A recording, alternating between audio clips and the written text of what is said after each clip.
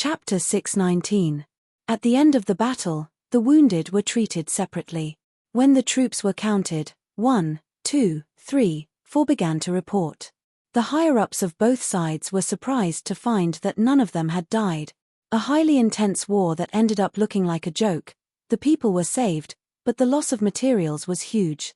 Even in a local war of this level, both sides could be said to have suffered heavy losses. Guns, ammunition, all kinds of military equipment, these all cost money. In particular, the giant mech and the two sea beasts were almost defeated. The giant mech was directly destroyed, and the pilot was rescued by Superman. Of the two sea beasts, one was a translucent sea beast like a jellyfish. Due to the uniqueness of the creature, although many of its limbs were broken, it could grow them again as long as it ate. The other sea beast was a little nautilus-shaped. It was now lying on the coast like a small mountain. Many of its body core had been replaced by machinery, but it was pierced from front to back by the giant mecha's sword. A large amount of purple blood was flowing out of the wound. All the Atlanteans were still in fear. In their culture, the sea beasts were like some kind of sacred object. Of course, most ordinary people did not know that their scientists were semi-mechanizing the sea beasts. Thea, do you have any way to save it? The Sea King, who had swum back and forth from both sides of the Atlantic Ocean in a short period of time, learned about the situation of the sea beasts.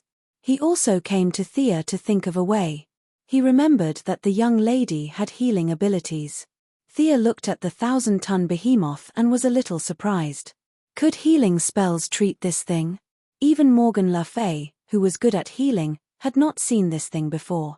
She threw 2 healing spells with an exploratory spirit, but the effect was not obvious. This thing was too big. The healing spells that could accelerate the growth of human cells seemed to have been thrown into the sea. Even Thea's Eye of God could not see any slight changes at the cellular level.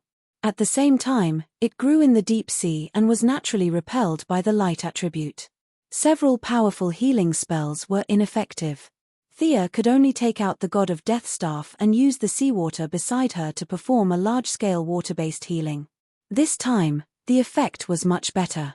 The 3 cracks on the side of the Nautilus that were cut by the giant mech were shrinking visibly, and the transparent hole in the middle of the body was also slowly healing. How long has this thing lived? The Flash, who was also very scientific and exploratory, looked at the giant beast and asked her. Thea was speechless. This sea beast had probably lived from the previous era until now. From this point of view, it was indeed much more valuable than a mech. She put away her original nonchalance and became serious. The God of Death staff could subdue this sea monster, but it was useless against her now. Moreover, this thing must have eaten a lot. Its mouth was bloody and its 3 rows of sharp teeth were not beautiful. Thea ignored the faint pleading from the staff. Just as she was trying her best to treat the patient, a faintly discernible voice entered her heart. Why is this staff in your hands? At first, Thea was stunned, but she quickly reacted. It was the old Sea Emperor. Why is this old man looking for me? He also recognized this staff. Or was he somehow related to the God of Death? You mean this staff? It has been in my hands for many years. What's wrong? The other party did not respond for a long time. After 5 minutes, when Thea was almost done with the treatment, his voice came again. How about this? This matter will not affect my relationship with Mount Olympus. As a private transaction, can you give me the staff? I will not let you suffer a loss. Oh. Thea was a little nostalgic. The other party was very eager, and the desire to make a deal was extremely strong. This was a signal from the divine position. The staff was now dispensable to Thea, but it must be very important to him. If she did not ruthlessly skin him, she would not live up to the name of the goddess of trade and wealth. The staff was of great benefit to Poseidon, this was certain. If she gave it to him now, there would be 2 results. 1, his strength would increase greatly, and he would fulfill his promise, which would be an additional help to the crusade against Hades. The other was that he would violate his promise and turn against the gods. Thea naturally chose the former. She would let him stay half-dead for the time being. At present, she was not lacking in high-end combat power. She replied to Poseidon that she would consider, but only after the battle of the underworld. Both sides needed a platform to improve their understanding of each other. Thea was afraid that Thea would break his promise, and Poseidon was also afraid that Thea would do something to the staff. The gods had too many tricks up their sleeves, and no one dared to say that they were fearless. After happily finalizing the follow-up matters with Poseidon, Thea pulled her attention back to reality. The troops at the 5 landing points had ceased fire. With the efforts of several parties, the war seemed to have taken a step back. What should they do next? This question not only stumped the human leaders, but also made the former Queen Atlana frown. If he didn't mention it, would he pretend that it didn't happen? This was impossible. The battlefield was filled with bullets, and the human side had mobilized more than 100,000 soldiers. It was impossible to keep this a secret. The government had to give an explanation to the people. It was impossible to make up lies. They could only selectively tell part of the truth. When the time came, the people would ask, "We paid so much tax to help the army upgrade their equipment. Did you win the war?" The military and the government would be dumbfounded. In order to not be nailed to the pillar of shame in history, they had to fight for even a shell of compensation from the Atlanteans. The Atlanteans also had this problem. The Queen's previous foreign policy was too passive, and this could be seen from this assassination. There were many high-level people who did not buy into this. She also had to be tough to win back some people's support. Queen Atlana could take charge of her own affairs. As for the Sea King, he was still an intern, so the Queen could only personally lead the talks with the humans. When it came to the negotiation stage, the humans had a new problem. Who was going to negotiate? The president cut off the phone line and hid in the basement, refusing to come out. The Minister of Defense insisted that he was a soldier. Soldiers did not participate in politics, so he would not come no matter what. The remaining few small South American countries did not dare to steal the limelight from their big brother. Several parties discussed, and some fought and compromised. In the end, the negotiation task fell to Moira, who had already stepped down as the mayor of Star City and was running for election. In fact, everyone was helpless. Moira did not have a public office at this time. In order to let her have a clear identity, a supplementary provision was urgently added to the Constitution, which was enough superficial work. The following conversation was boring. At least in Thea's view, it was just 2 old ladies chatting behind closed doors. The Sea King and Thea introduced their mothers to each other. With the friendship of the 2 juniors, the 2 political powerhouses with equally good acting skills kept probing, compromising, and cooperating, and finally established a series of plans to deal with the aftermath. The whole negotiation process was very simple. The only thing worth mentioning was the choice of location for the signing of the agreement. After a fierce debate, the humans thought that it should be on land, but the Atlantean Elder Council insisted on negotiating in the Atlantic Ocean. Naturally, the humans would not agree to this. Negotiating on the water? Sorry, talking while swimming fancily? They could not do it. Hera of Mount Olympus had been urging Thea. She was too lazy to talk nonsense with both parties, so she directly created a small island in the Atlantic Ocean. This kind of miraculous thing shocked the participants from both sides. It seemed that Sia had cast a spell and created an island out of thin air with an earthquake. In fact, this was all done by Poseidon. Thea could also do it with her own divine power, but it was very troublesome. If she needed 10 units of divine power to create an island, Poseidon only needed 1 unit. This was the difference in the divine position of the 2. Chapter 620. It wasn't until Moira, as the plenipotentiary, signed a new land and sea treaty with Atlana that the matter came to an initial end. Both sides recognized each other's status and traded equally. The location of the transaction was this island. The human side claimed that Thea's island was an apology from Atlantis, while the other side claimed that the people on the surface had given them a lot of materials for free as reparations. Now that they had gained some face, they happily retreated their troops. Moira, who carried a lot of people's hopes, went back to make the final push, while Thea returned to Mount Olympus with Poseidon's promise. She saw Ars, who was like a candle in the wind. The old man was about to die, but the war between the humans and Atlantis gave him a breather. Now the old man was holding a sword and waving it at Diana. Diana deftly parried Ars's stab, put away her swords, and asked Thea, "How is it? That uncle of yours is still very reasonable." Sure enough, her words made Diana and Ars feel relieved. With the support of Poseidon, they had a great chance of winning. "Where are the others?" Thea asked. "They are all watching the battle between Hercules and Apollo on the other side." Oh! Thea's interest was also piqued. Although Apollo was suppressed by them, it was because the Kryptonians had cheats, and ordinary people couldn't beat the sun god.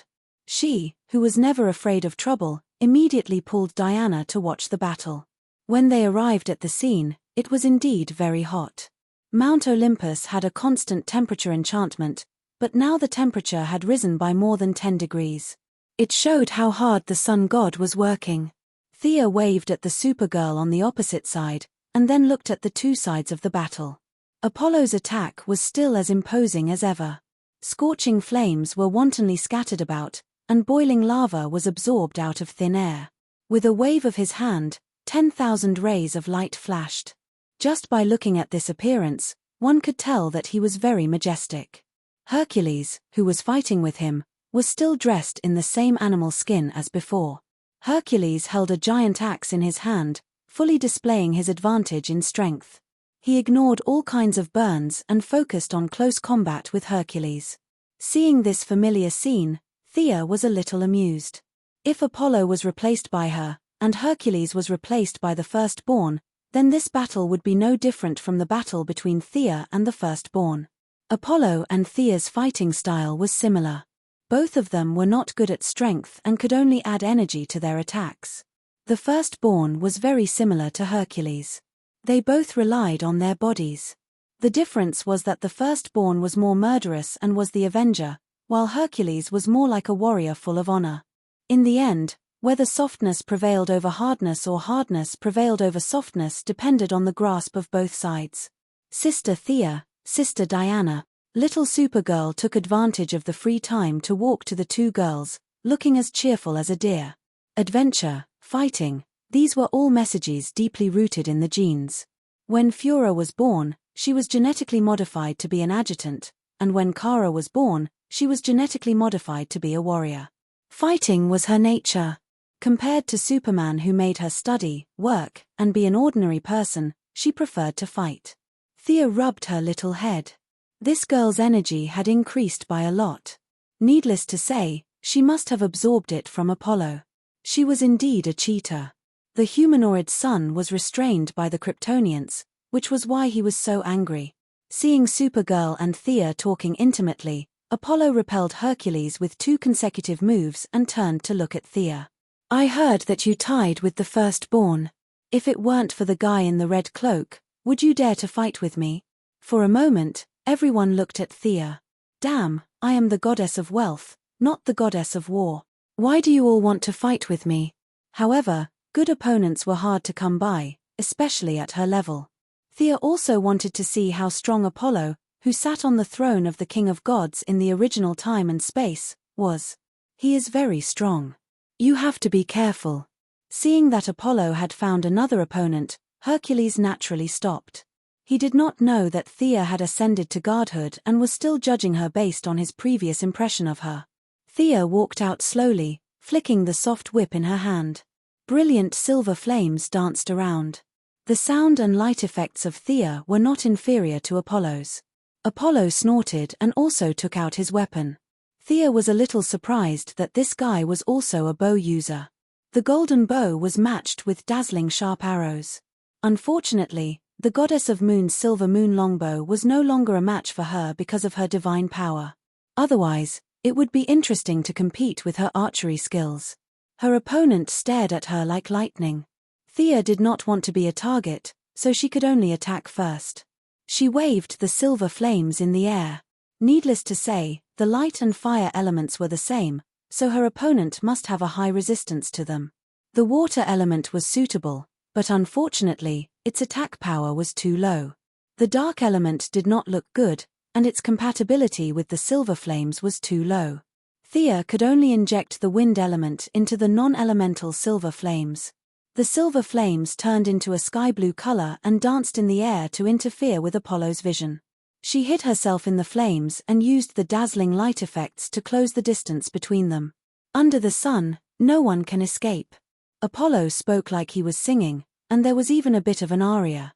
Unfortunately, Thea did not have time to sneer, because the opponent's arrow had already left the bow, and the target was her body. "Can you see through my invisibility?" Thea did not panic in the face of danger. Her legs did not move, but her body moved 10 meters horizontally. She, who was also familiar with archery, knew that archers did not shoot in 360 degrees. Every archer had a visual blind angle, which was very small, and as the archer changed his position, the opportunity was fleeting. She used the opportunity of dodging the arrow to move horizontally to find the opponent's weakness. Apollo had rich combat experience and immediately understood her intention. He quickly distanced himself and reloaded his arrow to prepare for the second attack. Thea's several attacks were seen through by her opponent. Apollo's archery was different from Thea's. His archery was very imposing, with a kind of grand and unstoppable rhythm.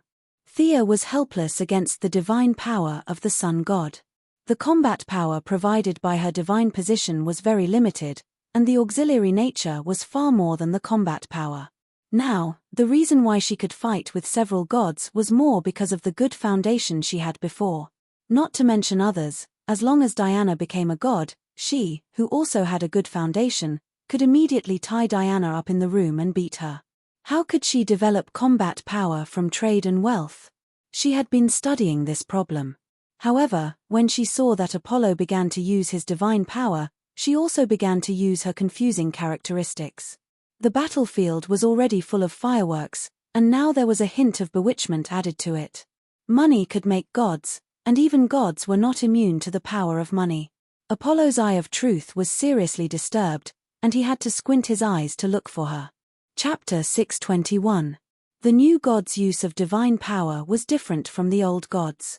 The abilities of the old gods were what they were supposed to be, and there were few changes in the later stages. But the new gods were different. What they could achieve in the future depended on personal understanding and development. For example, if the old gods were too reckless and caused major damage, they would be suppressed by the will of the entire world. If the new gods felt that they were not doing anything wrong, they would be fine. Like in the original universe, in order to test the life equation, the father directly turned tens of billions of people on a planet into monsters. After that, they could not be restored. He could only let Yuja lead the cavalry to carry out an extermination operation. He thought that he was righteous, so he was fine. The old gods could not do that. It was fine for Athena to occasionally turn people into spiders. But if she turned a city of people into spiders indiscriminately, she would be in big trouble. She might even die in minutes. Thea's money attribute continued to play a role. Not only Apollo, who bore the brunt of it, but even the gods were more or less affected. Diana hurriedly dismissed the Amazons who were watching the show. Their resistance to divine power was basically zero. Several female warriors showed a look of indulgence. What a strange ability. Apollo had underestimated this ability. The direct result was that he missed an arrow and fell into Thea's attack rhythm. Shadows of the whip danced in the air, sometimes left, sometimes right, sometimes up, and sometimes down. The confusing property of wealth was reflected everywhere by her magic. Even Apollo was a little dazzled by it. He could only choose a general direction and use his shooting skills to force Thea to retreat. Countless flashing arrows were shot out by him. The originally starry Mount Olympus was now as bright as day due to the battle between the two of them. Thea was not a Kryptonian. She could not take the arrows full of strong light head-on. After dodging more than 10 arrows, she suddenly had an idea. She moved her soft whip slightly, rolled up the last arrow, and activated her divine power. She directly caught the arrow of the sun in her hand. The divine arrow was attached with energy attacks. After being caught by her, the divine power dissipated, but the arrow could not run away. Thea finally found some of her divine power, tolerance. Wealth included all tangible things and measured the characteristics of all things. Everything in the world, as long as it existed objectively and could be traded, then as long as the total amount did not exceed a certain limit, it could be collected. So theoretically speaking, she could also create a magical version of the Treasurefall coin. This was the first time Thea had thought of creating her own divine artifact. She then began to use her divine power to attack Apollo. Her previous conjecture was not far from the truth. Apollo's divine arrows could be taken, but Thea would also have to pay with her own divine power. In her opinion, this was more like a forced transaction. The transaction process could be unequal, but both parties had to pay something at the same time to complete the transaction. If the other party's physical body exceeded a certain energy limit, even wealth and divine power would not be able to do anything. After she took away 3 arrows in a row, Apollo put away his longbow and began to fight her in close combat with fire all over his body. Thea could not absorb this energy, so she could only use the old method to practice with him. The two of them fought for 10 minutes and stopped at the same time. Neither of them could defeat the other. Apollo had fought 2 gods in a row and was now a little tired, so he left the scene in a huff. Now that he was not an enemy but an ally, Thea did not provoke him. She weighed the 3 arrows in her hand. They were all made of high-quality materials and were quenched in the sun. She handed them over to the royal blacksmith master Diana. The war goddess had an unusual love for all kinds of rare materials. After Thea secretly took control of Ibn trade, she would occasionally go to the trade union to look for rare materials. After that, she would buy. She did not like to wear makeup, but she liked to wear weapons. Thea then went to find Hera and told her about Poseidon's intentions. She considered it as completing the mission, but unfortunately, the mission reward had already been paid. After chatting with Hera for a while, she came out to see Diana talking to Ars and Hercules about the way of the warrior. The 4 of them were having a lively discussion. The damned way of the warrior was not something that Missy had. She did not have it in the past, and she would not have it in the future. Why would she not run when she knew that the enemy was especially fierce? Wouldn't that be courting death? However, in Hercules' opinion, a warrior should strictly have no fear. He should go all out in the face of every opponent. The weak should be given the respect they deserved, and the strong should not retreat. Ars, Supergirl, and Diana all agreed. Missy seemed to agree, but in fact, she was criticizing him in her heart. Perhaps for someone like Hercules, even if a ferocious beast were to descend, he would still dare to cleave it with his axe. To be honest, he was indeed worthy of respect. Unfortunately, she did not have such noble morals. However, this was very useful to Diana, so she did not stop them. She discussed with them for a while and went back alone to study the characteristics of her divine power. Tangible things could be sold and traded. Then, did that mean intangible things could not be traded? It was not absolute. The demons had provided her with a new idea. The trade of souls was the demon's favorite. Then, for the goddess of trade and wealth, were souls on the trade list? Thea thought about it carefully, and the answer was yes. Souls were fine, and so was knowledge and memory. Combined with Morgan Le Fay's magic book and the many necromancy spells in it, she had a new research direction. In the evening, when Diana returned to her room, Thea realized that she was indeed not a righteous person. She had gone to the evil path after just a few random studies. In the next few days, the gods entered a state of combat readiness. Even the 120 unwilling Apollos who were forcefully conscripted became serious. No one would joke around with their lives. Midway, Thea returned to Earth and called the Flash over to prepare to deal with Hermes, who was rapidly increasing in speed. She also introduced him to Supergirl with bad intentions. The first time the two met, they had a good impression of each other. Supergirl's sincerity and Barry's sunshine touched each other. To be honest, Thea did not think that Ayres was that good. Supergirl paired with the Flash. Just thinking about it made her feel good. Compared to Ayres, that black girl, Supergirl was her daughter-in-law. Surely, the mother of the god of speed would not object. Although she thought highly of the two of them, Thea still had her morals. She did not do anything unnecessary and let nature take its course. 3 days later, the gods had gathered. The 2 gods who had escaped were also forced to return. Hera, the god of strength, Hercules, Apollo, the god of sun, Ars, Dionysus, the god of wine, Hephaestus, the god of blacksmiths, Demeter, the goddess of agriculture, and Eris, the goddess of strife. The 8 Greek gods, Thea, Diana, Supergirl, and the Flash left Mount Olympus to meet up with Poseidon. Chapter 622. Seeing the huge strength of the gods' allied forces, Poseidon was also a little moved. According to the agreement, he would not directly participate in the siege of Hades, but he would send an army to lead the way and cooperate in the battle. After that, he would get the jurisdiction of the Styx. After the war, no matter who won or lost, the 3 sides would meet. Poseidon's avatar could only wear the golden armor, wear the crown, and hold the trident and advance with the gods. His army also poured out from the vanishing point that Thea had observed before. The Nagas were Poseidon's trump card. Their upper body was human, and their lower body was like a sea snake. The male Nagas were brave warriors, and the female Nagas were magicians. Poseidon, who had always looked up to Zeus, also had the dream of spreading the world. However, compared to Zeus's powerful genes, his illegitimate children were a little less presentable. He had more sons than daughters, and most of them were giants and rough men.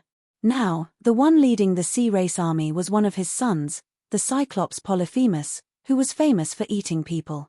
He was the son of Poseidon and the sea fairy Teucer.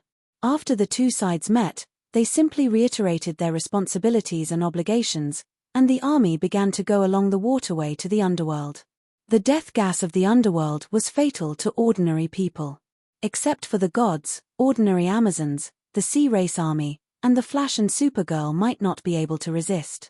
The gods' response was to consolidate at every step, gather the power of the gods to transform the underworld in a short time, and force Hades to jump out to fight.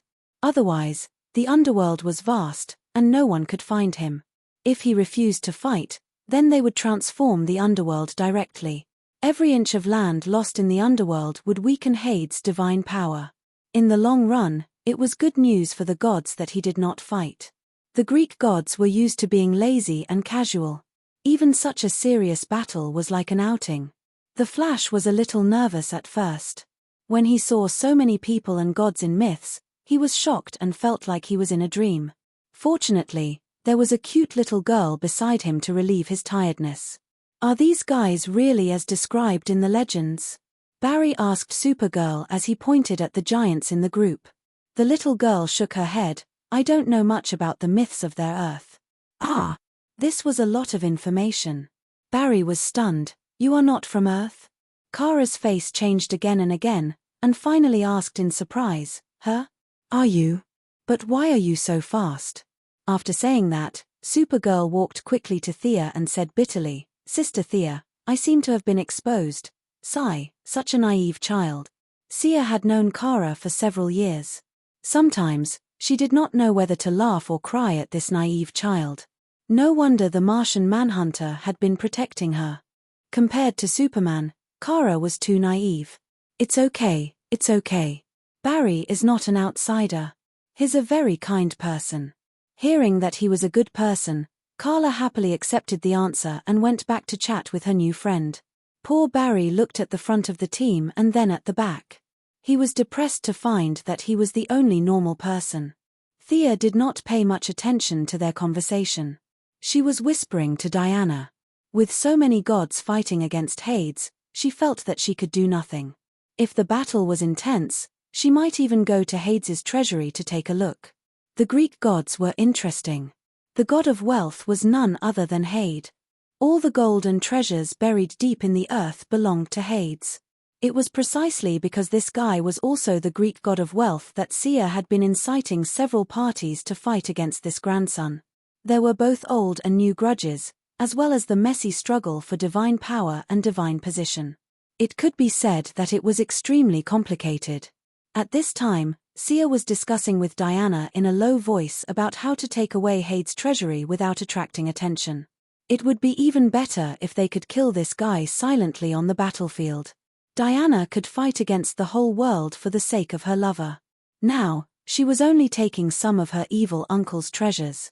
She had no moral doubts at all, especially since she already knew that Sia's godhood was a treasure, so she had been helping to come up with ideas. As the goddess of wealth, she naturally did not need items such as a space bag to rob the poor and help the rich.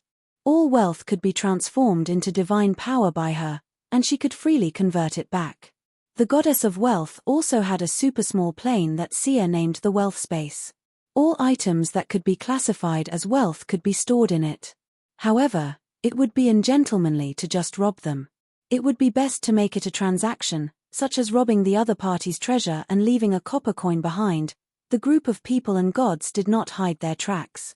They walked through the secret passage to the underworld. This secret passage was created by the old man Poseidon many years ago. God knows what kind of grudges he had with Hades. The group emerged from the shallow water. What they saw was a huge, pitch-black river that stretched as far as the eye could see. It was the river Styx.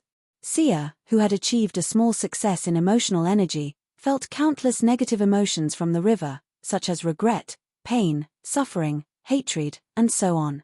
She winked at Ching Nu, and the other Green Lanterns worked together to form an emotional shield, protecting the ordinary people's minds from being invaded. This river was fatal to everyone, including the demigods. Only special ferries could pass through it. However, the Sea King was not in this area. He could control any place that had water. An interesting characteristic of the Greek gods was that their jurisdiction was very scattered. For example, the wealth that Thea could not forget, Hades had jurisdiction over it. In fact, Poseidon did too. The treasures buried underground belonged to Hades, while the treasures in the sea belonged to the Ocean Emperor.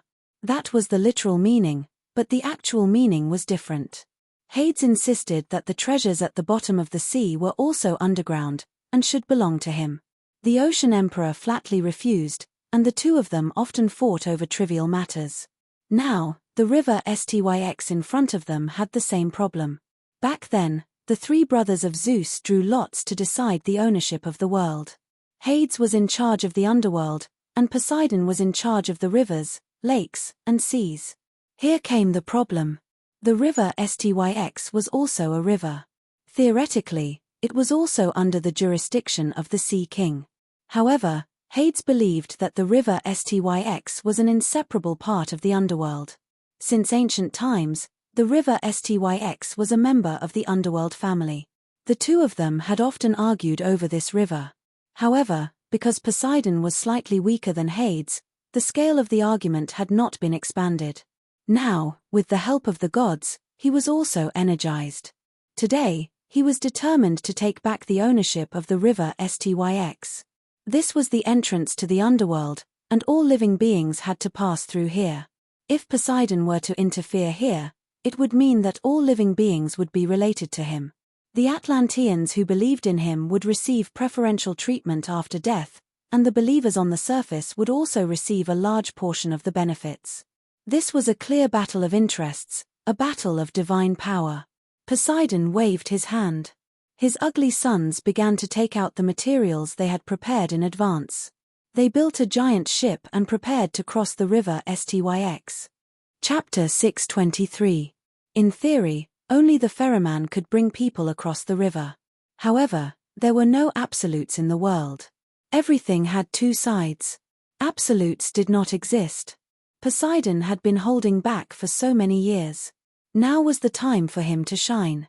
His subordinates quickly built a huge boat that was 1,000 meters long and 100 meters wide. He was ready to bring everyone across. Thea pulled everyone onto the boat. The Flash, who was full of scientific exploration, wanted to study the composition of the Styx's water. Fortunately, Thea was quick enough to drag him onto the boat. Everyone started to board the boat. At this moment, the gods noticed a small boat rowing towards them from afar. Thea was overjoyed. The gods and demigods who knew the inside story of the Styx were all gloating. The one rowing the small boat was naturally the ferryman of the Styx, Charon. Hades had already contracted this river to him.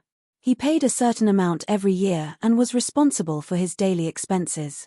Today, he sensed a large number of living beings entering the Styx. Naturally, he came to take a look. Halfway through, he knew that he was in trouble. The gods did not hide their divine power at all. So many gods were clearly holding swords. They were definitely not here to comfort an old man like him. He had to do his duty. He could not turn back. The old man looked thin and withered. He had a pair of triangular eyes and looked as wretched as one could imagine. However, he was actually very senior. He was also a god. Thea looked at the old man rowing the boat slowly towards the gods. She sighed in her heart. The ferryman of the STYX, Karen, was a trash underworld gladiator in her impression. However, in this world, this guy was not so simple. He was the son of NYX, the goddess of creation. He was of the same generation as the three goddesses of fate. Unfortunately, his time had long passed. Or rather, it had never come. In front of a powerful god, even a senior would have to bow his head. He could wag his tail and beg for mercy from the junior Hades. Naturally, he did not dare to anger Poseidon and Hera. Thea was a new god to the Greek gods. Hera and the rest were also replacements to the descendants of the gods of creation. One generation after another. This was also the reason why the gods were afraid of the future. Seeing the boat approaching, who would deal with this guy? The gods were communicating with each other through their eyes. Thea, who originally wanted to be a bystander, felt the thread of fate tremble slightly. She had done many experiments in private, and now she could barely make use of the function of this thread. If she followed the arrangement of fate, then the thread would be tightly attached to her hair. If she wanted to do something that fate didn't plan for, then the fate thread would suddenly protrude, a classic example of reverse growth. Fortunately, the fate thread was now somewhat connected to her and was slowly accepting her. Even big bosses who were far more powerful than her wouldn't be able to see this strand of hair that suddenly protruded. With regards to Charon, fate had given her two choices. One was to let nature take its course, and the other was to participate. The veins of the world had their own inertia. It was too difficult to go against the flow of fate. However, to break free from the shackles of fate and reach a position higher than the Heavenly Father and Darkseid, one could not follow the path set by fate. She had to work on the small details and break free from fate bit by bit. The general trend would not change, but the small details would change. This was Thea's current plan. I'll deal with this guy. She volunteered to negotiate with Charon, who was rowing the boat over. Seeing that someone was willing to take the lead, the gods naturally wouldn't object. Thea jumped onto the boat. How wretched. She looked at the skinny old man in front of her. He had a pair of yellow triangular eyes and a sneaky gaze. This guy collected money from everyone who crossed the river. He could be considered one of the few tycoons in the three realms. However, he was dressed in rags, like a scavenger. She looked at him, and Charon was also sizing her up. Today, Thea was going to participate in the Greek War of Gods. She changed into the silver-blue battle armor that Zeus had made for her. In order to match Diana's red cloak, she asked Aramani to sew a thick blue cloak. She didn't waste the golden fleece that she had obtained earlier. She sewed it around the collar of the cloak. Wrapped in the thick cloak and holding a holy sword, she looked majestic. However, Diana couldn't understand why her lover called cloak a quilt. "Are you going to pay the toll?" Charon mustered up his courage to ask, especially when he saw Hercules sharpening his axe in the distance. In his opinion, this was just a formality. If the other party said that they weren't willing, he would go home and rest. As for whether Hades was dead or not, it had nothing to do with him. Charon was already prepared to row the boat back, but he didn't expect Thea's casual words to make him freeze in place. "We'll pay. How much?" Cold sweat trickled down Charon's forehead. He hated these fellows who didn't play by the rules. With such a large army, shouldn't you just bully a lone old man like me and leave without paying me any attention? Why are you wasting your breath on me? Who cares about Poseidon, Hera, or Hades? You guys can beat them up as much as you want. Charon is an old man, and he only wants to avoid trouble now. His old yellow eyes started to turn blindly as he thought about how to fool Sia. "Oh, the price is clearly marked. Old man, you're quite serviceable." He pretended to be stupid and pondered. Thea didn't let him go either. Her eyes flashed with the radiance of wealth. Out of curiosity, She pulled out a sign that was neither gold nor silver nor copper from under the deck. She could recognize the words. It was ancient Greek.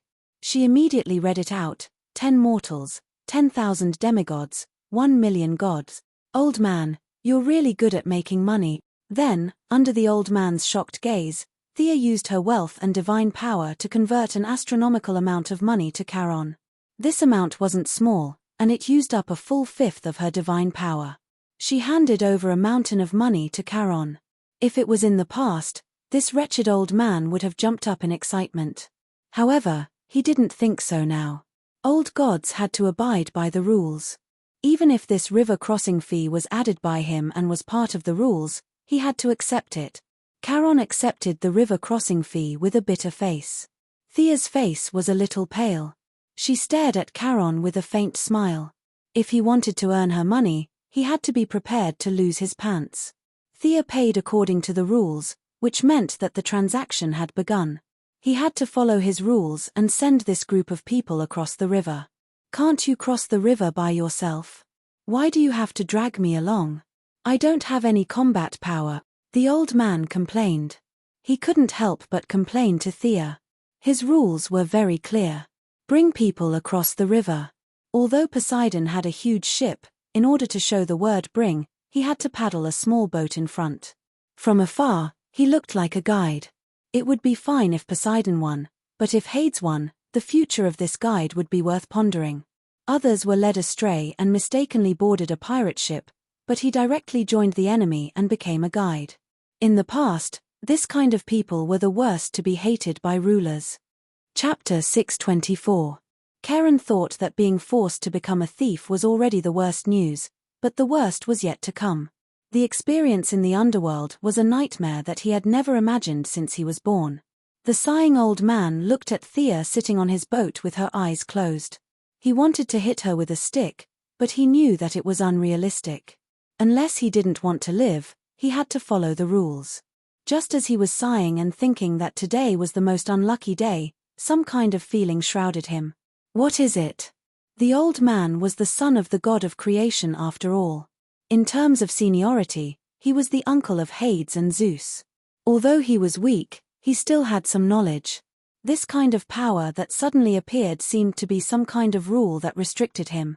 Before he could figure out the abnormality, he saw Thea take out a huge stone slab from the void and hand it to him.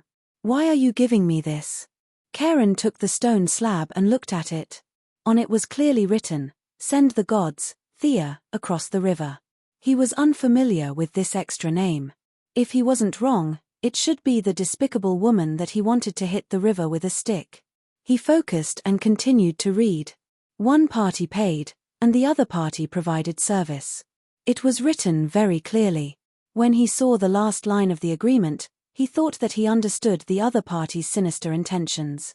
If I don't send you across the river, I have to compensate you 10,000 times the loss. The old man pointed at the line of small words and asked stiffly, "You must be eyeing my property, the goddess of wealth of some divine system?"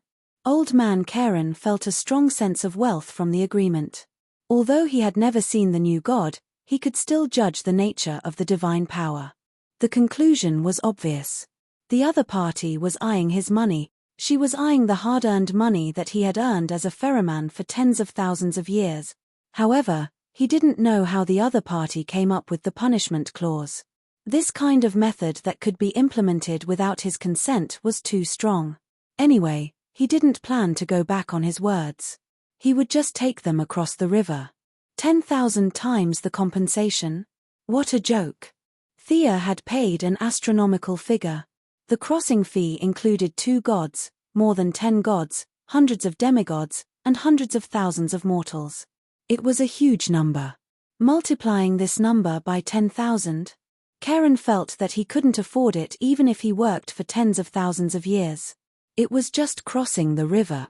I'll just take you there. He felt that Thea's methods were mysterious and unfathomable. In fact, this was a new application of the Genesis.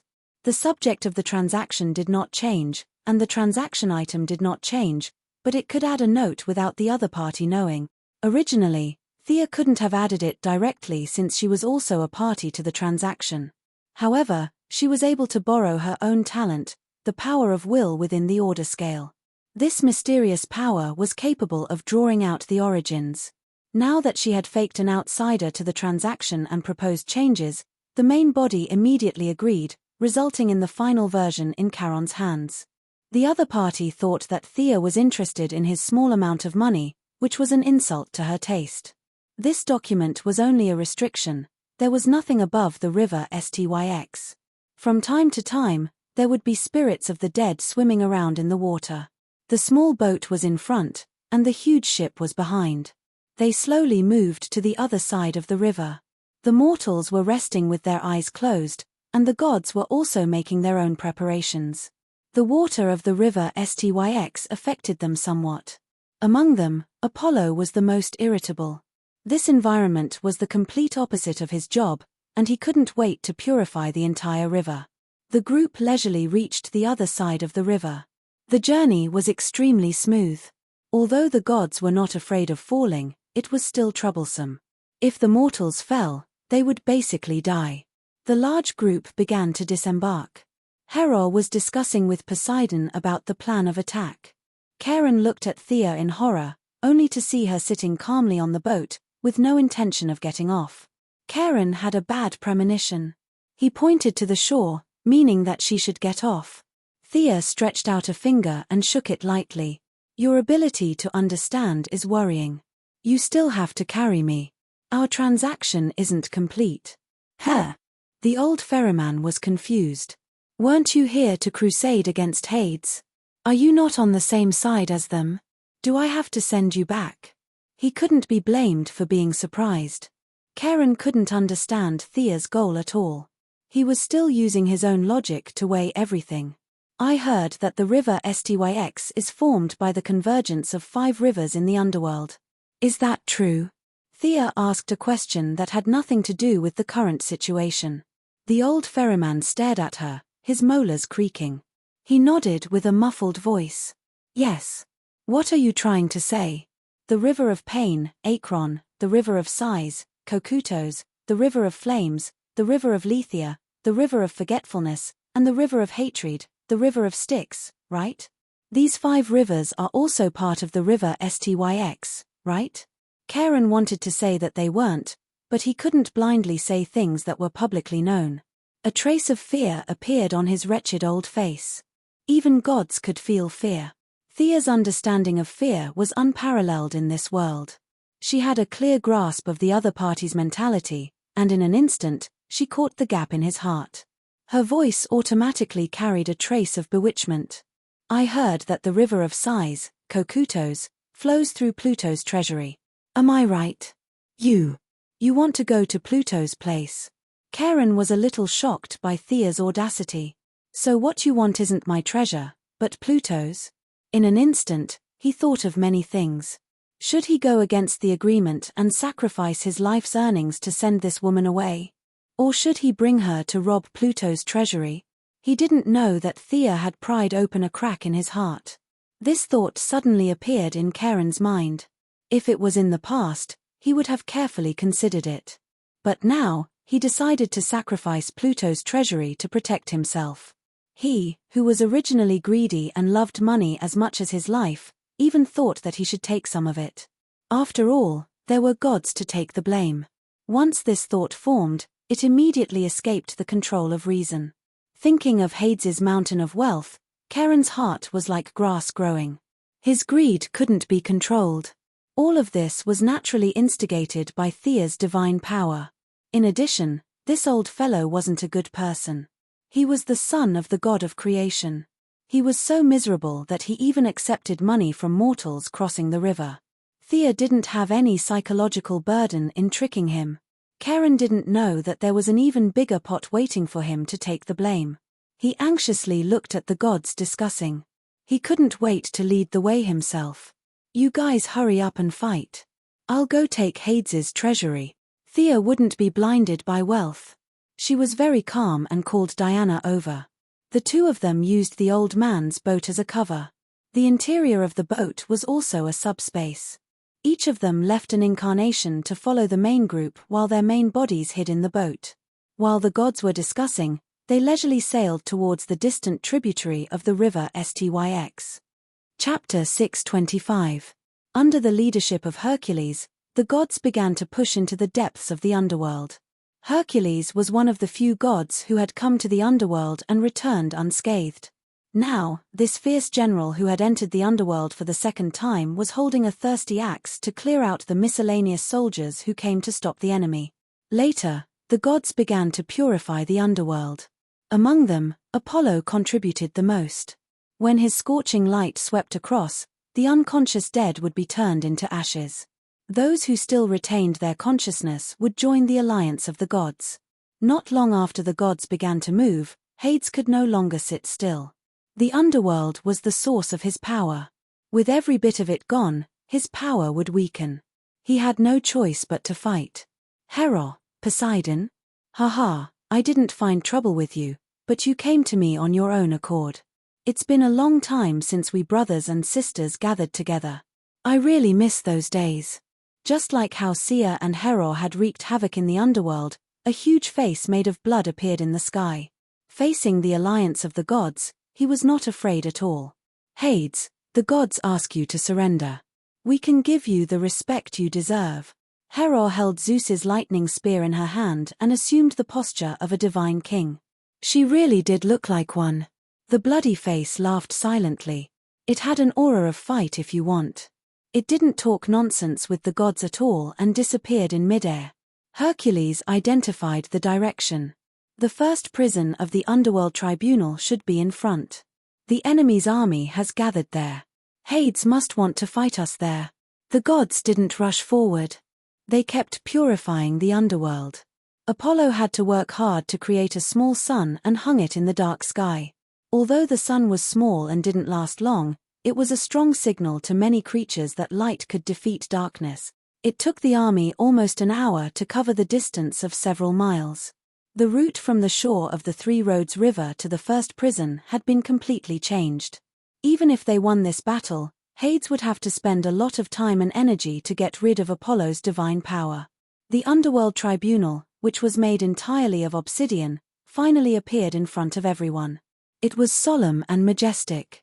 All the dead had to pass through here. But now, this magnificent building had been transformed into a war fortress. Many undead armed with bows and spears were stationed here. Outside the fortress, there was an army that stretched as far as the eye could see. The gods did not look at the miscellaneous soldiers. They were the enemies that the Ocean Emperor's subordinates needed to deal with. Instead, they looked at the gods opposite them. Today, Hades was no longer in the form of a dwarf holding a candle.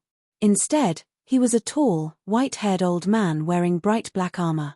At this moment, he was holding two halberds and looking at the gods with disdain.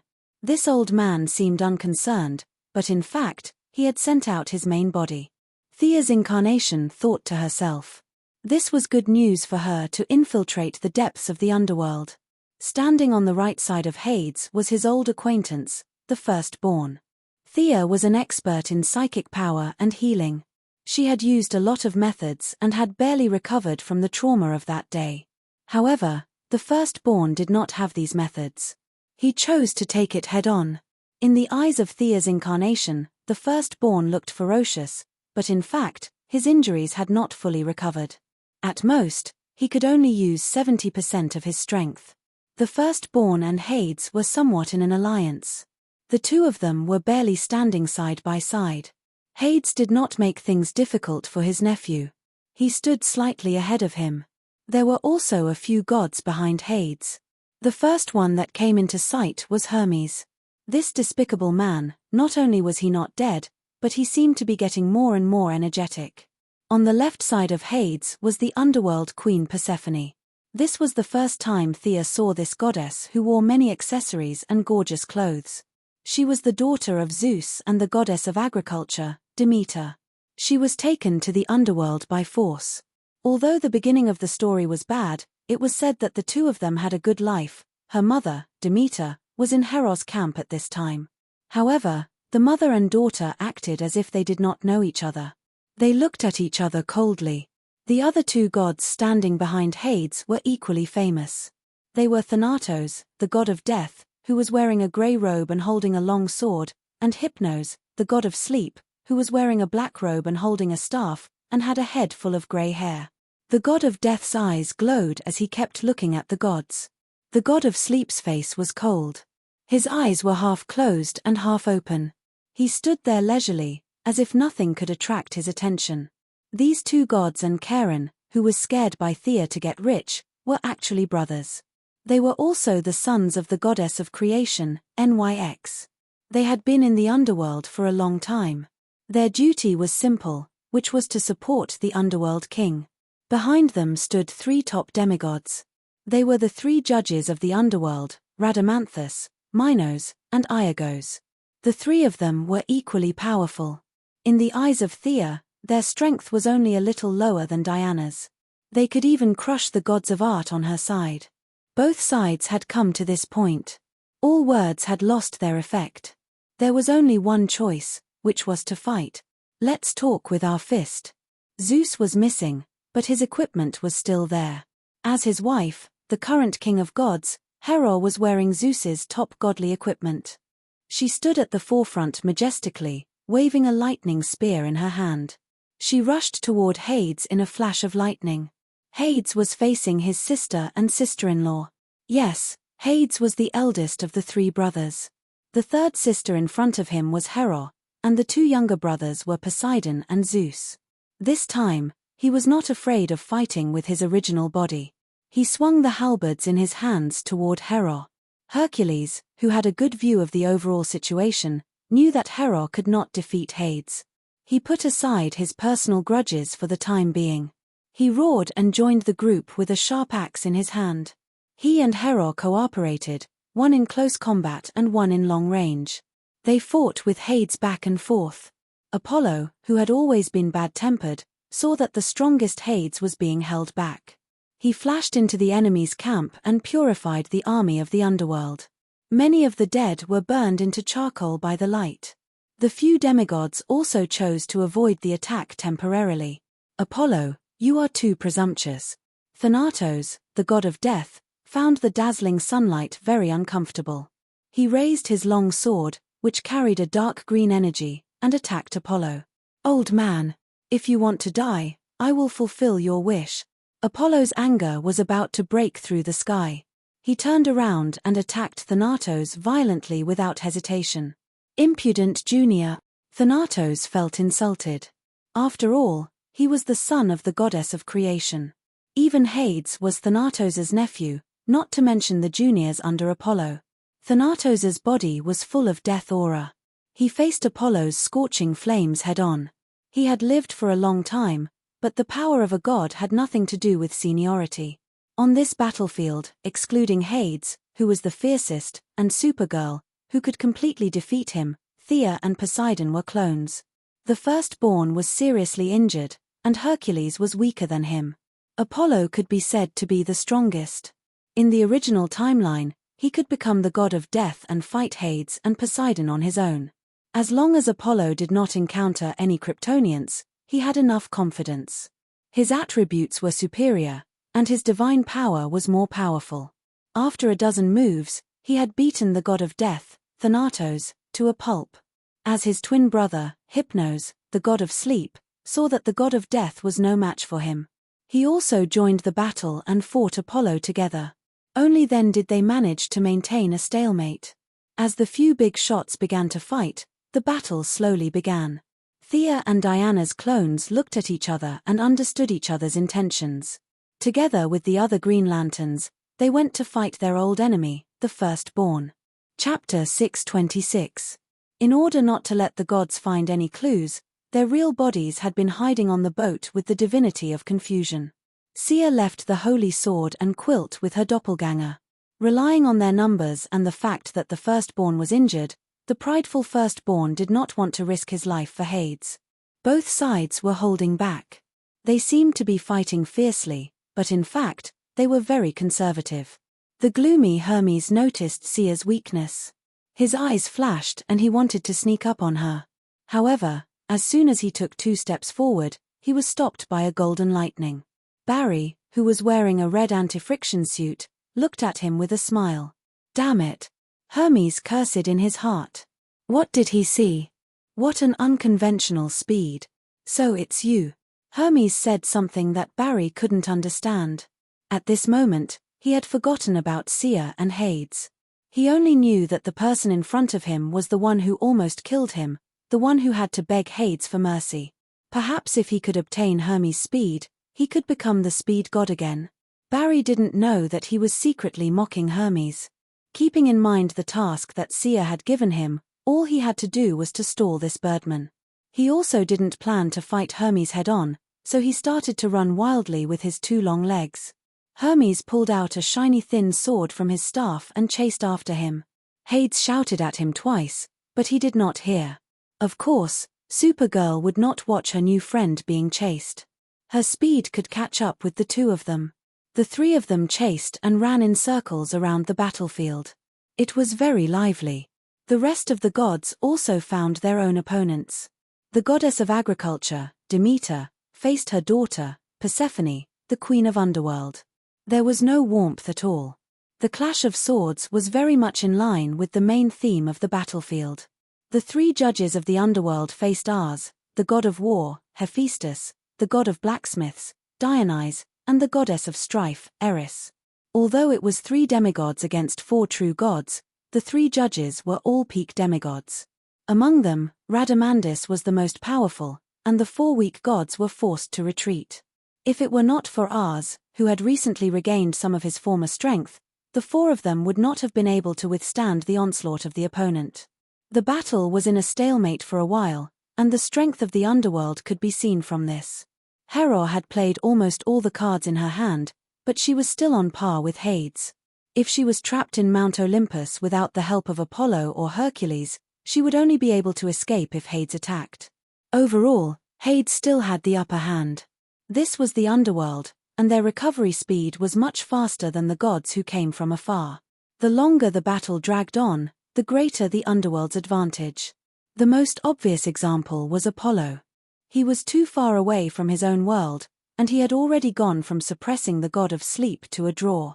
Looking at the situation on the battlefield and carefully weighing his own gains and losses, Poseidon pondered for a long time and finally made up his mind. He was not afraid of the gods who were barely united, but he was afraid of the underworld who was united and powerful. Now was a golden opportunity. With a wave of his hand, he ordered his rough giant sons to join the battle and help the god. At the same time, he also held a trident in his hand. This was not the high-quality imitation of the Atlanteans, but the top-level artifact of the original body. It controlled the power of the flood and carried the power of thousands of pounds. He wanted to join forces with Hera and Hercules to defeat Hades. Although it was only a clone, the majesty of Poseidon could not be ignored. Hades was already barely able to fight 1 against 2. Now that there was a stronger one, he could not hold on any longer. He forced the 3 gods to retreat with one move and looked around the battlefield. The army of the Amazons and Poseidon were attacking the army of the dead, so this battlefield did not attract his attention. He focused on the battle of the gods. The 3 giant sons of Poseidon blocked the god of sleep, Hypnos, with their strong magic resistance, and created an opportunity for Apollo to fight the god of death, Thanatos. The leading general of Poseidon, the Cyclops Polyphemos, roared and blocked Rhadamanthus with a stone pillar. 4 weak gods against 2 judges, and the situation suddenly became better. With the addition of Poseidon, this new force, the underworld began to show signs of weakness in the battle against the gods. Hades had no choice but to use his trump card. He took out a silver-grey horn and blew the song that the living could not listen to. Dozens of tyrannical auras woke up from their slumber. Some of them were the children of Zeus, and some were the demigod heroes of ancient Greece. They had already passed away, but their consciousness was so strong that even Hades could not force them to fight. Both sides had made an agreement that as long as they fought for Hades once, Hades would return their freedom. Now, these ancient human heroes kept their promise and woke up from their slumber to participate in this unprecedented battle. Achilles, who was invulnerable, Dageus, who killed the Minotaur, Austin, who used the wooden horse to break through Troy, and Perseus, who killed Medusa. Many of the elites of the human race returned to the battlefield. In the past, as the children of the gods, they fought for their people and honor. Today, they once again picked up their swords, only for themselves. Hades was not satisfied with waking up the slumbering heroes. He then used the authority of the underworld to summon all the gods living in the underworld to participate in the battle. Even a rotten ship had 3 nails, not to mention that the underworld had existed for countless years. Many ancient gods had chosen to settle down here, and Hades usually did not provoke them. Now that the underworld was about to face a disaster, he had come to invite them personally. They should at least give him some face, right? Hades's face fruit was quite effective. The goddess of uneasiness, Alecto of the 3 goddesses of vengeance, hesitated to participate in the battle. The son of Gaia and the second god King Uranus, the 100-armed giant, also responded to the summons and joined the battle. There were those who supported him, but there were also those who did not. Even Hades did not dare to reprimand these big shots. He could only endure it. Just as he was about to take out a small black book and remember those who did not give him face, he realized that there was a god's name that stood out among those who rejected his summons. The god of distinction, Charon, also rejected his summons. Who was this guy? Wasn't this the lonely old man who rowed a boat on the river Styx? Hades started to think as he dealt with Poseidon's attacks. Damn, my authority has fallen to such a level. A greedy miser is not even putting me, the king of the underworld, in his eyes. Hades, who had always been as cold as ice, burst out with a rare emotion called anger. Hera dared to bring the gods to cause trouble, and the Ocean Emperor dared to surround and attack. These were all within his tolerance range. To be honest, there was no need to be angry. It was very normal. They were all existences of the same level. What kind of person was Charon? How dare he look down on me, the king of the underworld, Hades? The more he thought about it, the angrier he got. Divine power was flying everywhere on the battlefield, obstructing his vision. Hades had to deal with the enemy's attacks and did not have time to search for Charon. But to make an example of him, he was prepared to make an example of Charon. He immediately shouted, "Charon, you bastard, I, Hades, swear in the name of the king of the underworld that once I end today's battle, I will personally chop off your dog head." Chapter 627. Hades's voice was very loud, and the entire underworld was his territory. Naturally, his words were like a world channel. As long as one had a hearing system and a brain, they would be able to hear him. The wretched old man, Charon, who was rowing the boat quickly and was happily thinking about robbing Pluto's treasure, naturally heard it too. Hades's divine power instantly shattered the confusion effect that Thea had set in his mind. Charon suddenly woke up. Where am I? Looking around, he was currently at the lower part of the river Styx, the river of sighs. What did I do just now? Although he was confused, his memory was still there. He had just wanted to rob Pluto's treasure. Therefore, with this thought in mind, he rejected Hades's summon without thinking. Now that he was going to find Hades and tell him that he had repented and become a god again, was it too late? It was definitely too late. Charon's old face was crying. Hades had already sworn in the name of Pluto. If he went back on his promise, the entire underworld would abandon him. He would lose all his face. The old man didn't think that he could make Hades make such a big sacrifice. Looking at the 2 passengers on the boat with hidden bitterness, Thea returned a very amiable smile. It's over. Charon looked at the river Styx that he had served for tens of thousands of years and was dejected. He was about to lose his job. What was more painful than losing his job was that he might not even be able to keep his life. If he had known earlier, he would have compensated Thea directly. He could have paid in installments. Hades's shout could be heard by the entire underworld. Thea felt that her plan had taken a big step forward. Seeing the old man so regretful that his intestines turned green, she hurriedly comforted him. The gods have already discussed. In the future, the river Styx will be under the jurisdiction of the Ocean Emperor. You don't have to be afraid of Hades. The Ocean Emperor will support you, she directly reassured him. Hearing that he had another job, Charon's despair improved a little. The intelligence of gods wasn't low. After all, they were old. Charon was speechless. Even if he saved his old life for now, What could he do in the future? He couldn't leave the river Styx, and Hades wouldn't leave the underworld. When the time came, he would be under Hades's nose every day. How could he expect Pluto to forget about the enmity with a smile? What a joke! At that time, the river Styx and the first prison would become the front lines of the battle between the Ocean Emperor and the Netherworld King. As the owner of the river Styx, he would have to face the Netherworld army head-on. Thinking about his future, or rather, his fate in the next few days, the old man had inexplicably become the vanguard of the anti-Hades movement. How could the word tragic describe this? But no matter how hard he thought about it, he couldn't think of a good way to get out of this predicament. He was like a flying insect trapped in a spider's web, surrounded by hunters sharpening their knives. The choice that fate gave him was to happily spend the last few days of his life. As for what happened after that, it was up to fate. As the saying goes, since you can't resist, you should enjoy it. What was the happiest thing for the old man?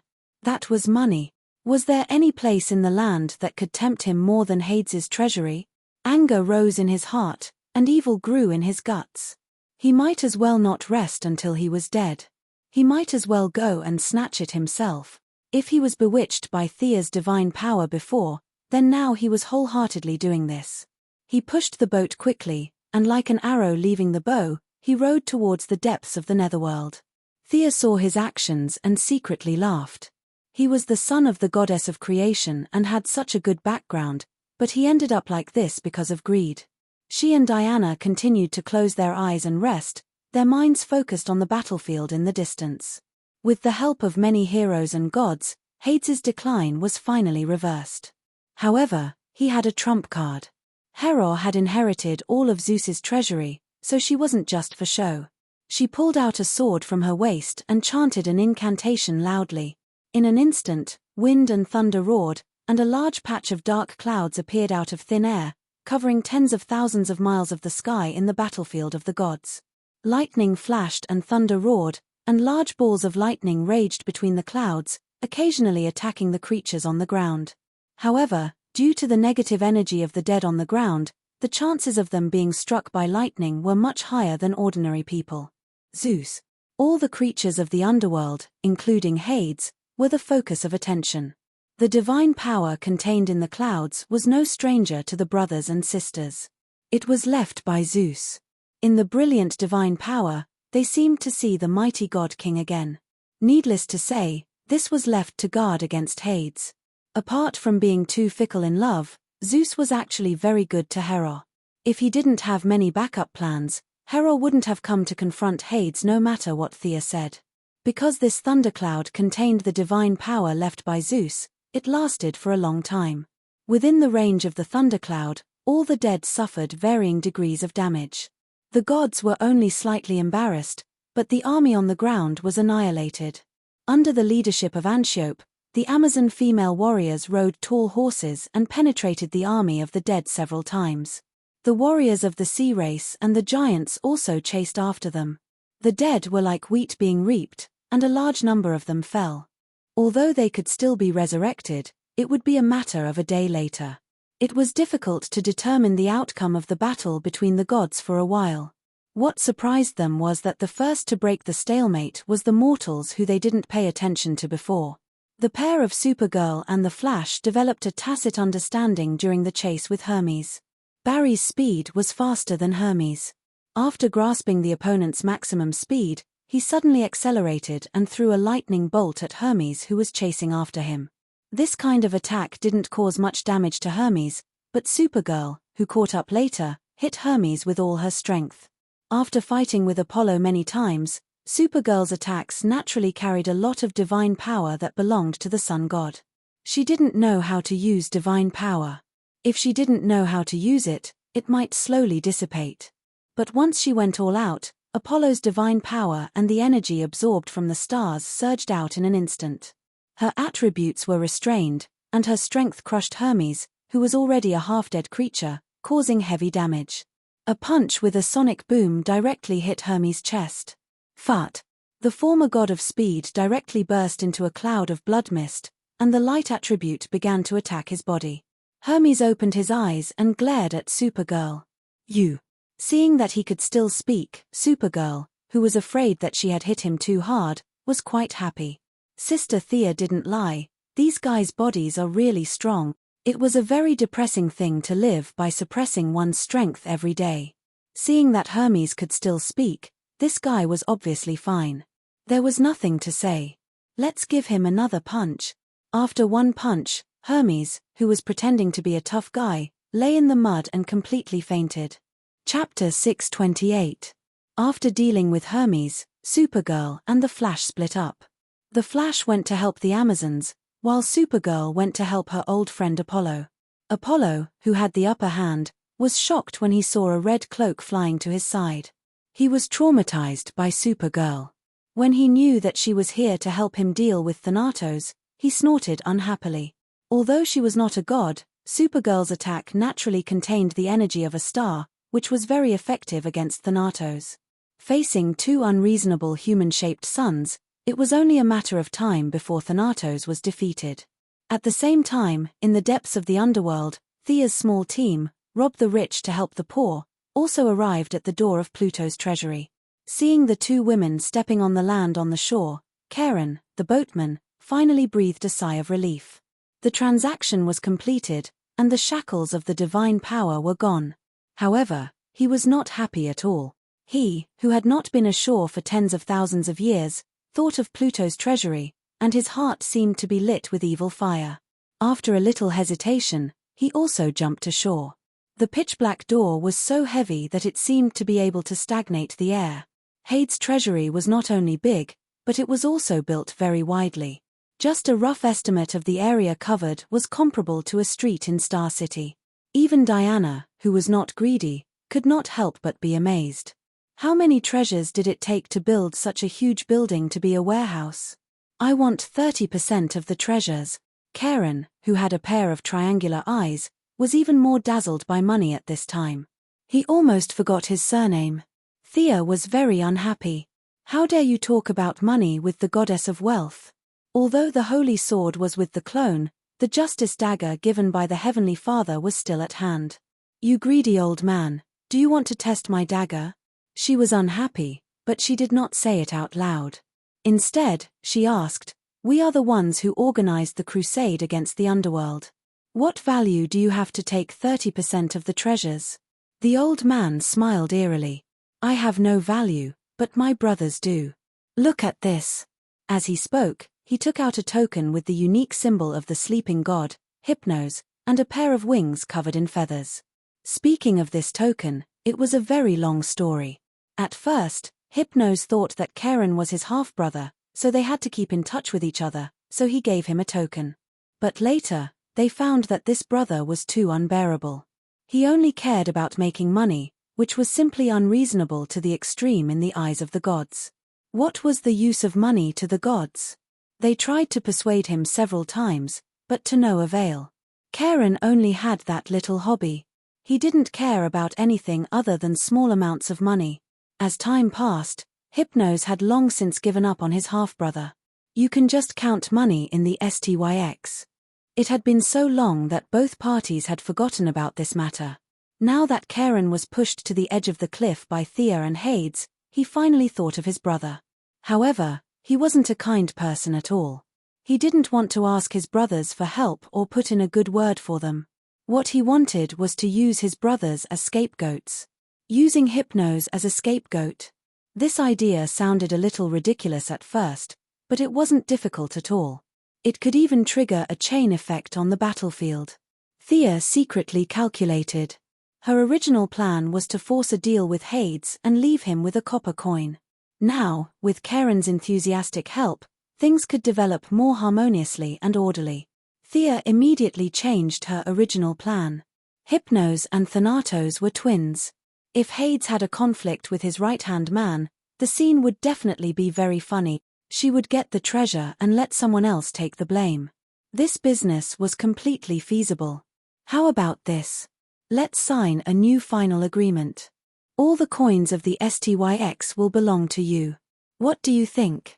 Thea pulled out a slate from the void and prepared to do a second business deal with Karen. Karen trembled when he looked at the slate, but his greed suppressed his fear. He read the contents in trepidation. "All the coins belong to me. You don't want any of it. What we want are weapons, treasures, and anything that can increase our strength," Thea said honestly. Karen pursed his lips, indicating that he didn't understand. Coins were the best thing in the world. Why would these two women want those weapons and treasures? Crazy. Thea also didn't understand why this guy was so obsessed with money. Was it because of some psychological trauma in his childhood? After looking at each other in disdain, Karen confirmed that Thea wouldn't add any additional agreements and finally agreed to the deal. After completing the new agreement, Thea signaled to Karen that it was time for him to show his worth. As the three of them hesitated at the entrance of the treasury, the guardian of the treasury finally got up slowly. Cerberus, the three-headed hellhound. All the three-headed hellhounds were its direct descendants. Its current duty was to guard the treasury of the STYX. However, for thousands of years, the surrounding area was a forbidden area. It was used to slacking off and didn't realize that strangers had come. Thea and the others discussed for a while. Only then did the three-headed hellhound realize its duty. It stood up shakily, wanting to see who had disturbed its sleep. This fellow wasn't beautiful at all. Thea narrowed her eyes and glanced at it. It had 3 ugly heads, 6 ferocious eyes, and a tail that didn't look like a cute dog tail. Instead, it looked more like a snake's tail. In any case, it looked like it was going to be chopped up. Holding back Diana, who was about to draw her sword, Thea signaled to Karen to negotiate. The shivering boatman Karen walked in front of the three-headed hellhound. The three-headed hellhound sniffed with its 3 big noses. This fellow had a very strong aura of the underworld. It seemed like he was one of them. The 3 ugly heads looked at each other, waiting for Karen to speak. Karen lived up to his nickname of a treacherous villain. He didn't care about brotherhood and took out Hypno's token like a lackey. "Lord Hypnos ordered us to go to the treasury. Let us in." Actually, Karen had the thought of leaving Thea and the others behind and taking the treasury for himself. However, he quickly dismissed the thought. Hades already had a death feud with him. If he offended Hera and Poseidon as well, would he still be able to live? At that time, even if his mother, the goddess of creation, appeared, she wouldn't be able to save him. As it turned out, Hypno's token was quite useful. The three-headed hellhound's 3 thoughts were all tangled up and its consciousness was a little chaotic. It usually needed the help of Hypnos to sleep. To a certain extent, it had to give face to the god of sleep. The 3 heads had a messy conversation. Karen tossed the token to one of the heads. The other party carefully identified it and confirmed that it was indeed the token of Hypnos, the god of sleep. Only then did it slowly step aside. Karen, who had rowed the boat on the river Styx for tens of thousands of years, had a lot of strength. He anxiously placed his hands on the door. The 10,000-ton stone door was slowly pushed open by him. Chapter 629. Exerting all his strength, he pushed open the door. Before he could rest, the old man's eyes were blinded by the jewels in the room. Fortunately, his hobbies and rationality reminded him. After identifying the direction, he rushed to the left side hall at a speed comparable to Hermes. A large amount of money was waving at him. The 2 girls walked past Cerberus and walked along the passage. They had to admit that Hades had a rich collection. Compared to Zeus's high standards, ordinary treasures could not catch his eye. Hades, on the other hand, did not reject anything. This was also the main reason why he built such a large treasury. Refined gold, mithril, and orichalcum were piled up in piles. Even Diana was a little surprised by the brilliance of the jewels and jades. "Take them all." Diana, who had always regarded money as dirt, could not help but have some hope in her eyes when she saw the jewels. Thea waved her hand and put all the jewels into her wealth dimension. She was going to split them up when she got home. After all, they were going to participate in the battle later. It would be awkward if they were discovered carrying the jewels. At the same time, she muttered in her heart. No wonder the underworld queen did not mention anything about going home after she was kidnapped. She was most likely moved by these tons of jewels. Along the way, their eyes were filled with the weapons and armor of ancient warriors, demigods, and gods. There were also magnificent works of art. There were also divine weapons, demigods, quasi-divine weapons, and many magic equipment.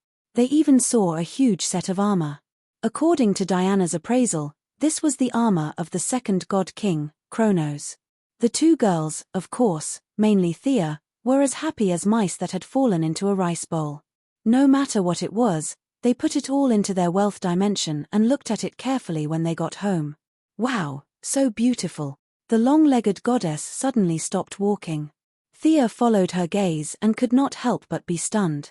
Not far away, four unusually strong black warhorses were looking at the two girls. Behind the four horses was a luxurious chariot. Hade's chariot. Thea was a little surprised. Can we take this away? Diana also asked carefully. This thing was alive, so it definitely couldn't be put into the wealth space. Besides, it was Hades's personal belongings, so he would definitely sense it if the two women took it away. However, Diana really liked these horses. Her eyes were fixed on Thea. To be honest, eldest Mrs. Love for horses was just that. It was better to drive a car than to ride a horse. These horses were not the cute type. However, for the sake of Diana's happiness, it was not too troublesome. She could take anything she wanted, but she had to change her method when it came to this object that was close to Hades and was a living creature. Forced buying and selling. This was her response. She took out another stone slab and threw it on the ground. This was considered a deal with Hades. One side of the deal was naturally the Pluto. On the other side, Thea did not leave her name. Instead, she left behind a character number from the creator star. From a macro perspective, this number also represented Thea, so it was not considered a scam. Hades only needed to personally go to the Heavenly Father to verify it. Thea left behind a copper coin, which was considered a forced deal. Unfortunately, Hades was being beaten up by a group of gods in the distance. He had no time to pay attention to such a small fluctuation of divine power. The four strong horses were originally looking at the two women warily. After the deal was completed, their expressions immediately became playful. Two of them even had fawning expressions. I want this one. Valkyrie happily chose a mare. In order to accompany her, Sia also chose a mare. As for the remaining two stallions, she didn't want to waste them. She put them into the space ring and let them keep the elk company. Since the horses were taken away, they naturally would not give up on the chariot. Thea felt that after today, Mr. Hades would no longer need a chariot. Wherever the two women went, not a single blade of grass grew. This was such a rare opportunity. They almost dug up the floor tiles. At this time, Cerberus could no longer sit still. Didn't they say that they were only here to take something on Lord Hypno's orders? Why did it take so long? The three heads began to argue again. However, Hades had given strict orders to this guard. In order to prevent him from stealing, Hades had ordered him to not enter the treasury several times. Karen was so greedy that he could ignore Hades, but Cerberus was not that crazy. He was worried that the people inside would not come out, but he did not dare to enter. Anxiety, uneasiness, fear of the unknown, all kinds of emotions filled the three heads that were already in a mess. What should they do? In the end, they came up with a solution that was not really a solution. They would not go in and just watch from outside. That would be fine, right? Along the door that Karen opened, the three heads stood side by side and peeked behind the door. Thea and Diana had already walked into the depths of the treasury, so Cerberus could not see them. However, they discovered a busy figure in the left side hall. Old Karen was full of energy. His footsteps were like the wind, and his body was full of energy. Although he loved money, he did not have much space ring. He could only use his divine power to wrap up the coins and move them out bit by bit. Was he tired? Running back and forth dozens of times was definitely tiring, but he was extremely happy. Regardless of whether he was a human or a god, wasn't happiness the most important thing? As the son of the goddess of creation, he loved small amounts of money. It was a hobby that did not affect the big picture. In the past, he would happily accept a few copper coins from a dead person. But now, facing the wealth that Hades had accumulated over tens of thousands of years, he was so excited that he wanted to jump up and down.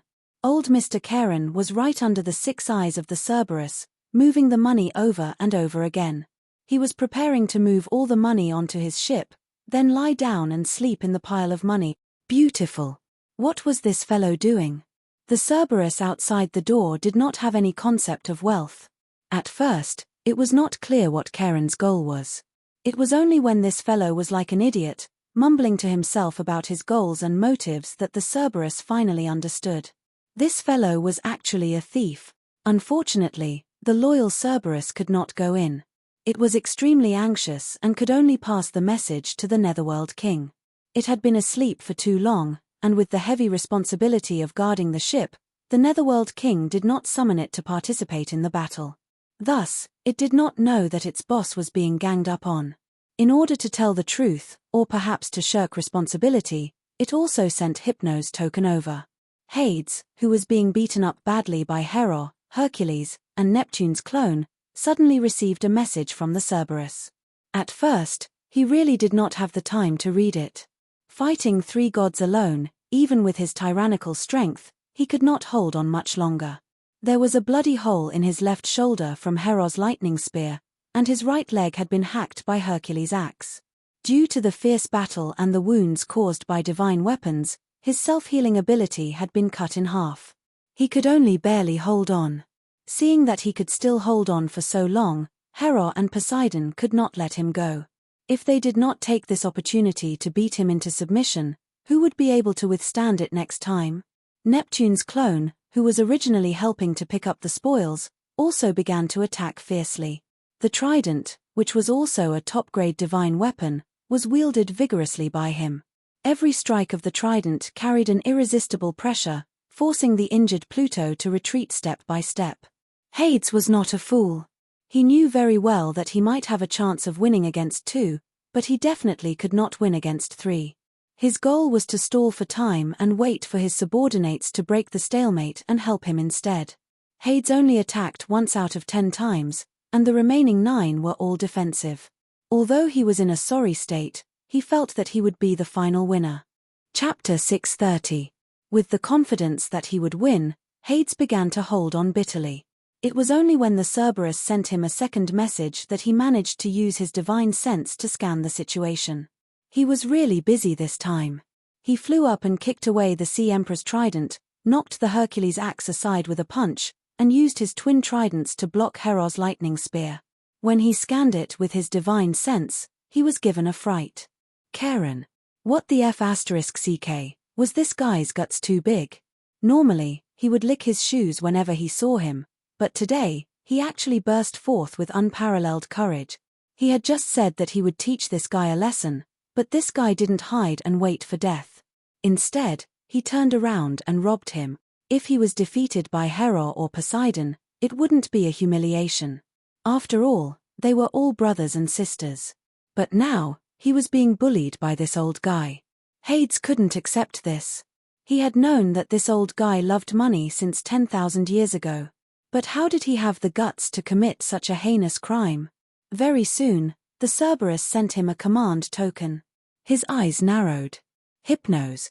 The reason he was so daring was because the Death God and Sleeping God brothers were backing him up.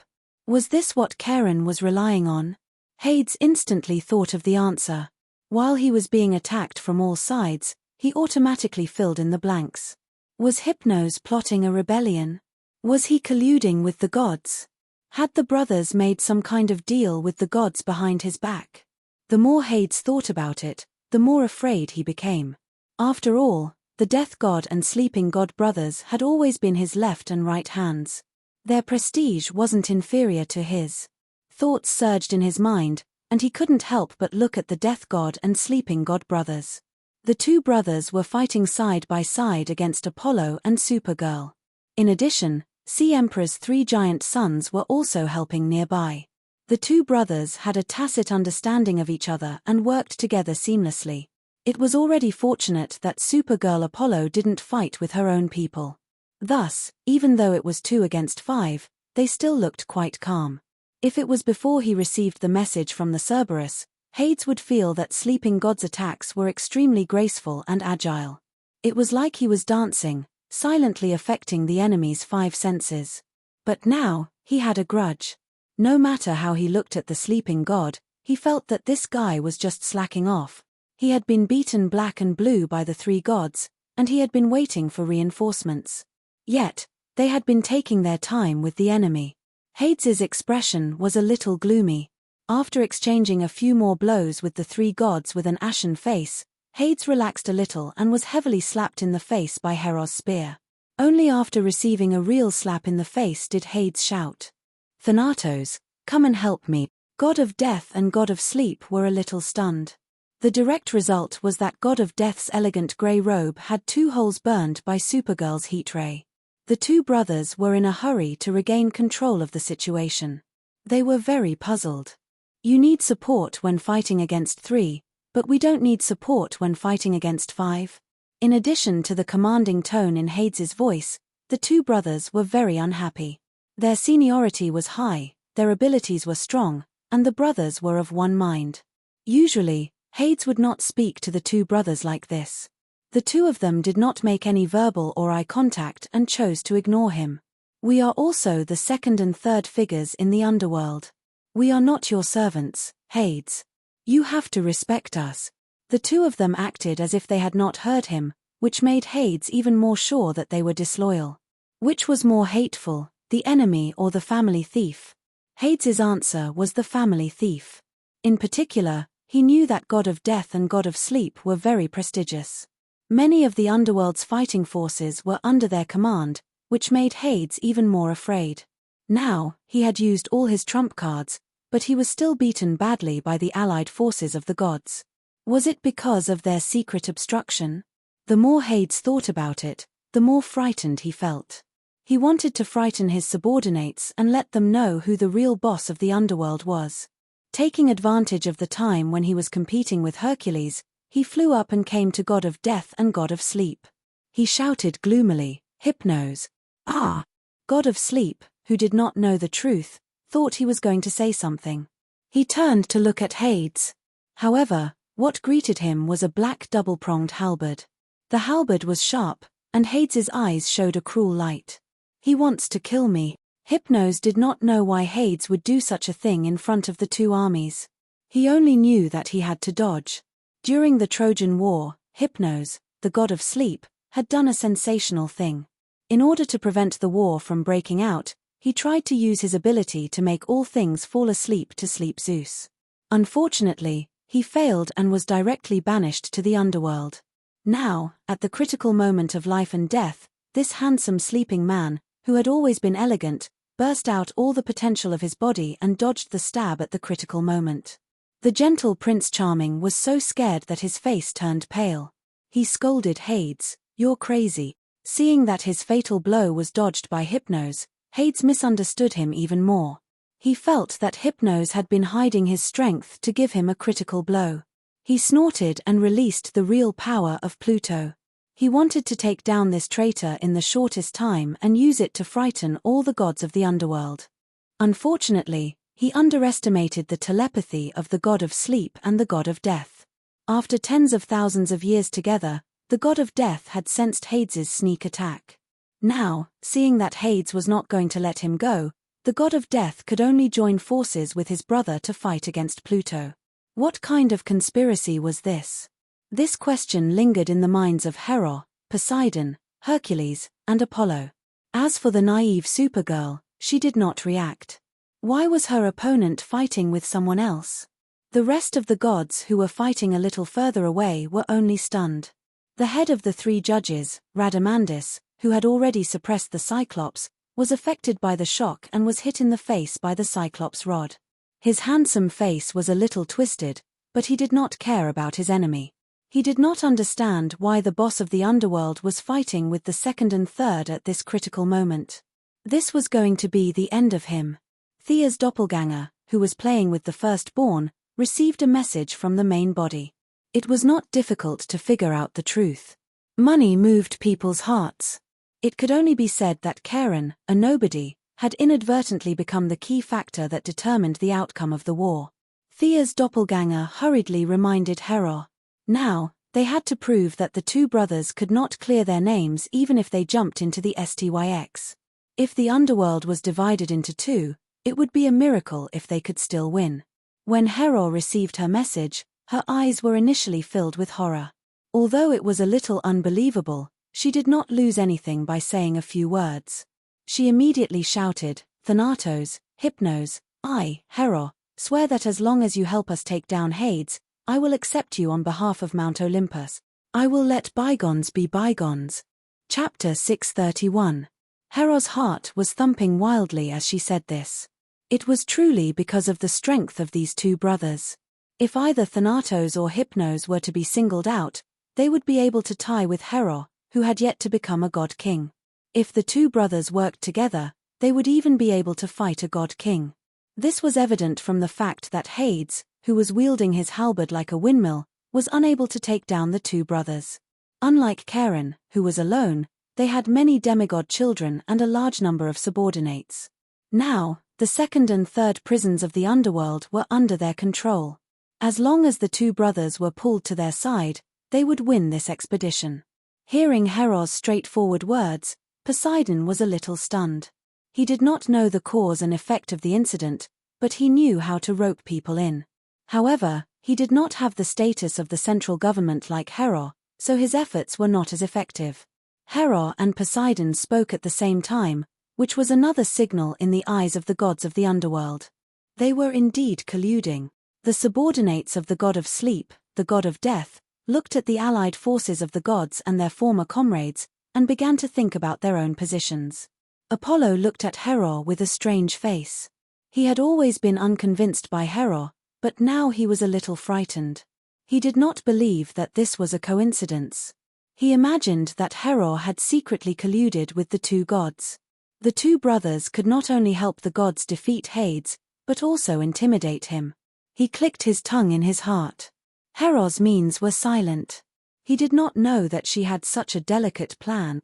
Hades thought that he had exposed the two brothers' traitorous faces in advance and vented his anger on them. The halberd in his hand moved faster and faster. Up until now, the two brothers still didn't know what had happened. However, even a person made of mud would have a temper. Unlike Charon, who had no great ambitions, they were gods with dreams and abilities. As the sons of the goddess of creation, they were of noble birth and didn't lack scheming.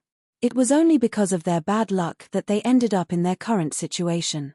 Deep in their hearts, they did not think that they were worse than Hades. In the face of Hades's fierce attacks, they had to think about their future. Should they change their allegiance, or should they become kings? This time, the two brothers communicated telepathically. They quickly reached an agreement and communicated with Hera. Mount Olympus was the center of the gods. This was the current consensus of the Greek pantheon. When Hera heard their request, she immediately agreed without hesitation. She then announced loudly, "I am Hera, the god of gods. On behalf of Mount Olympus, I acknowledge the jurisdiction of Thanatos, the god of death, and Hypnos, the god of sleep, over the underworld. From now on, the brothers are the twin Pluto." PFFF. Seeing this scene, Thea's doppelganger burst out laughing. Now it was even more lively. Hera was really making careless promises. She was basically overdrafting the divine king's credibility. However, this had nothing to do with Thea. She was happy to watch the show. The battlefield could indeed be described as bustling.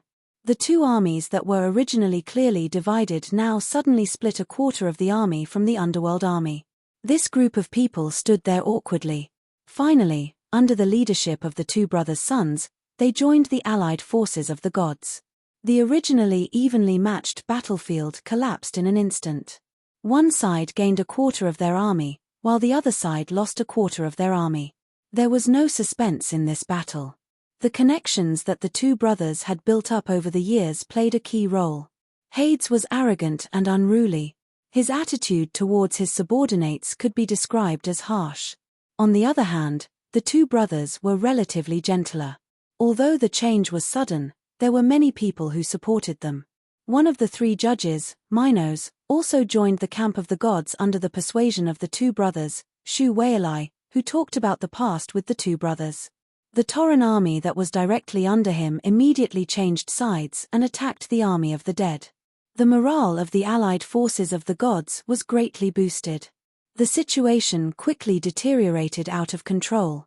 Hades finally panicked a little. He began to promise benefits to his subordinates. Unfortunately, his reputation had never been high. The advantage of the allied forces was snowballing. Everyone could see that it might be better if the ruler of the underworld was changed. A few gods who had joined the battle because of his face left one after another. Many Greek undead heroes automatically ran to the two brothers' camp. They had originally promised to serve Hades once. Now that they had been officially appointed by Hera, the two brothers were the official Hades. The army was defeated like a landslide. Now, only the queen of the underworld, the eldest son, the two judges, and a large number of demigod descendants were left by Hades' side. In terms of combat power, they could still fight. Unfortunately, the subordinates were uneasy. Ordinary undead didn't have intelligence and weren't affected by morale. However, the gods and demigods weren't. They had thoughts and eyes. The loyal ones were thinking about defense plans, and the more active ones were already thinking about what they should say when they joined the two brothers. The gods were all full of fighting spirit. Hercules took the lead and directly killed his way into the first prison. Hades hurriedly reorganized the army in an attempt to restabilize the situation. Unfortunately, the army's resistance was extremely weak. The first prison was forcibly broken by the gods. The second and third prisons were the two brothers' traditional territories. Hades had tried his best, but unfortunately, he was surrounded by more than 10 gods. He could only retreat with hatred in his heart. It was worth mentioning that during the battle in the third prison, the original bodies of Thea and Diana returned with a full load. The two of them secretly merged with their doppelgangers. On the battlefield in the third prison, the eldest son didn't know that the enemy had played a big trick on him. In a hurry, he was directly captured by Thea and Diana, together with Supergirl and a bunch of Green Lanterns. As if knowing his fate, the eldest son struggled with all his might. Unfortunately, the three girls were not much weaker than him. The chains of the Green Lanterns tightly bound him. Thea and Ching Nu took turns to attack his consciousness with compassion. Thea's mental injuries had not healed. In addition, Thea had drunk the white poplar fruit, which was a special product of the underworld. The fruit of the underworld's sacred tree could greatly improve one's mental strength. Now, not only had Thea's old injuries healed, but she had also improved. With the help of Ching Nu, who was equally determined and had incomparable compassion, this time, no one disturbed them. They spent the whole day wearing away the hostility in the eldest son's heart. After washing away the dust, the firstborn, who was facing his own heart again, finally welcomed a rare moment of peace. The monstrous hatred, 10,000 years of loneliness, and 6,000 years of perseverance had all turned into the nourishment of compassion. The eldest son, who was originally surrounded by countless wronged souls, burst into tears when he put on the Green Lantern ring. He hugged Hera and buried his head in her arms as he cried. When Thea saw the eldest son again, she, as the initiator, was very surprised.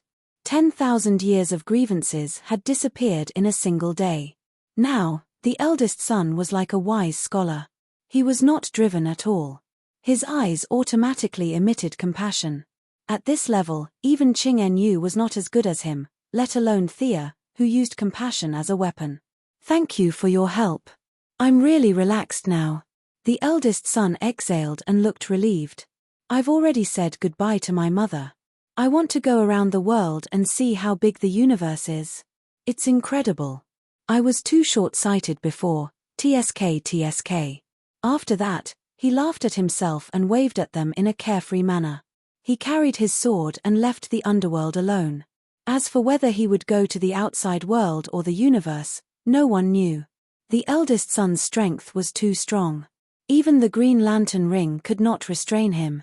The Green Lantern ring was more like a communication device to him.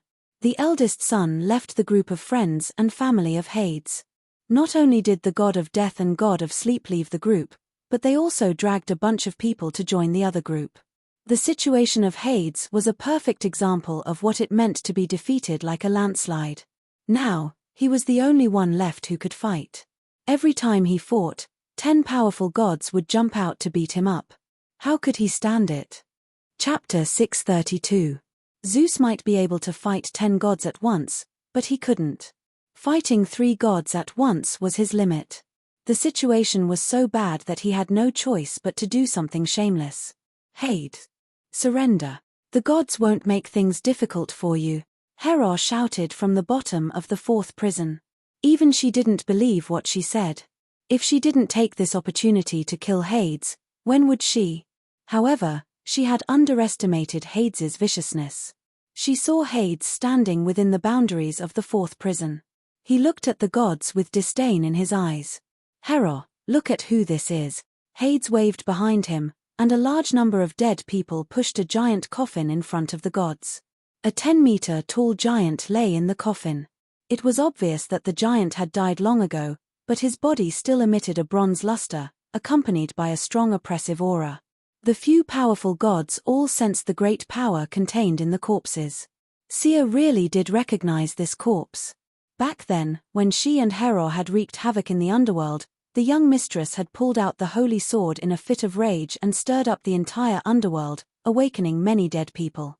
This corpse was one of the strongest people back then, Hades, Poseidon, Zeus's father, the second god king, the Titan Kronos. At that time, Kronos's consciousness was very limited. It was probably less than 1% of his peak state, but he had already caused a great deal of damage to the underworld. Now, Hades had dragged out their father. What was he going to do? Chop him up and make soup? Then share a bowl with his brothers and sisters? Hera and Poseidon were also puzzled. They didn't say anything and just looked on coldly. They wanted to see what Hades was up to. Hades didn't let them think too much and revealed the answer himself. He took out a ball of unknown green substance and waved it at the gods. This old thing's soul is still in my hands. As long as you take a step forward, I will revive him. With a body and a soul, plus my authority of Hades, Kronos can be revived. Do you dare to bet with me? Let's see if this old thing will kill you first or hit me first. At this time, Hades's hair was disheveled, and he looked like a madman. When Sia saw this scene, she clicked her tongue. This tactic of not being able to defeat old daddy was very creative. In the outside world, the reunion of father and daughter would be a joyous occasion, but it was not the case for the King Greek gods. Their father was not benevolent. Kronos was afraid that his children would overthrow him. Every time his wife gave birth to a child, he would swallow the child into his stomach. Similarly, his son was unfilial. Zeus overthrew his father and saved his siblings. After that, he silently killed them. From the huge hole in Kronos's chest, it could be seen that this was done by Zeus. No one else had the ability to do so. Now that Hades was really anxious, he threw out a huge bomb. If you guys hit me again, I'll resurrect my old man. Today, there was no Zeus to deal with Kronos. This former god King Titan was filled with rage, and he could easily crush the gods. Mount Olympus had taken everything away from him, and Hades had resurrected him. Hades was betting on Kronos' attitude and the gods' fear of the Titan King. His ruthlessness had indeed shocked the gods. Hera, who was astute in small matters, immediately hesitated. Once Kronos, the son of Gaia, was resurrected, he would definitely absorb the power of the underworld to recover his divine power. It would be difficult for the underworld to escape. However, Mount Olympus and Hera would be the ones to take revenge. In fact, Hera already had the intention to retreat, but she was too prideful to admit defeat. She lowered her head and pondered. Hades looked at her nervously, his heart in turmoil. If he could live a good life, he would not want to resurrect his old man. The amount of divine power needed to resurrect a god king of this level was simply astronomical. Even if he was the king of Hades, borrowing the power of the underworld to do such a thing was not low risk. Even if he was resurrected, with his old man's character, he might turn around and eat him. No one could be sure. The cards had been played. It was now up to Hera to choose. Poseidon looked at the scene coldly. Kronos was the son of Gaia. He hated the sea, so he was the least stressed out among the gods present. Hades held the remnant of his father's soul in his hand, his heart uneasy. He was the most stressed out among the gods present. Seeing Hera unable to make up her mind, he felt bitter. Fortunately, someone finally spoke up to persuade Hera. Retreat, Hera. A woman in a t-shirt and shorts, dressed like a modern person, walked out of the void with an owl perched on her shoulder. She was holding a baby in both hands. The sudden appearance of the woman shocked all the forces. Who is this woman? The Flash looked at the woman and asked the little beauty Kara beside him. It was difficult not to notice this modern person in a group of ancient armored people. Kara was usually a little muddle-headed, but the Kryptonians had a good memory. She stroked her cute chin and thought for a moment. I think she is Sister Diana's former employee. But I remember Sister Thea said that the child she was carrying was Zeus. Such a complicated interpersonal relationship made Supergirl frown. The Flash was also dumbfounded when he heard this. He decided to just watch happily. They did not have divinity, so they could only watch the show. However, the gods present still recognized the woman's true identity. Athena. Several gods shouted at the same time. That's right. This woman who suddenly appeared with a baby was the cause of everything a year ago. She was Diana's former employee, Miss Zora. Of course, now that her divine soul had awakened, Zora's 20 years of experience was nothing compared to Athena's enormous past. It was directly assimilated. Back then, it was because of her and Hermes's respective plans that they had pulled Diana into this whirlpool. Unfortunately, due to Hermes's repeated interference, the original plan did not even have a trace of its shadow. Hermes was severely injured and imprisoned by the gods, and she had long retired to the third line to give birth to a baby. With a helpless expression, she sat and watched the situation develop to such a strange state. She silently gave birth to Zeus's Smurf, but faced with such a complicated situation, even the goddess of wisdom was very puzzled. How did things develop to such a stage? Originally, she was hiding in the dark, sorting out the situation, analyzing the causes and results, and trying to redirect the situation to her desired state. Unfortunately, Hades's desperate gamble had completely messed up her plan. If Kronos revived, everyone would be unlucky. Hera felt that she would bear the brunt of it. In fact, Zeus's hatred was the greatest. Zeus's main body was now sleeping, and he was creating a Smurf again. It could be said that he was at his weakest. The gods could not find his hiding place, but the second-generation god-king, Kronos, could. At that time, facing his son, Zeus, who could not resist at all, should Kronos braise him or steam him? Chapter 633. Athena had no choice but to step in personally. Things were already bad enough. She couldn't let it get any worse. Hades didn't expect his big move to expose Athena. When Hermes brought the mortal Miss Zola to the underworld, Hades didn't see anything special about her and didn't take her seriously. Now, reality slapped him in the face. This woman was Athena's incarnation. The problem became complicated. There was an even bigger conspiracy behind his niece. It didn't take much intelligence to figure it out. Hera, Apollo, Eris, Diana, and Thea, who pretended not to know anything. These gods who participated in the battle for Zola on Paradise Island all looked at Athena in confusion. Athena enjoyed the strange looks of the gods. In the past, she would be proud of her intelligence. Now, she only felt bitterness. The war should end here, she said to Hera earnestly. In the past, Hera's attention was usually on Zeus's illegitimate children.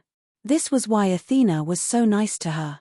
However, now that she enjoyed the taste of power and the sense of accomplishment of commanding an army to decide the direction of the world, Hera's jealousy was washed away.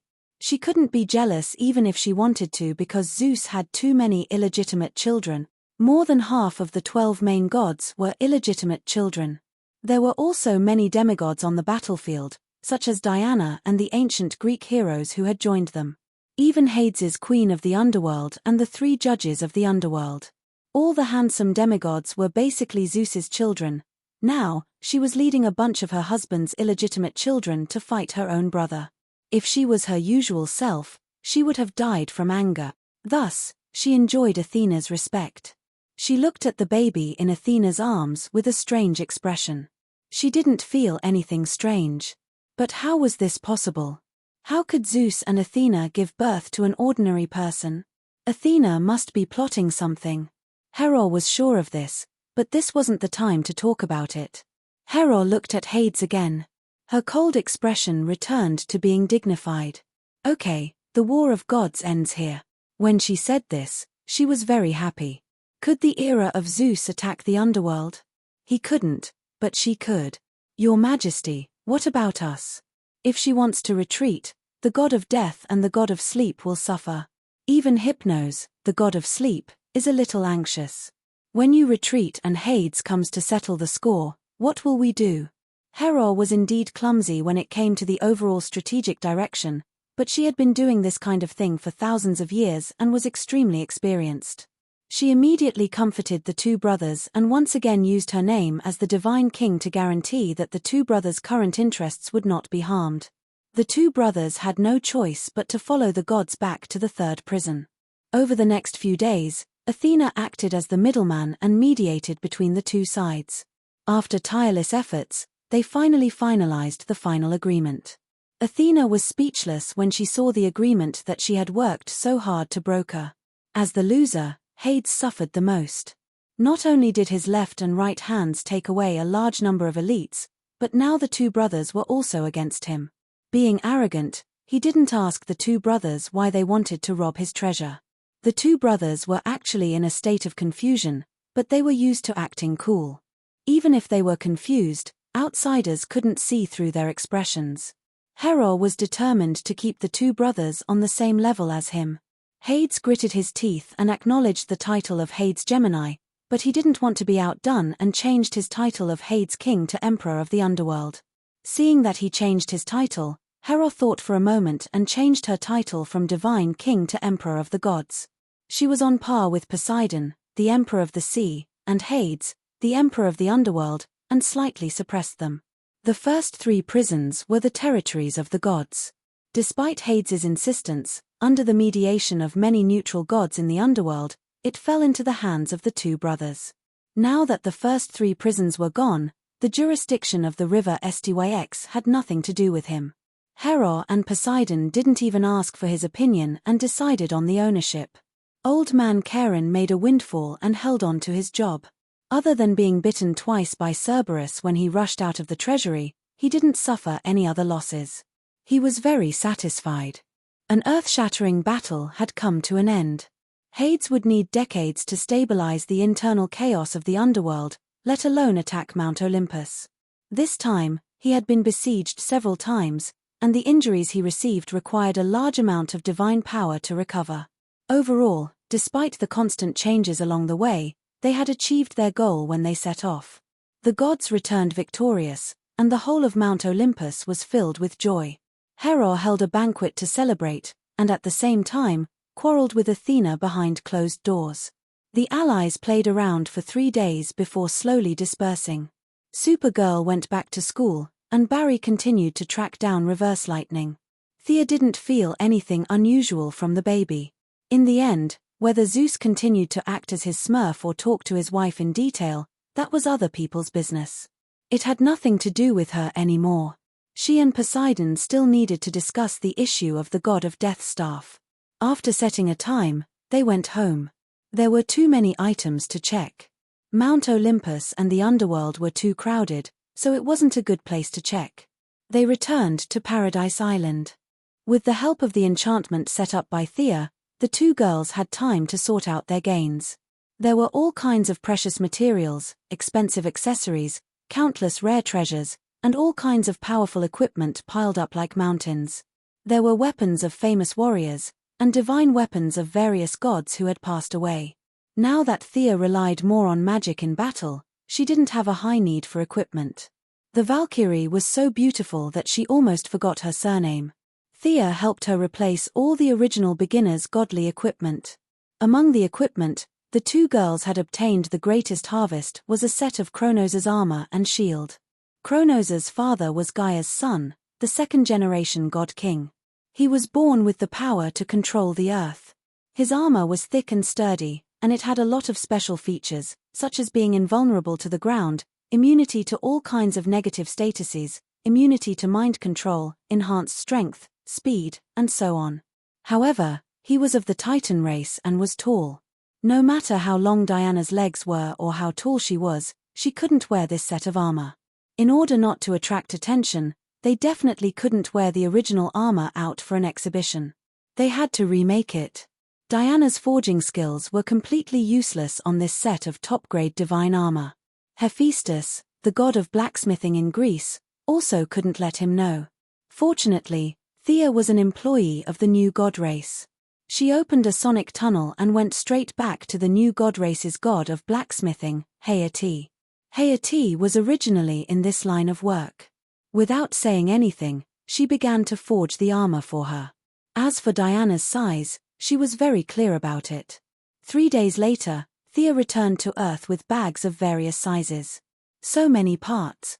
The Valkyrie was a little surprised as she covered her mouth and started to check. She also started to try on the armor.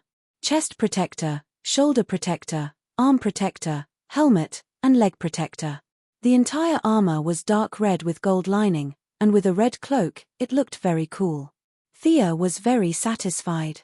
As for Diana's previous set of armor, she kept it as a souvenir. She could give it to anyone who wanted it in the future. To be honest, Thea had never liked that set of armor. The main reason was that it was too revealing. Below the neck, a large amount of skin was exposed. Even half of the cleavage was exposed. There was no need to talk about the pants. It was just a pair of triangular shorts. Her entire thigh was exposed. Not to mention its defensive properties, this design had always made Thea unhappy. It was just that divine equipment were hard to come by in the outside world and she couldn't afford to change it. Look at Fura's armor. It was covered tightly with 3 layers inside and 3 layers outside. If one didn't look at the chest of the armor, one wouldn't be able to tell that it was a woman. This was worth learning. Chapter 634. Thea took off Diana's armor without hesitation. The long-legged goddess instantly became naked. This was something that Thea had been complaining about. She had been fighting in her armor all this time. Hephaestus was the one who made the armor in the newbie village. It fit Diana's curves perfectly. Of course, it was not because he had measured it himself. Otherwise, Thea would have killed him even if they were separated by the sea of stars. When he made it, Diana was still a baby. In order to leave room for future growth, one of the characteristics of the divine armor was that it could automatically adjust according to the size. When you were big, it would be big, and when you were small, it would be small. At least, according to Thea's estimation, Diana's current size was slightly bigger than when she left the island. The armor's ability to automatically increase in size was based on her powerful memory and touch. After wearing the armor for a long time, Diana did not like wearing cumbersome undergarments. They were meaningless to her. Ancient Greek values believed that beautiful things did not need to be covered up. It was the same whether it was during her tribal life thousands of years ago or when she entered modern society. Now, even when she attended social events, she would dress up with a deep V-neck and a bare back. She looked dazzling and sexy. Most of the time, she would simply forget to wear undergarments. She would wear a long dress and attend events. The young mistress would occasionally wear nothing, but it was all because she was lazy. Now, she had to cultivate Diana's habit of wearing undergarments. In the past, she was not afraid of fighting a few criminals. Those criminals could not break through her armor. In the future, the scale of the battles would grow larger. The comic world had a mysterious power to prevent clothes from being torn, but it did not exist in the real world. What if the armor broke in the future when they fought against Darkseid? Wouldn't it be a great opportunity for others? Must I wear it? Diana asked with a frown. Of course. There are many benefits. Thea held a bra that Aramani had woven with spider silk and divine threads as she spoke cheerfully. Diana looked at her with a faint smile. Oh, what benefits? Prevent irrelevant people from peeping? Could this be considered a benefit? The young mistress racked her brains, but she really couldn't think of any benefits at the moment. As for things like preventing sagging, promoting growth, and ensuring blood circulation, these were all nonsense to them. Seeing that her eloquent lover was at a loss for words, Diana laughed heartily. The indescribable thing on her naked chest also shook twice, making the eldest Mrs. Hart itch. Laurel, Barbara, and the others don't seem to wear it either. They all wear Kevlar combat suits, so I think you're. Diana laid out the facts and reasoned. Finally, she pointed at the underwear in Missy's hand and shook her head. Her meaning was self-evident. Thea felt helpless at the mention of this. The female superheroes and villains here basically wore tight clothes. There were many people like Ching En-yu, who wore a small singlet on top and 2 curtains on the bottom. The heroines in Gotham were fine, but Star City's Laurel, in order to completely separate herself from her daytime identity, wore leather clothes, fishnet stockings, and long boots. She was completely different from her daytime image as a lawyer. After thinking about it, there were still many problems with female superheroes. They would need to be fixed in the future, but Thea decided to start with herself. She forcefully explained, "They all appear at night, unlike you. From today onwards, I will supervise you. You must wear it." "Are you really going to wear it?" "You must wear it." Diana took the underwear and looked at it. She had to admit that Diana's craftsmanship was not bad. She was at least a full-fledged tailor. She was also born in Greece, so her aesthetic was completely in line with Diana's standards. After thinking about it, the goddess retorted, "You still have to wear it." Thea talked nonsense with her for a long time, but she couldn't win against the goddess of war. She could only surrender helplessly. "Okay, I'll wear it too." After taking off the quilt, Diana saw that she was also wearing nothing. She laughed silently and proudly raised her nose. Thea picked a few pieces and then realized the problem. These were all prepared for Diana. She didn't prepare anything for herself. She had magic and the light ring, so there was no possibility of her clothes exploding. She reluctantly chose one, but realized that it wouldn't work after putting it on halfway. A mischievous thought appeared in her mind. She looked at Diana flirtatiously and said playfully, "Oh, it seems a little tight." Diana was furious. "Thea Quinn, you say that again? How preposterous. Even the good-tempered goddess of war couldn't take it anymore. How could you not even put on half of the underwear prepared for me? This is too infuriating. What else can you say? A little tight. It's your skin that's too tight. How is it tight? I think it's loose. Here are all gaps." Diana fiddled with it angrily. In the end, she had to admit that it might be a little tight. The 2 girls had different chest shapes. Thea was originally slender. Now that she was a goddess, her body proportions had reached a perfect level. From the shape, it looked like a beautiful water droplet. The bottom half was fuller than the top half. It looked trembling and full of temptation. Diana, on the other hand, had the traditional Greek shape of Venus. From the side, it looked like a semicircle. From the indescribable points, her upper half was larger than Thea, while her lower half was smaller than Thea. This made it so that Milady could put it on at first, but it was a little tight in the end. It took her a long time to put it on. Seeing this, the goddess of war was very unhappy. "I want to ascend to godhood too," Diana roared in her heart. She had never been so desperate for a perfect divine body.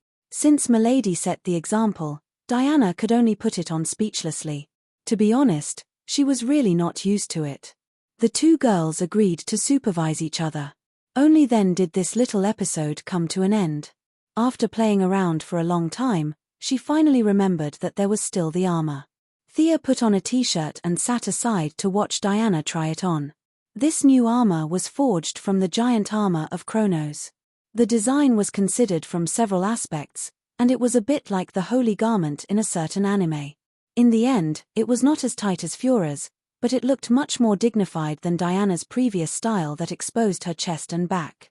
With a deep red base and golden lines, it occasionally revealed some skin between movement and stillness. Diana's majesty revealed a kind of wild nature. Diana was a pure warrior. Her bloodline also made her magic resistance extremely high.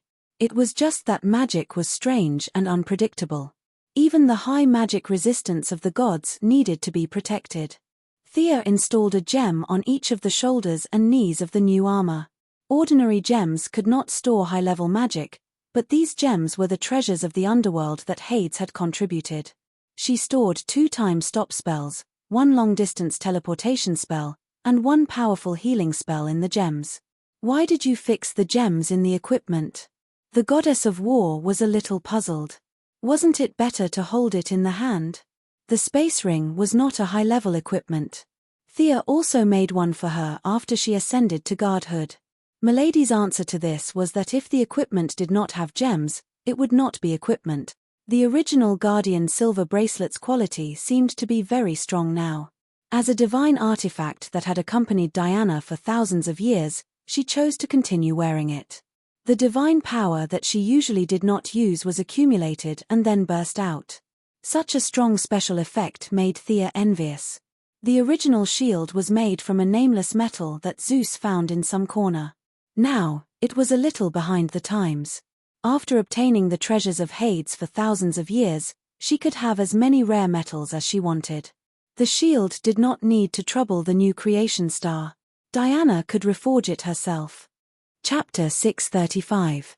Diana's original shield was smelted again, and a large amount of adamantine was added to it. In the end, Diana's shield was imbued with a lot of compassion emotions. Although it wasn't to the point where Diana's shield would turn into stone at first glance like Medusa's shield, when the enemy saw Diana's shield, they would also be affected by the emotions of compassion. Except for a few people with strong wills, the attacks of the others would naturally be weakened. The new shield was full of compassion, so it was bronze in color with silver edges. Ancient Greek inscriptions were drawn on it, which translated into English as protect. In addition, the edges of the shield were thickened. In Thea's view, the shield was for defense. There was no need to throw it out to hit people. The edge of the shield was too thin and was not good for defense. If she had the time to throw the shield, she could just jump over and slash with the sword. As for the weapon, she still had to use the previous twin swords. There were many weapons in Hades' treasury, but they were of the same level as the twin swords and were not worth replacing. Diana's equipment was brand new. Feeling the deep affection of her lover, she did not stay idle for the next few days. Artemis's silver moon longbow was returned to the Amazons, leaving only the arrow of Zeus that could travel through time. Thea did not know why Thea worked so hard to help her. In order to thank her for her selfless help, she took the initiative to use the power of the divine emperor to erase the mark of Zeus and the moon goddess on the arrow. The arrow would be Thea's own in the future. Diana had collected a lot of precious materials before, and now she had the treasury of Hades. She wanted to make a divine longbow for her lover. She used the spine of the black dragon that was cut off by the great sword of the firstborn that day as the body of the bow, mixed with a handful of fine sand that was blessed by Rhea, the mother of Hades, the mother of Poseidon and Zeus, and Diana's grandmother, the goddess of time. The spine of the black dragon, mixed with the sand of time, gave the bow an eternal and indestructible characteristic. The bowstring used the tail of the Hydra, which also had the characteristic of regeneration. In the final stage of making the bow, Thea injected the divine power of wealth into the bow, and the divine artifact was finally completed. Thea Quinn's Wealth Longbow was the name of the new bow. Thea didn't have a time-related divine concept, so she couldn't use most of the temporal sand's functions. However, with her wealth, the temporal sand would add a depreciation function on top of the temporal sand's forceful purchase. It was impossible for her to buy an enemy's divine weapon with 1 copper coin, but it was completely possible for her to exchange for an enemy's divine weapon with 30 to 40% of its value. Originally, she wanted to call it Fortune Longbow, but Diana strongly objected, so she changed it to Wealth Longbow. The ideal situation would be for Thea to shoot a few arrows, and the enemy would be very discordant. Both of their equipment had been greatly improved. Only then did they have time to pay attention to the miscellaneous items that they had obtained. Some items could improve their physical fitness, so they ate them directly.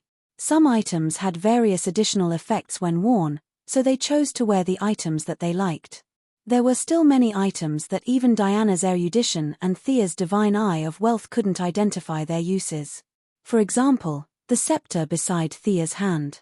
Diana frowned and looked at it for a long time before giving up helplessly. Thea could only look for the archaeologist Dr. Savannah. This old man was really knowledgeable. He looked up several books and finally confirmed the origin. Thea was a little speechless when she received the answer. Hades had too many hobbies. Not only did he have Greek gods items, he also had Egyptian gods, Norse gods, Mesopotamia, and other random items that he thought were good. It would take a lot of time to identify all of them. She couldn't be bothered to waste time, so she gave all the items that she couldn't identify and didn't seem dangerous to the bald Dr. Savannah, who had forgotten his own name after seeing ancient treasures. In the following days, Thea and Diana spent another 2 days together in the name of supervising each other. She left the Valkyrie to familiarize herself with the new equipment and continue to comprehend the origin while she went back to deal with her own trivial matters. Thanks to the agreement between the human world and Atlantis, the Moira people's popularity had improved greatly. Many commentators took turns to publish articles, saying that the United States would walk out of the valley under the leadership of President Quinn and revive the economy. More ordinary citizens were full of expectations for the new government with the protection of superheroes. Now that it was the final moment of the election, even if the other party's candidate was God, he wouldn't be Moira's opponent.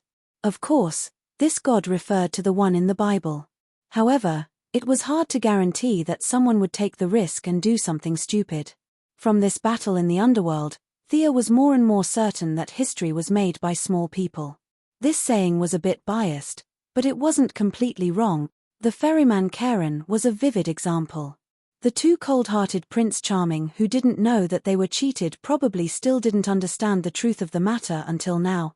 In order to prevent anyone from doing anything to Moira, Thea returned to the United States and began to protect her mother.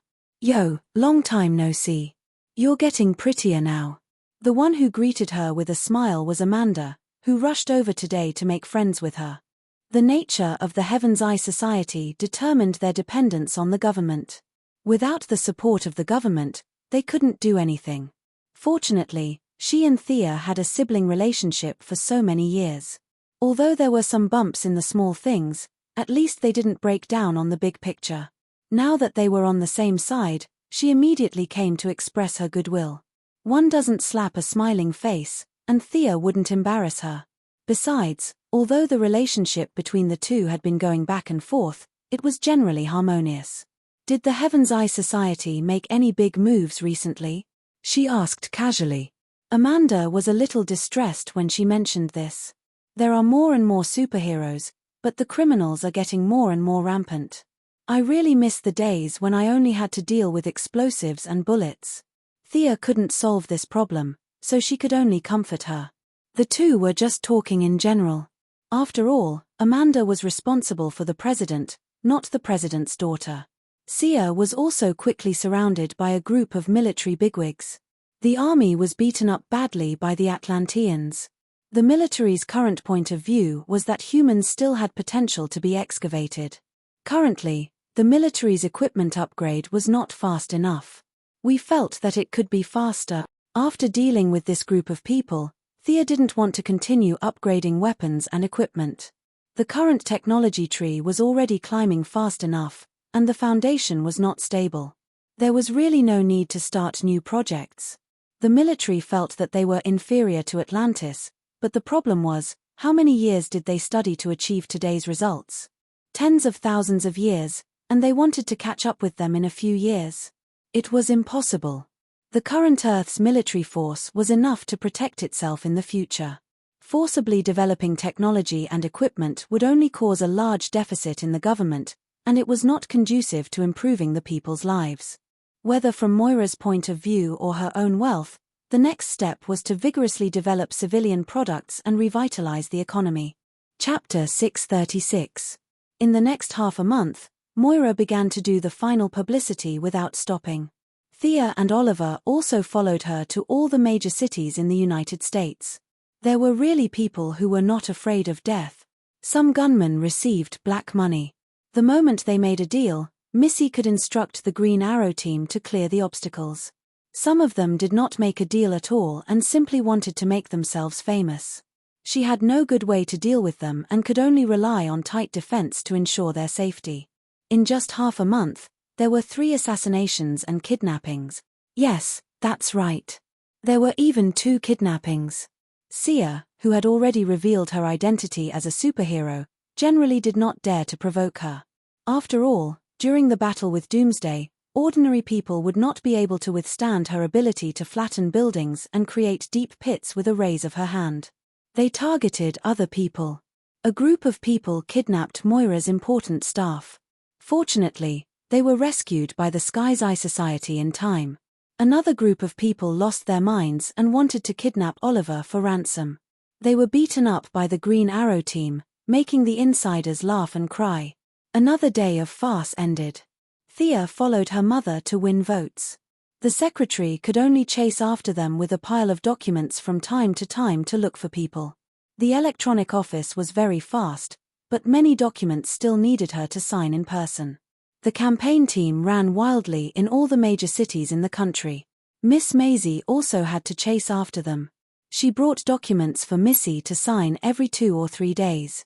Miss Maisie had a strong body. An ordinary woman would have died of exhaustion. After signing another stack of documents, Thea leaned herself against the back of the chair and looked out of the window. Miss Maisie instantly understood her intention. She grabbed the pen on the table and threw it out.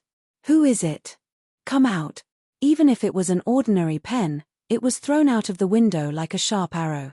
The person outside the window was stunned for a moment, then he was surprised. "Yo, not bad." A hand wearing a black leather glove instantly reached out and grabbed the pen at a very clever angle. Then, the other party took advantage of the momentum and drew a semicircle.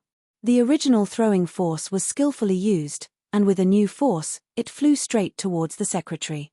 Miss Secretary didn't try to catch the pen.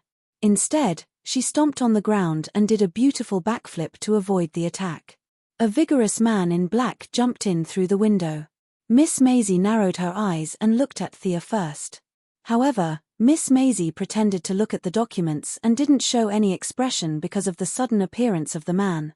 It didn't seem to be an enemy, but the other party didn't seem to have any intention of revealing his true identity after entering the room. This was something worth pondering. "May I ask who you are?" Miss Maisie still maintained her elegant etiquette, as if she wasn't facing a man in black, but a business negotiation.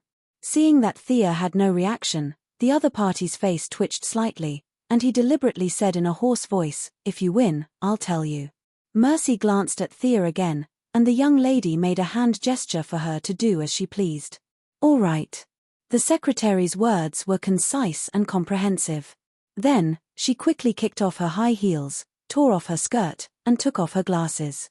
From stillness to movement, the whole process took less than a second. She flew up, and her legs were like 2 battle axes, directly hitting the man in black's head. "You're really good at fighting." The man in black raised his arm to block the kick, and then changed his block into a grab, trying to grab her ankle and throw her out. However, Miss Maisie, who could fight death knell to a draw, wasn't so easy to deal with. She twisted her waist in midair and changed her move, kicking the man in the head with a backhand kick. The man in black finally realized that he had underestimated his opponent, and hurriedly changed his move. Unfortunately, it was too late. He could only lean back to dodge the powerful kick, and at the same time, raise his leg to kick Maisie's lower abdomen. Maisie hit the floor with her left hand at the critical moment, and borrowed the force to dodge the attack. The two exchanged blows, and both of them had underestimated their opponent. It could be said that neither of them had the upper hand. "I really didn't expect a delicate secretary to be so powerful. Your secretary can take at least 10 moves from me. Little Thea, you really have a lot of talents under you." The man in black no longer spoke in a hoarse voice, and took off his hood. He had bright eyes, white teeth, long hair, and exuded a sharp aura. Thea didn't even raise her head, and continued reading her documents. "Big Sister Siva, you're boasting again. See if you can win against Miss Maisie first." The person who came was naturally Madame Siva, who had taught Thea for half a year. The two hadn't seen each other for 6 or 7 years. If it wasn't for old Ma and Siva's teachings, it would have been extremely difficult for her to reach her current position. Thea had looked for Siva a few times over the years, but it was as if the other party was deliberately avoiding her, and they never met again. It wasn't appropriate to use force to invite her, so it had been delayed until today. Siva was like a sister to her, and taught her everything. She had always remembered this kindness in her heart. However, Siva had a stubborn personality, and Thea had never found a good way to repay her. Now that the other party had come personally, it was no surprise that she needed her help with something. However, Siva stopped outside the window for a while, and it didn't seem to be urgent. Siva's biggest hobby was fighting with all kinds of martial arts masters. For a long time, she had made Batman suffer. Now, Miss Maisie definitely couldn't fight with her. No matter how skilled Siva was in martial arts, she was still an ordinary person. It was humiliating for both of them to fight with her with a divine body. Miss Secretary was just right. She accompanied Luther all year round, and her reputation was unknown to the outside world. Otherwise, it wouldn't be a problem for her to be a martial artist with her skills. In addition, the green lamp had improved Miss Maisie's physique, so she could be used to fight with Siva. The fact was similar to what she had guessed. Seeing that she had no intention to stop them, the two immediately started fighting again. In terms of physical fitness, Miss Maisie was slightly better, but unfortunately, the gap in experience was too big. No matter how good her fighting intuition was, she had been with Luther and Thea every day, and her fighting experience was fundamentally different from Siva's, who fought 3 times a day. Even so, the secretary still relied on her strong physique and excellent battle instincts to fight against Shiva with all her might. She fought for more than 60 moves before she was kicked in the waist. Miss Siva naturally didn't use any strength. She just gently brushed it, but the outcome was already decided. Miss Secretary really couldn't beat her, and she would lose if they continued fighting. Fortunately, she didn't have any sense of honor as a warrior. She put on her glasses and high heels again, and continued to gather the documents as if nothing had happened. "You have such a good fighting intuition, but you're doing these trivial things?" Miss Siva looked regretful, and her face was full of a young girl, come and cook with me look. "These things are what I'm happy to do." Miss Secretary put on a professional vase smile again, as if the aggressive female warrior just now was not her. Chapter 637. Thea knocked on the table when she saw the look of pity on her face. "Sister, don't try to poach her in front of me. Mercy just wants to live a normal life. She won't walk the same path as you." This was true. After interacting with her for a long time, Sia had long discovered that the secretary was a very easy person to satisfy. She just wanted to live a stable life. She wasn't like Thea when she was learning martial arts, punching Darkseid, and kicking God's father every day. She learned martial arts to protect herself because Luther was too good at courting death. How could she survive without a good fighter? Sigh. Madame Siva seemed to have thought of her own troubles and sighed. Seeing that they seemed to have something to talk about, the secretary changed out of her dress and walked out with her cat-like steps. Madame Siva, who had always been an orthodox martial artist, was depressed to see such an excellent martial arts prodigy being surrounded by daily trifles. "Sister, what's the matter?" As soon as the secretary left, Thea's expression immediately turned serious. Siva scratched her face, as if she didn't know what to say. After a long time, she said embarrassedly, "I have a daughter." "Did you know?" Thea did know. Even her husband, David Kane, the world's top assassin, had information about her. She immediately understood why she was here. She sighed. "Cassandra Kane, right? I have a rough understanding of her. Then do you have a way to cure her?" Siva asked with some hope. I can't say for sure if I don't see the patient, but I will do my best." It was rare for Madame Siva to make such a serious promise. Shiva also felt her sincerity and nodded lightly. Originally, it was just a coincidence back then. The paths of their lives intersected for a short period of time, but now, it brought her new hope. She walked out without a word, and Thea could only follow her. The two walked through the streets and soon came to a bungalow. Madame Siva pushed the door open and entered. Inside the room, a black-haired girl around 12 or 13 years old had already reacted when she pushed the door open. She held a dagger behind her back and hid among the debris.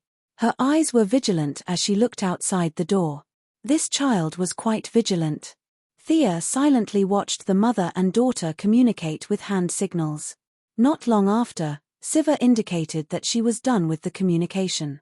Siva, who had never asked anyone to cover her with a blanket even if the sky fell, was now full of nervousness.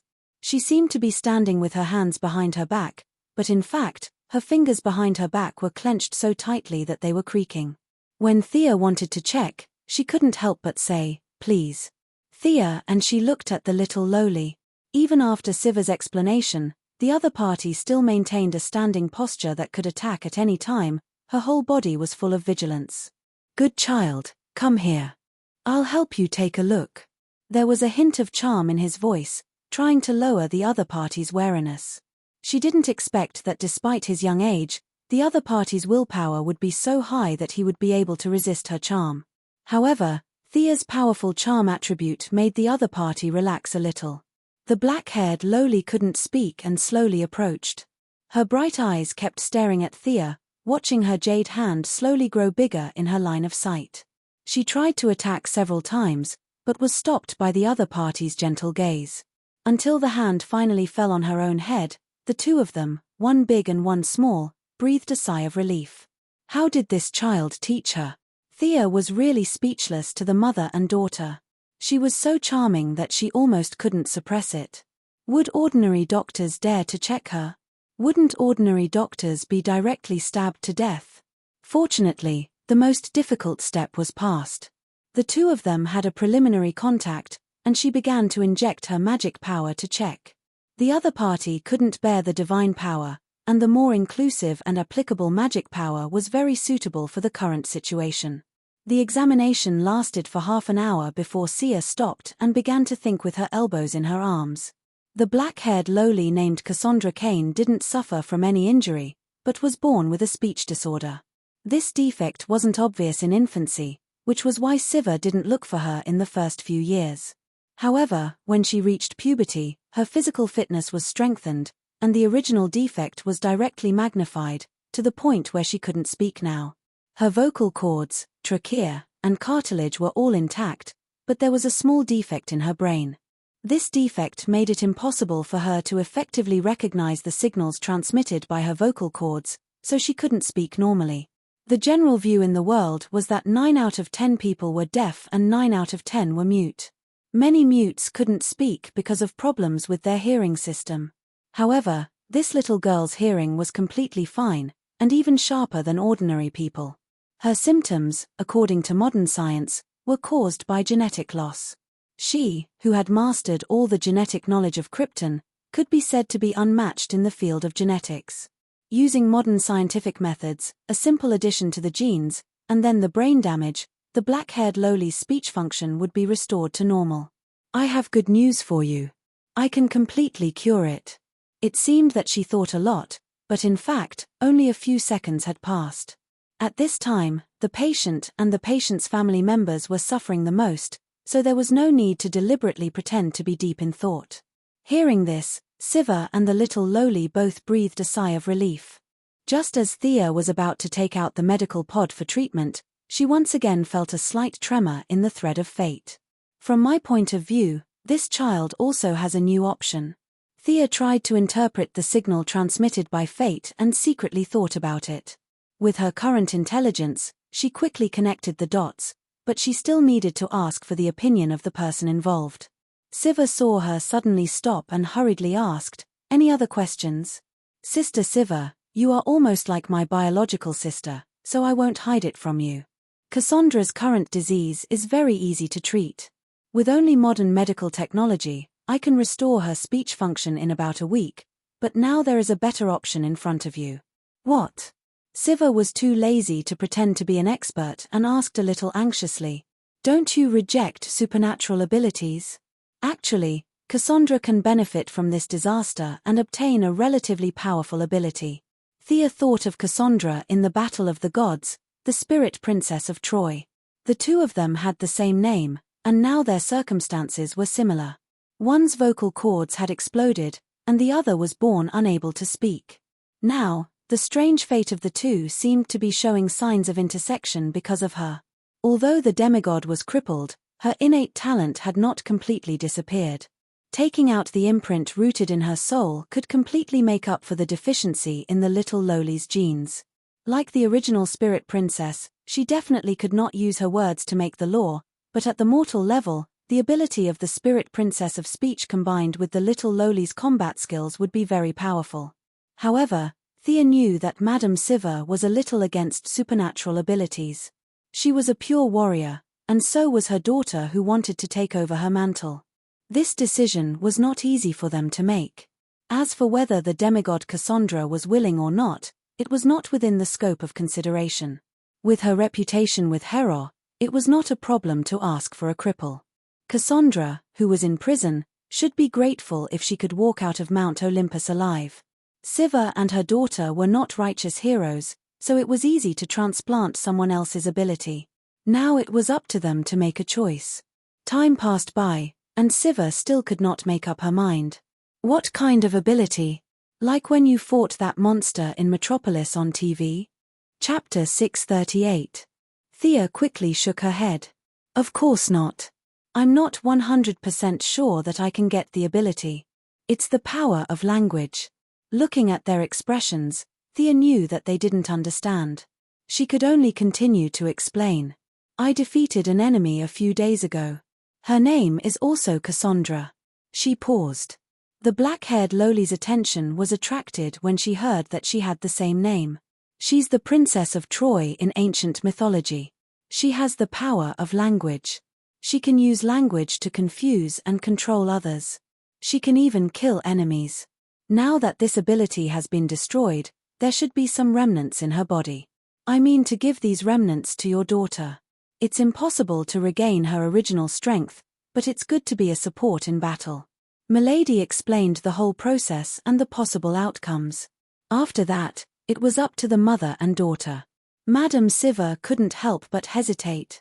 Deep in her heart, she actually rejected superpowers. Moreover, her daughter's combat talent and combat awareness were unparalleled. If she diverted her energy to superpowers, her dream of becoming the strongest martial artist would go down the drain. However, as a parent, she did not want to reject this kind of benefit that fell from the sky. She was not a fool. This kind of good thing was most likely due to her relationship with Sia in the past. Directly giving up her superpower and only returning to normal seemed to be a bit of a waste. The black-haired lowly was still young. She didn't have the long-cherished wish of becoming the strongest martial artist in the world. However, she didn't dare to make the decision herself. She looked at her mother with longing and anticipation. Seeing her daughter's expression, even if Madame Siva's heart was made of steel, she still softened. She didn't care about the ability. She would just get it first. At most, she would urge her daughter not to use the ability and focus on martial arts. She thought to herself, I agree. Do you need us to prepare anything? Thea gave her a look that said, You're very wise. I'll be back soon. After saying that, she took a step and arrived at Mount Olympus. The mother and daughter looked at the sky-blue portal in amazement. Another round of sign language. Thea found Hera with familiarity. When the God King heard that she wanted to take Cassandra away, he let her go without hesitation.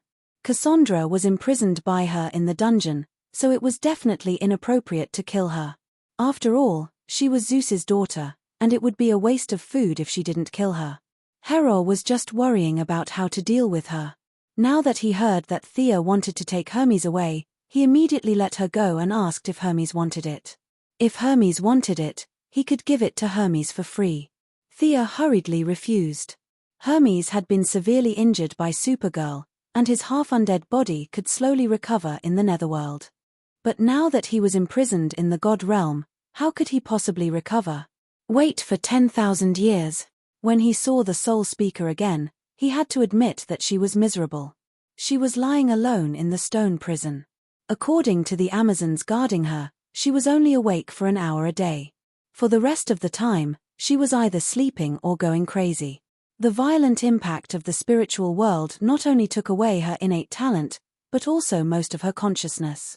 When Thea entered the stone prison, the former princess of Troy was curled up in a corner of the stone prison with disheveled hair like an evil spirit. Revenge, revenge. After all, she was still a half-god, and her throat had already grown out. It was just that her voice was so unpleasant that it sounded like sawing wood, hoarse and ear-piercing. It was a stark contrast to the clear and bright voice of a lark back then. Poor fellow. Thea couldn't help but sigh. Even in such a miserable state, she still couldn't forget about revenge. She probably didn't know that her eldest son, whom she had high hopes for, had already been forcefully brainwashed. "I'll take her away." Thea showed the guard Herod's order, and directly knocked Cassandra out with a mental attack, and teleported her back to Earth. The trip back and forth took only 5 minutes. Siva and her daughter were still making hand gestures when Cassandra jumped out again. Siva only felt that it was magical, but the black-haired lowly was full of anticipation. Judging from this beautiful big sister's words, she could also become a superpower user. A half-grown child was now looking forward to superpowers. Compared to the countless hardships of martial arts training, superpowers were actually more tempting for someone of her age. If it were a righteous person like Batman, they would definitely strongly object to taking the enemy's power and adding it to themselves. Siva and her daughter didn't have this problem. They had killed at least 800 if not 1,000 people. They didn't have any moral concerns at all, and calmly waited for a pie to fall from the sky. At this moment, Thea was communicating with divine power to create a small pie for the black-haired lowly. Cassandra's talent definitely couldn't be extracted under normal circumstances. The talent and the body were inseparable. However, now that she was in a crippled state, the remnants of the spirit of speech in her body had been spontaneously gathering. This was all done unconsciously by the spirit of speech, but the key factor was missing, which proved that this was completely useless. Without the participation of the power of rules to supplement her, Cassandra would be like this for the rest of her life. At first, Thea wanted to forcefully extract it, but after checking the situation in her body, she changed her mind. The remnants of the spirit of speech had spontaneously gathered, so there was no need for her to forcefully extract it. That would be too violent. After all, this was one of Zeus's thousands of daughters, so it was best for her to be gentle. When the mother and daughter couldn't see, and Cassandra was in a muddled mental world, she forcefully made a deal with her. She promised to restore her health, and the other party would use the remnants of the spirit of speech as a reward. She extracted a ball of light red light from Cassandra's body. The light was faintly discernible and extremely unstable, as if it would explode at any moment. Next, Thea pointed at Cassandra's forehead and used the willpower in her order scale to help her regain her consciousness. After that, she used 3 powerful healing spells in a row.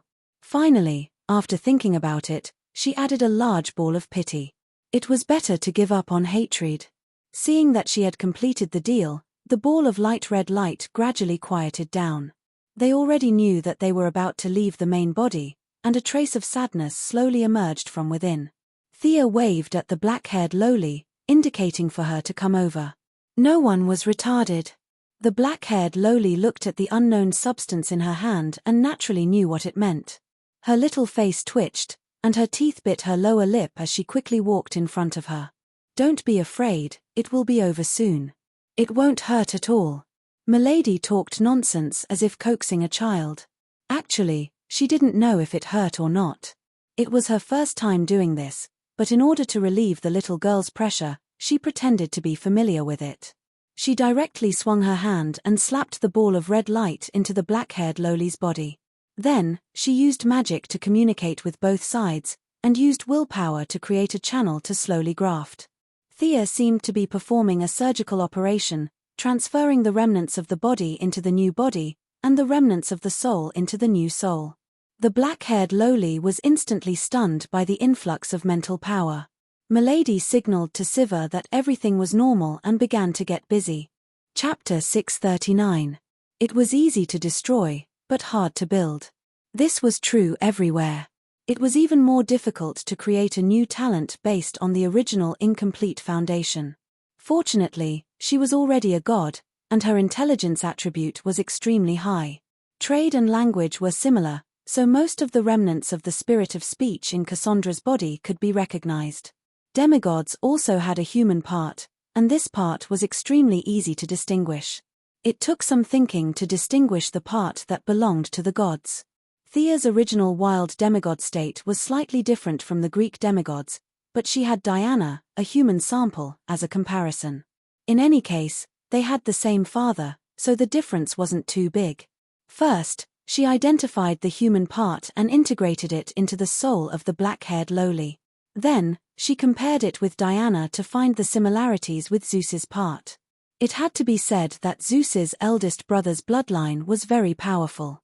The black-haired lowly, who was only considered beautiful among ordinary people, would become extremely beautiful in the future after integrating a little of Zeus's bloodline.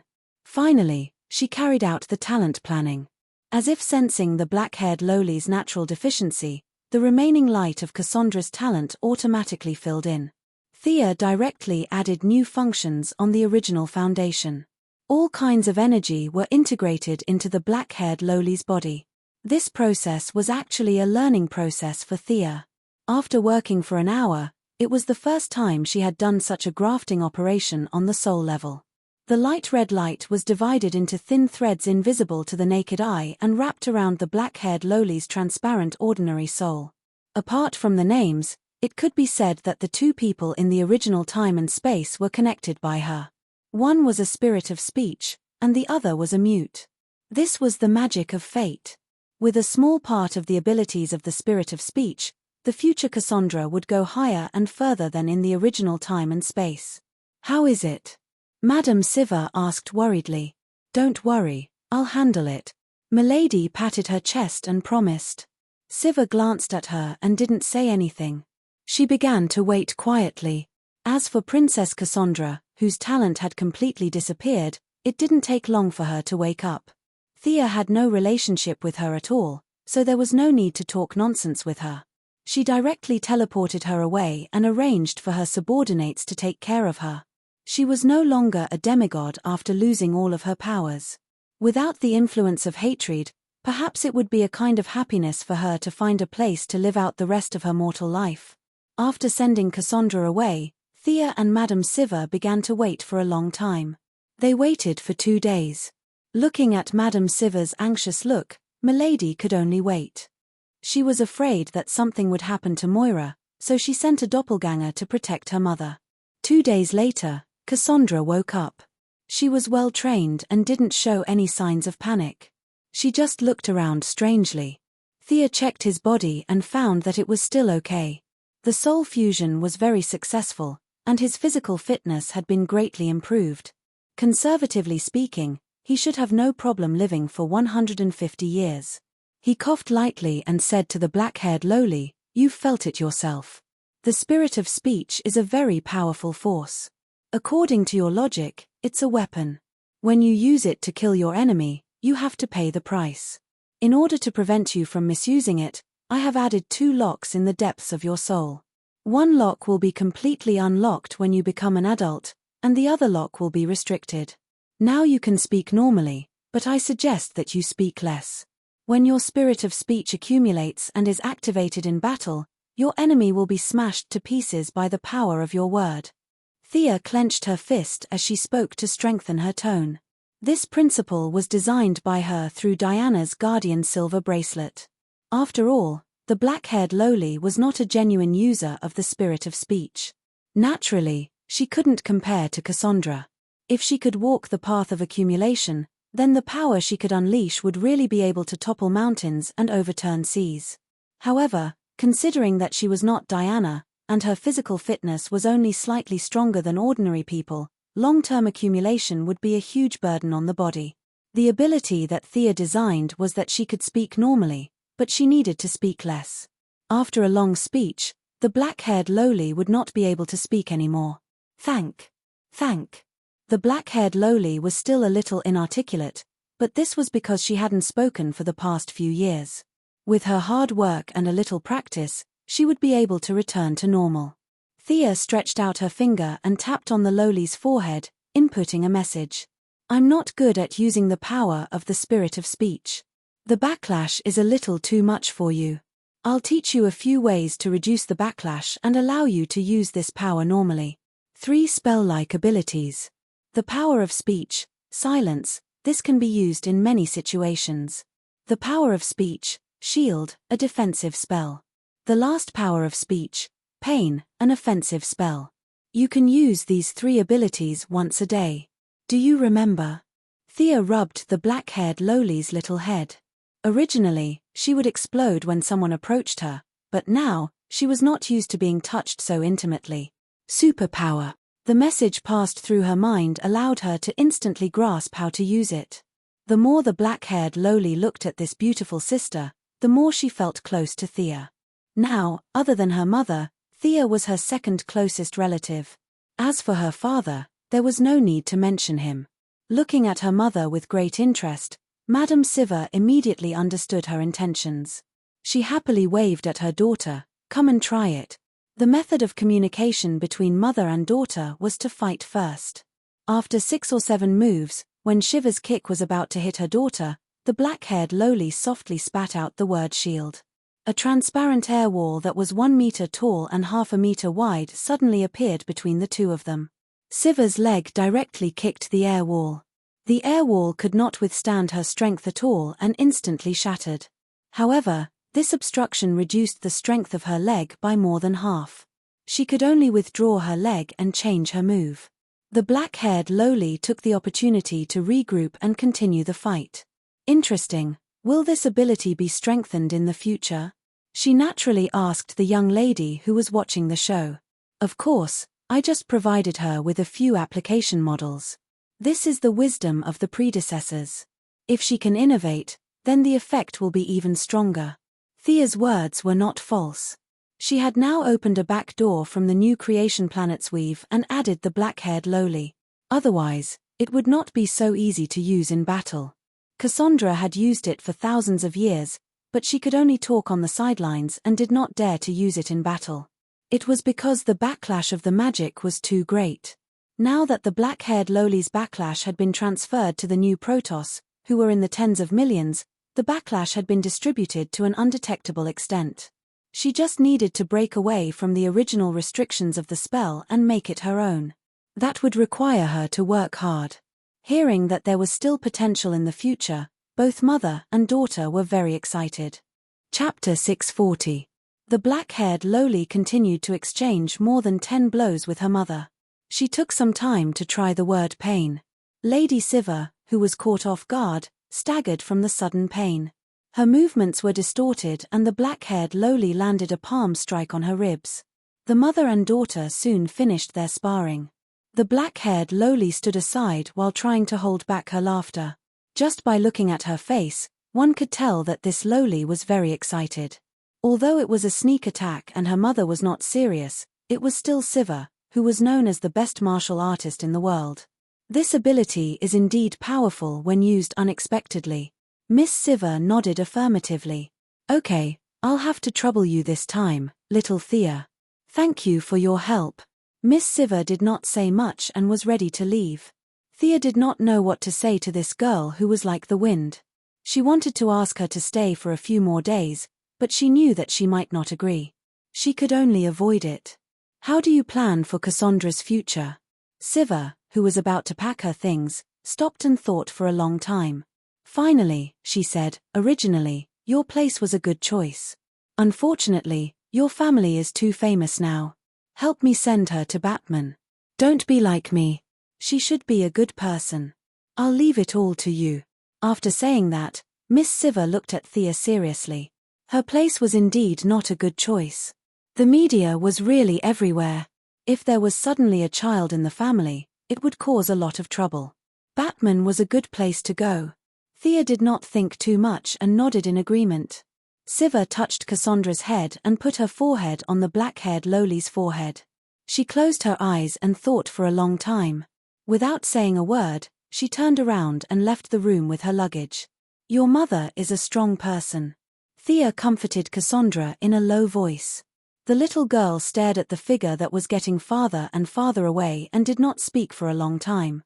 Thea couldn't understand Lady Siva's mentality of gently letting go of her restraints and wholeheartedly pursuing the strongest, nor would she do such a thing. This kind of behavior couldn't be considered noble, but it was definitely worthy of being powerful.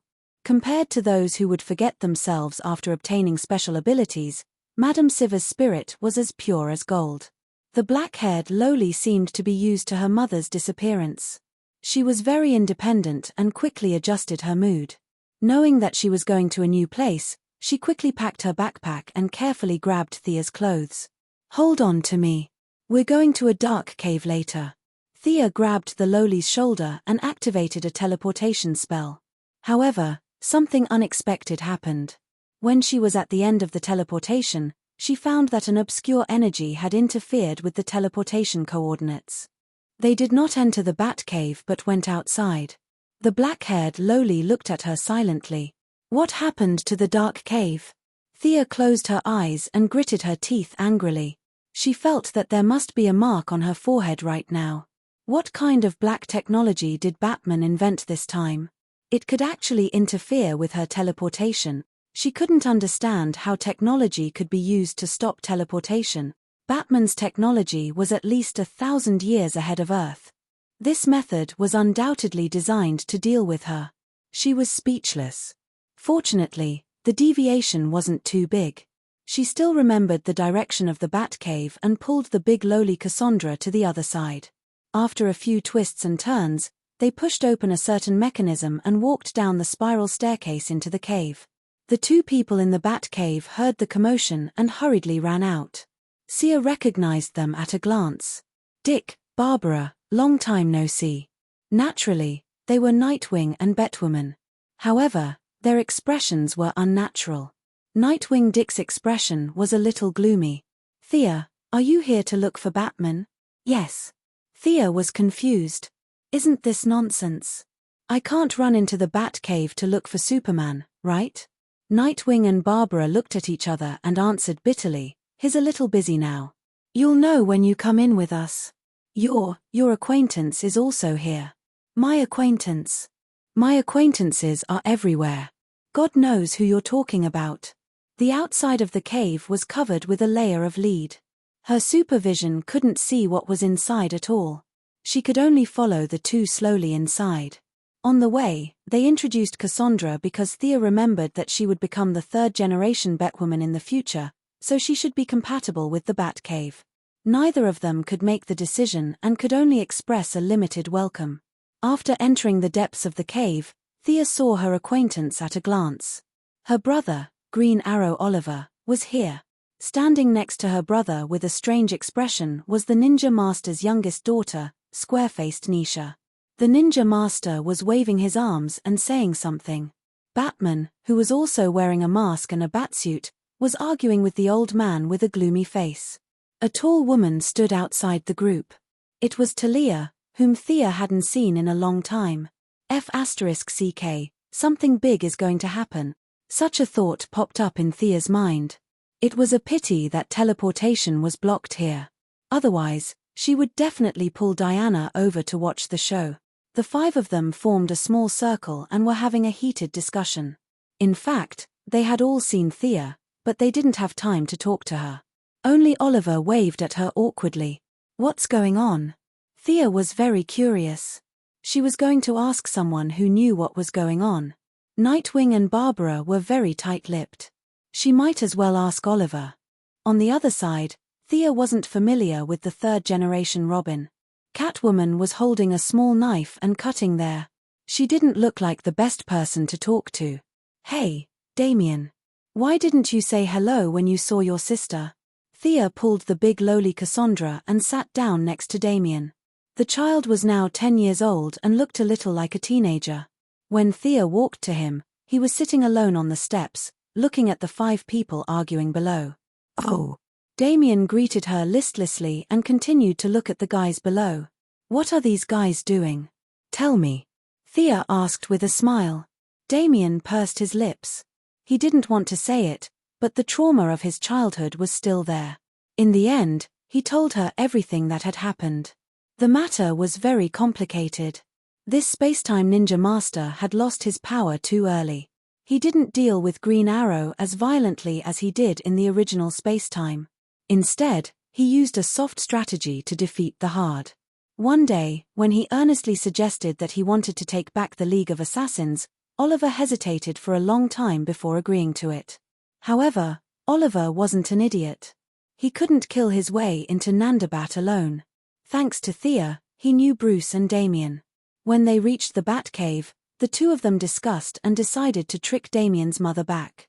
Chapter 641. After that, things started to get complicated. Talia was indeed tricked back, but the ninja master suddenly jumped out and said that Oliver should accept the position of the leader of the Assassin League and marry his little daughter to him. With the old man as the bridge, the relationship was twisted together. This time and Space Ninja Master was really good to Oliver. He taught him all his skills, and now that he only had a few years left to live, he was acting pitiful and gaining sympathy. In the face of his last wish, Oliver really couldn't say no. Before Thea came in, the few of them talked awkwardly for half an hour and still couldn't come up with anything. Talia was naturally strongly against it. She could give up the man, but she couldn't bear to give up the son. Square-faced Nisha was a lesbian herself. How could she get involved with Oliver? But she also knew that her father didn't have many years left to live, so she couldn't bear to say no. She was in the most awkward position right now. Batman had always thought that the Assassin League was bad, so he naturally couldn't let Green Arrow fall into it. He also strongly opposed it. Not to mention Green Arrow. What Assassin League? I'm living well in Star City. Why would I go there? The Ninja Master was not as strong as he used to be. He just kept acting pitiful, making the two men speechless. Do you understand now? If your brother marries my aunt, we'll be relatives.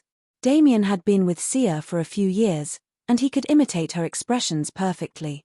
At this moment, he was squinting his eyes to express his displeasure. She scratched her head.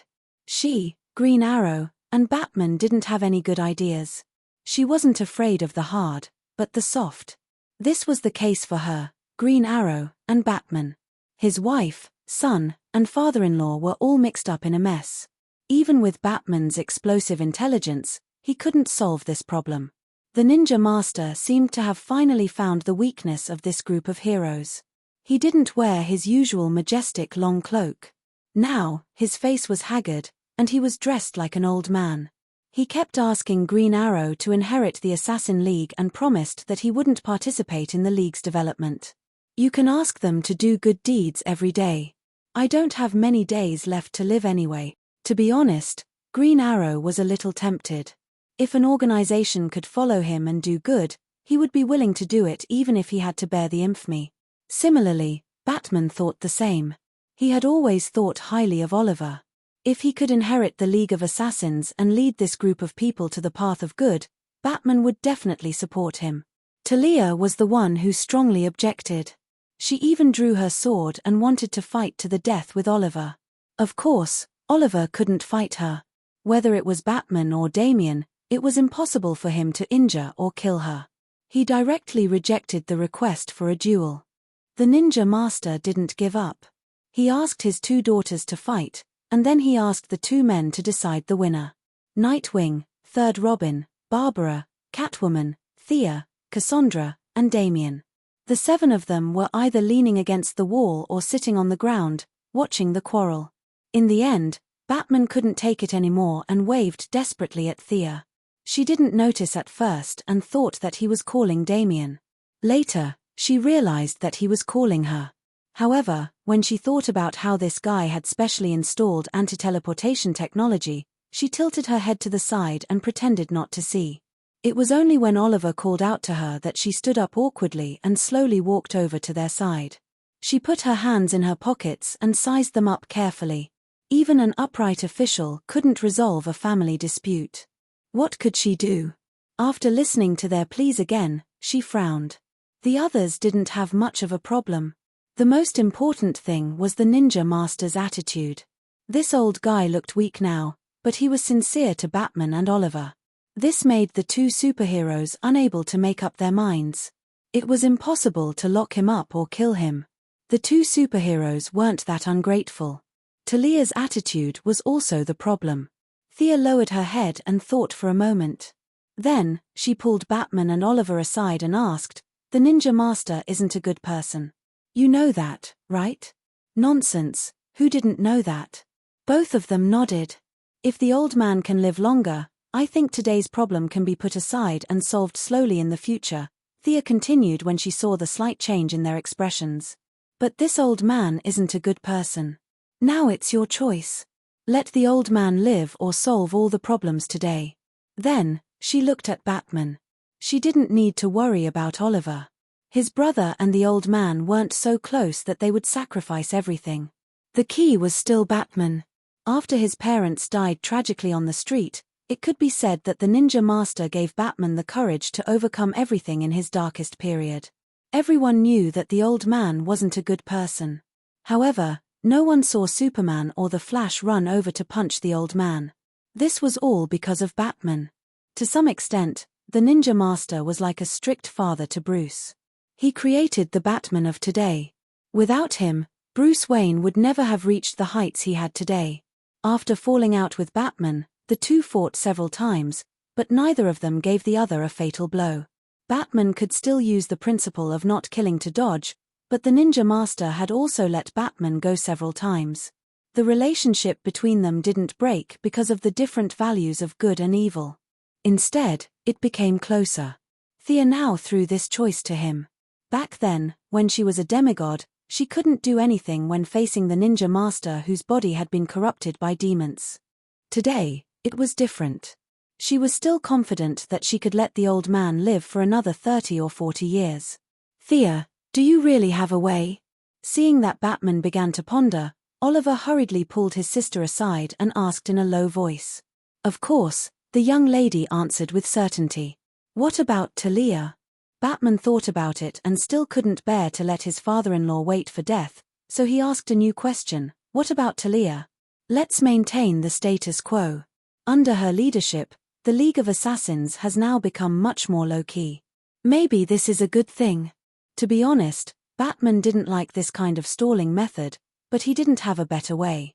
He nodded sadly and agreed to this plan. Seeing that the superheroes had reached a consensus, she called the old man out again and told him her proposal. I can extend your life for a while, but the price is to let go of the League of Assassins. Can you do that? Hearing that his life could be extended, the ninja master's eyes narrowed. Didn't you say that I could only live for 10 years? There was no need to tell the old man about ascending to godhood. Thea didn't want to agitate the old man who wanted to live forever. She took out a colorless and transparent hourglass from the dimension ring and gestured to him. This is the collection of the Greek god, Thanatos. Miraculously, even though they were tricked badly, Thanatos and Hypnos, the two cold male gods, didn't know the truth of the matter. When they heard that Lady Sea's words were very important to Hero, they specially took out a bunch of treasures to make friends with her. This hourglass was one of the inconspicuous items in the big gift bag. Chapter 642. To the gods, it was insignificant and could only be used as a bonus, but to the ninja master, it was too precious. The only drawback was that it would contaminate the soul. After all, it was another person's lifespan. The consequences of soul contamination ranged from mental disorder to personality replacement. Thea really couldn't let ordinary people use it, but the ninja master who had long been contaminated by demons didn't have this concern. This hourglass contains a person's lifespan of 70 years. Your original demon physique will increase the burden on your lifespan, but it's still possible to extend your lifespan by 30 to 40 years. Thea noticed a flash of light in the ninja master's eyes and knew that he was tempted. Now there are two options in front of you, waiting for you to choose. Do you want to solve the problem of the Assassin League while everyone is here today, or take a step back to extend your lifespan? In fact, there was no need to guess to know the old man's real thoughts. The longer one lived, the more afraid of death, especially the ninja master. The truth was as Thea expected. He quickly made up his mind to get the lifespan first. The Assassin League could be put aside for 2 years. Anyway, the purpose of the Assassin League was to extend his lifespan, so he couldn't put the cart before the horse. Thea threw the hourglass to him. How do I use this thing? The old man looked at it for a long time. It didn't look like something to eat. You know the worship ceremony of the Greek gods, right? Thanatos needs your belief. As long as you believe in him and worship him from time to time, the quicksand will slowly enter your body and extend your lifespan. The ninja master was very satisfied. This method wasn't difficult. Although it was a bit strange for a Central Asian to believe in a Greek god, who cared about this in a life-and-death situation? The old man left the bat cave gracefully. A storm that was neither too big nor too small was finally resolved. Thea finally had time to introduce Cassandra to Batman.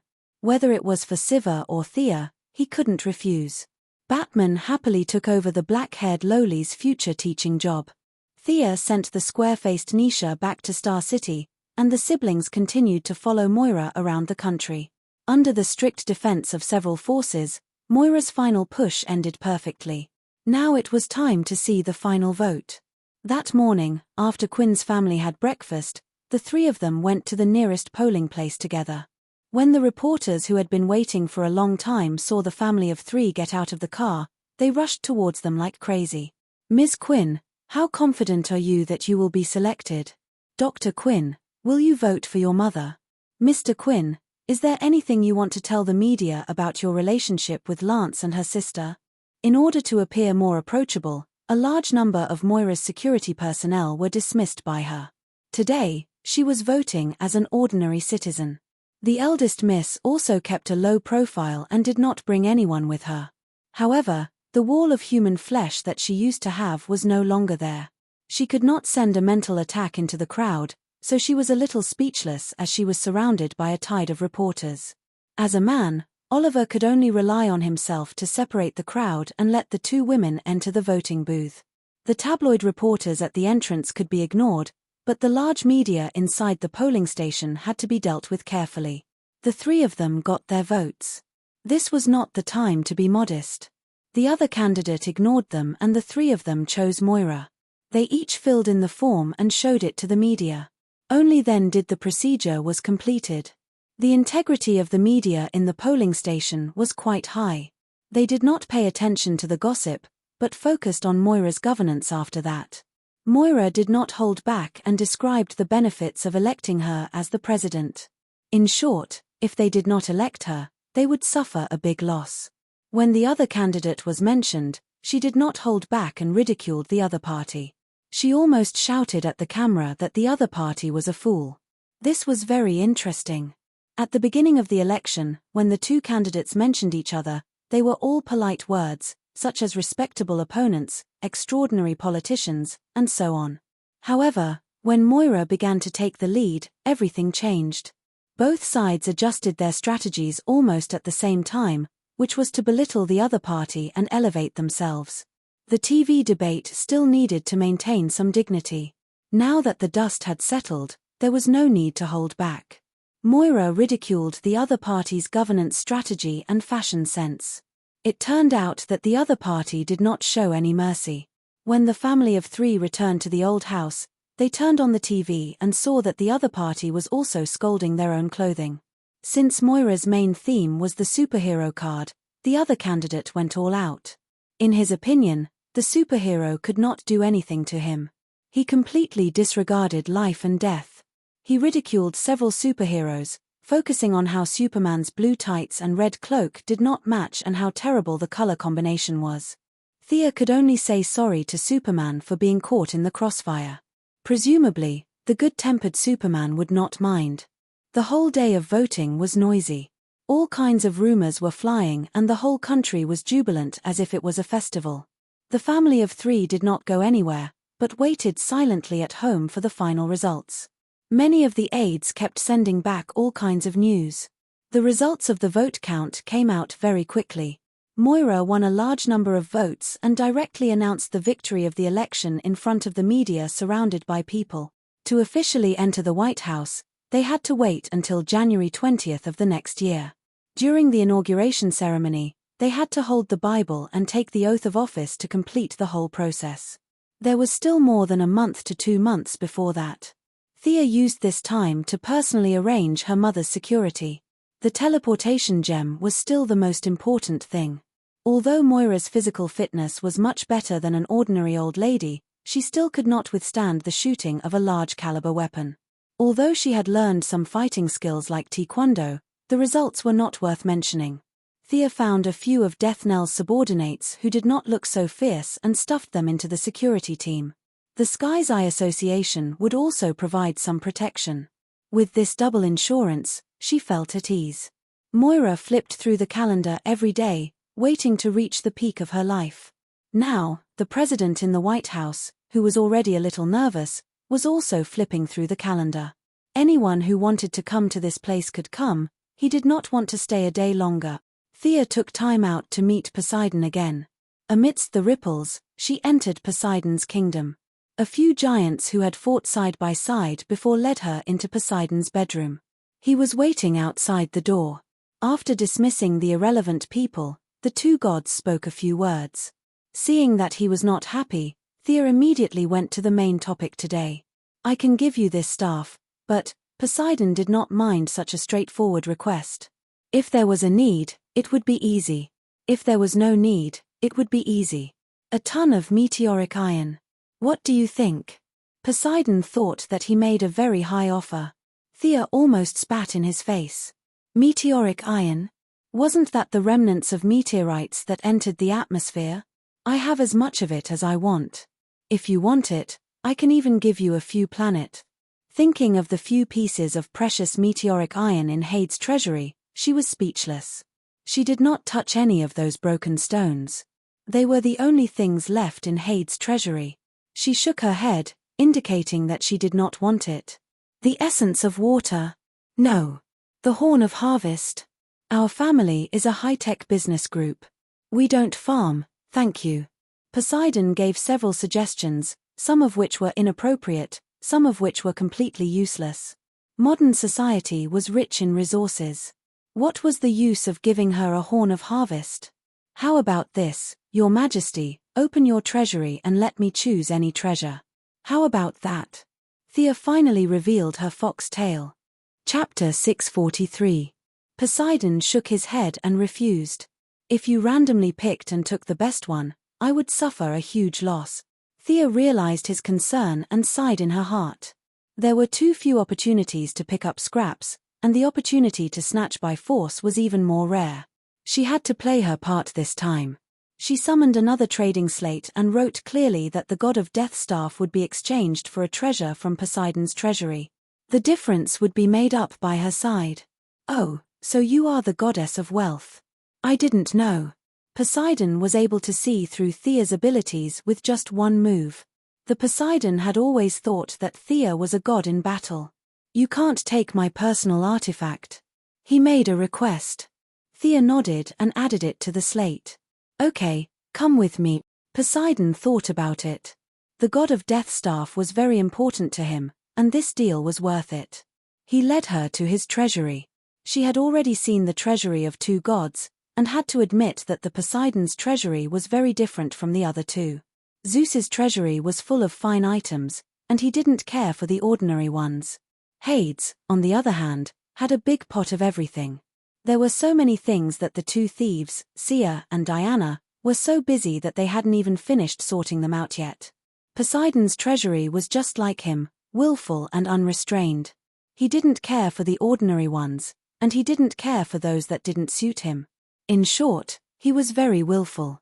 His treasures were all related to his priesthood. Water treasures were the most, and fire and light treasures were the least. Most of his treasures advocated strength, and they made people feel peaceful. It was a very extreme and willful collection style. Thea couldn't look carefully because time was limited. She directly lit up the most valuable item in the room. She looked around and found that treasures like the thread of fate were really rare. Even the Emperor of the Underworld and the Poseidon didn't have such a level of collection.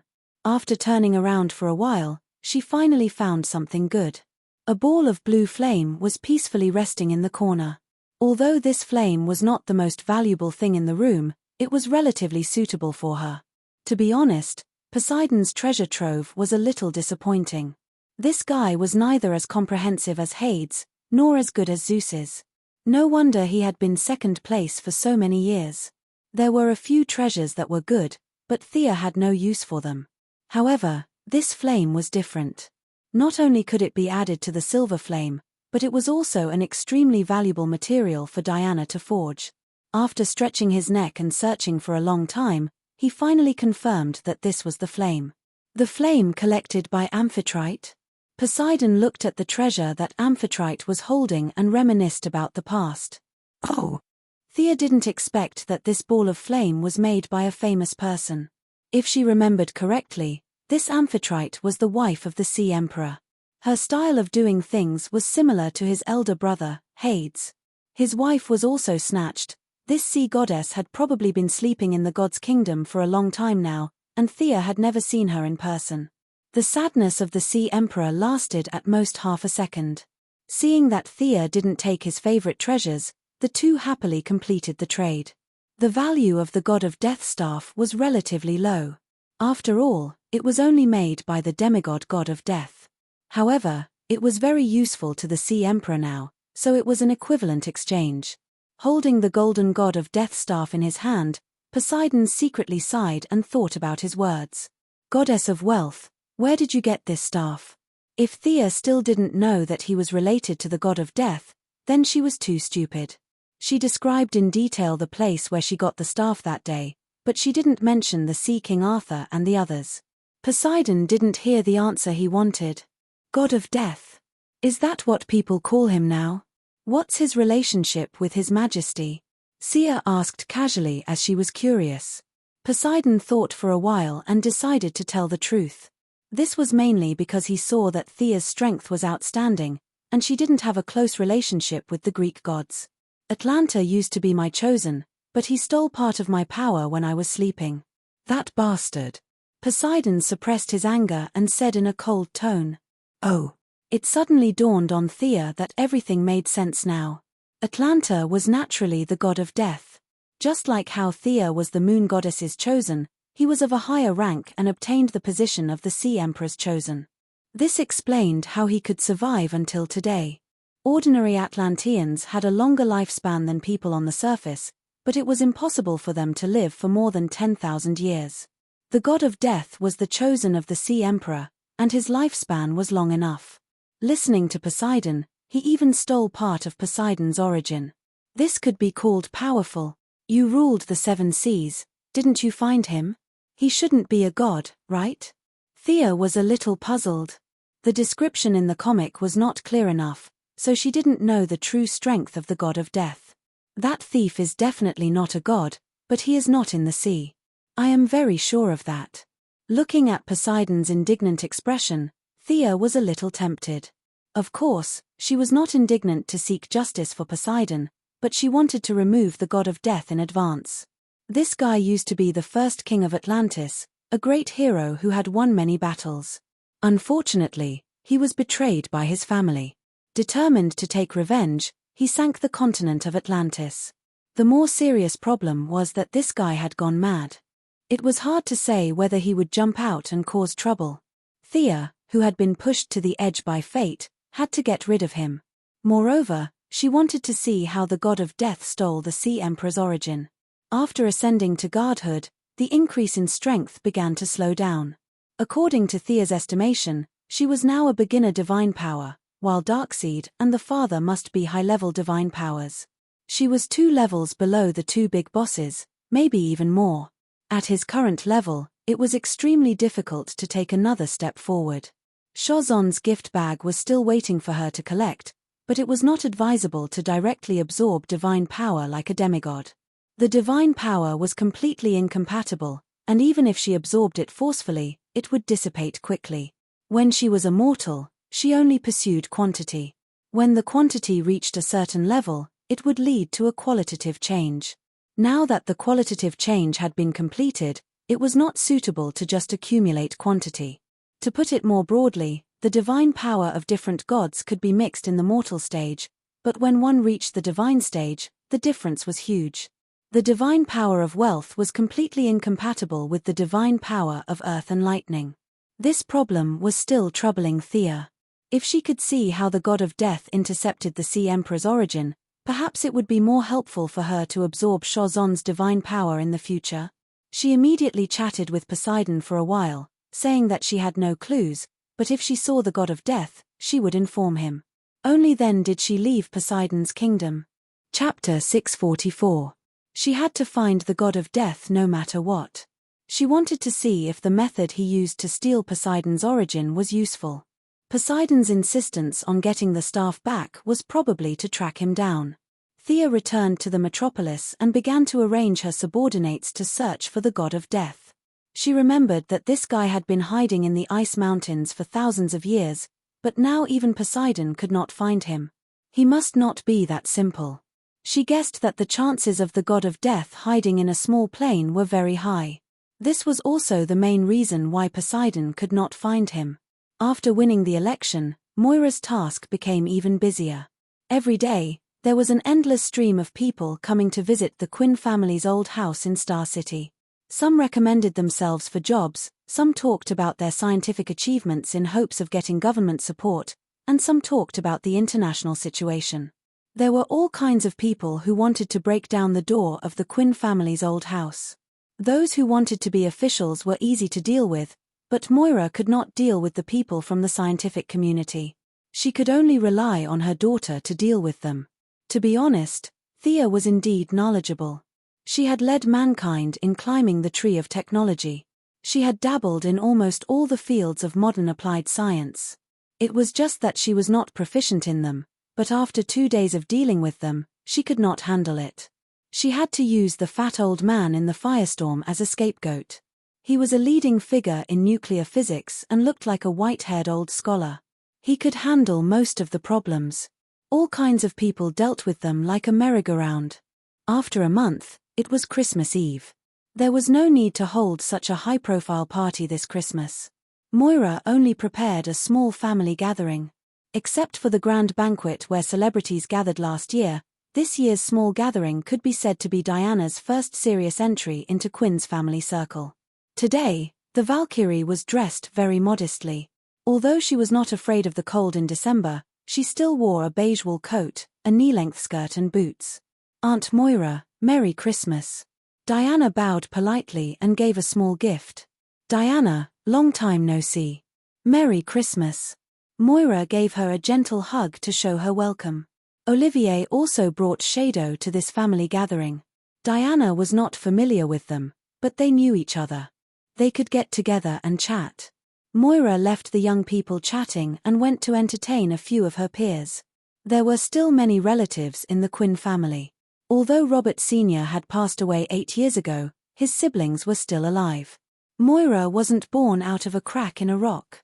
She also had her own relatives. Now that she was about to move into the White House, many relatives came to support her. Even if it was a family gathering, there were still more than 30 people. The older generation gathered together to chat, while the younger generation naturally gathered around Thea and the others. The young mistress's beauty was simply unparalleled in the world. However, the few relatives did not dare to have any ideas about her. The law here was that cousins were allowed to. But a billionaire, an academic giant, and a superhero title made most people flinch. They were just ordinary people and did not want to be captured by a group of aliens while walking on the street. A few of the young people were unconsciously attracted by Diana's heroic spirit and tried to show off their excellent side. The young mistress would not let their imagination run wild. Without a word, she pulled Diana's head over and kissed her lips. Diana was a little stunned at first, but soon understood and responded enthusiastically. The two of them showcased their affection on the spot, causing the relatives to sigh. Why would such a beautiful woman have such a relationship? What a waste. Although Thea's response was a little intense, they understood the whole story. They were wondering why a beauty like Diana would appear at the Quinn family's banquet. The truth made the young people feel miserable. Although there was a small episode, the Christmas banquet was very warm. The young people decorated the Christmas tree and hung the mistletoe. The young mistress, who was usually lazy, did not use magic today. She rolled up her sleeves and decorated with the others. The elders brought all kinds of food, including turkey, pudding, chocolate, and red wine for everyone to taste. From time to time, people dressed in Christmas robes and beard, dressed up as Santa Claus, came to congratulate the family. Moira gave everyone a gift. She did not put on airs, just like an ordinary housewife. There was a knock on the door. She could only open the door again. "Hey, Moira, Merry Christmas." A middle-aged man with an elegant appearance greeted her with a smile. Moira's expression changed slightly. She could not help but want to look into the house from the corner of her eyes, but she forced herself to hold back. "Merry Christmas, Mr. Merlin." Feeling the abnormality outside the door, Thea inadvertently took a look. She almost spat out the pudding in her mouth. Old Ma was here. Not only did he come alone, but he also brought his son, Tommy, and daughter-in-law, Laurel. It was not a big deal for the two families to celebrate Christmas together, but he even brought Shangju's wife. It was already ridiculous for a goddess like Diana to celebrate Christmas, but now the youngest sister of the goddess of the lake also came to celebrate Christmas. Would that wooden god be able to withstand it? While Thea was stunned, Old Ma had already entered Quinn's old house with his girlfriend and son. This guy was indeed here for Christmas. Seeing that Malcolm and his family were obviously not here to cause trouble, Moira also let down her guard. She chatted with Shangju, half to test the situation and half to build a relationship. Today, Shangju's wife had obviously made some preparations. She put away her ethereal temperament, just like when Thea first met her 100 years ago. She was graceful and elegant, and her speech was extraordinary. Even in front of Moira, who was already the leader of a country, she was not inferior. "Who is that woman?" Tommy pulled Laurel to the side of the young people. Oliver asked in a low voice. He was naturally referring to Shangju's wife. "Yes. She's my dad's new girlfriend." Tommy was a little embarrassed. His dad had disappeared for several years. Now that he jumped out, it was unexpected. Oliver looked at her seriously. "This woman seems to be very powerful. She's not an enemy, is she?" After that, he looked at his sister and Diana. In Oliver's view of the world, it was always right to ask his sister about these strange things and people. When Thea was hesitating whether to say it or not, Diana directly sold her out. "Thea knows best. They have some history." Milady looked back at her as if she was a traitor. She quietly set up a small enchantment and explained to them, "She's Shangju's wife, the youngest sister of the goddess of the lake in Celtic mythology. As for my history with her, it's because my sword is the sword of the lake." This is what Diana is referring to. The Valkyrie shrank her neck. She forgot that Thea's Merlin bloodline could not be exposed. Fortunately, Milady covered it up. Chapter 645. The story of the sword in the lake, King Arthur and the goddess of the lake, was known to everyone here. Even Shodo had heard of it before. Their mouths were wide open as they tried to digest the news. Oliver and Shodo didn't care about it, so they just treated it as a story. Tommy and Laurel, on the other hand, had a hard time. Fortunately, they were experienced and knowledgeable. Diana was a living example, so they weren't too surprised. They were just scratching their heads about how to deal with their relationship in the future. With 4 more people, the Christmas party went on as usual. Everything was peaceful and no accidents happened. The young people agreed to go out for a walk. Malcolm and Madame Shangju also got up and left. Old Ma, Oliver, and Tommy walked in front. The women were a step behind. Madame Shangju looked at Thea carefully for a while and sighed. "Have you come this far?" How far had she come? Laurel and Shodo were full of questions, but they wisely didn't ask. "I was lucky, but the road ahead is getting harder and harder." Thea's relationship with Shangju had always been neutral. In the past, they were simply seniors and juniors. Now, they had become seniors and juniors. Madame Shangju wasn't angry that she was surpassed by her juniors. Her expression was still indifferent. "Fate has shown me that the path you're on is completely correct. Don't be afraid, don't hesitate. Follow your heart and persevere." The group walked to a crossroad. Malcolm and Shangju parted ways with them. Thea didn't say a word to Old Ma. They didn't even look at each other, but they understood each other's thoughts. Oliver, Tommy, and Laurel weren't devout believers. Shodo was from an indescribable country. Thea and Diana were even worse. It was torture for them to go to church. They decided that the night was long and they couldn't sleep. They might as well go and fight criminals for fun. Returning to her old base, Thea had a lot of feelings. Felicity and Ray Palmer were now together. They had a good chance of becoming a couple. She had already left this place and was heading for a wider world. Perhaps Star City's public security was too good, or perhaps the criminals had a premonition that there would be a disaster tonight. The 6 of them guarded the communication channel for a long time, but none of them called the police. "Let's have a contest," suggested Oliver. Everyone had nothing better to do, so they all agreed. After agreeing with everyone's opinions, they decided to compete in archery. Green Arrow Girl, and Black Arrow all relied on their bows to survive, not to mention Thea. Diana also knew how to shoot arrows. Back then, Antiope had taught her for a long time, but she preferred close combat and did not usually use a bow. It was worth mentioning that Laurel had also learned archery. The Green Arrow Party was now a veritable shooting club. There wasn't a single member who couldn't shoot. Everyone displayed their skills. Thea and Diana also suppressed themselves to the level of an ordinary person. They only competed with their archery skills, which instantly highlighted Oliver's strength. Even if Thea and Diana used all their archery skills, they still couldn't surpass him. This was Oliver's talent. They played around until 3 o'clock, and then went home. Diana officially moved into Quinn's old house. The election was over, and this kind of private life could not shake Moira's position at all. It could even help her share the political pressure, so she was very calm. "Is this your adoptive father?" The 2 girls took a shower and changed into their pajamas, lying on the bed.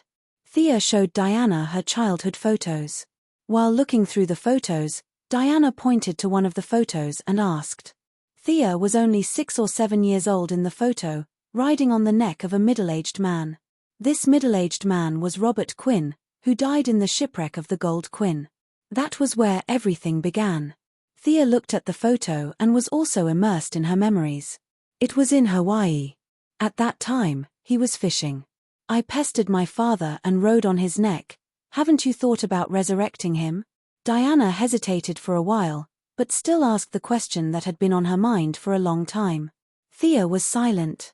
Recently, she never got tired of giving others choices every day. Only when the choice fell on her did she realize the dilemma. Although resurrection methods were rare, it was not impossible. Whether it was Hera or the Heavenly Father, they both had some. As long as she made a deal, they would give it to her. But what about after the resurrection? The Gold Quinn was sunk by Malcolm. Old Malcolm really treated her well. What should she do then? Watch her biological father and adoptive father fight, and the white knife enters and the red knife comes out?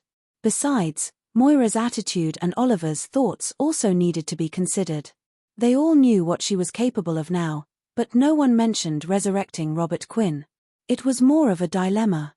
Thea silently stroked Robert Quinn's photo. The mistake of her father's generation had been made. What should she do?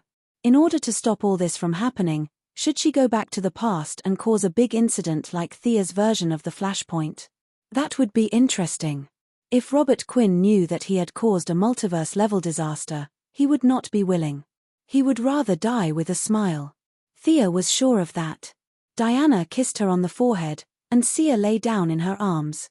The 2 of them didn't have any sparring, but just hugged each other quietly until dawn. Thea did not make up her mind in the end. Just like Batman chose to indulge the ninja master, she chose to be an ostrich and drag on to maintain the status quo. Another month passed quickly, and it was finally the day of the swearing-in. Early in the morning of January 20th, the family of 3 was dragged to the church for a worship ceremony. Moira was serious and solemn, while Oliver and Thea were a little more casual. At least this wooden god was not worthy of the goddess of wealth. After that, the former president accompanied the current president to Capitol Hill. Thea certainly could not hold the holy sword on such a day. She wore a quilt. She wore a blue dress, carried a handbag, and wore a pair of 6-centimeter high heels.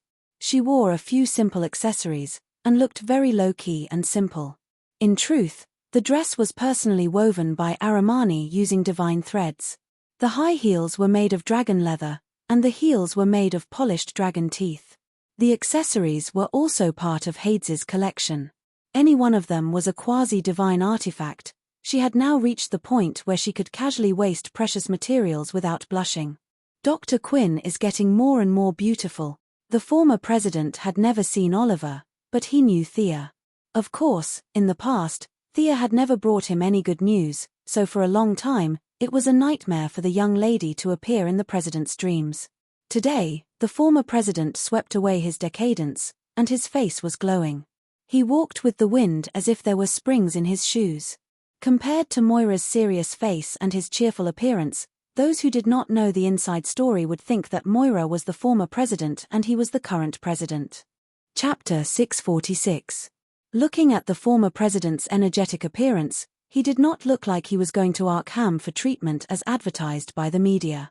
The young lady awkwardly exchanged a few words with this old acquaintance before the other party let her go and stood side by side with Moira. "Ms. Moira Quinn, are you willing to serve as the President of the United States?" When everything was set up, the Chief Justice of the Supreme Court asked loudly. Moira put her hand on the Bible in front of her. Strengthened twice by her daughter, her voice was loud and did not sound like a middle-aged woman at all. "I solemnly swear that I will faithfully carry out the duties of the President of the United States and do my best to abide by, protect, and defend the Constitution of the United States." After the routine procedure, there was a warm applause. Thea also happily clapped twice. After that, the former president was sent off and the new president began his first policy speech. In fact, it was all routine and cliché.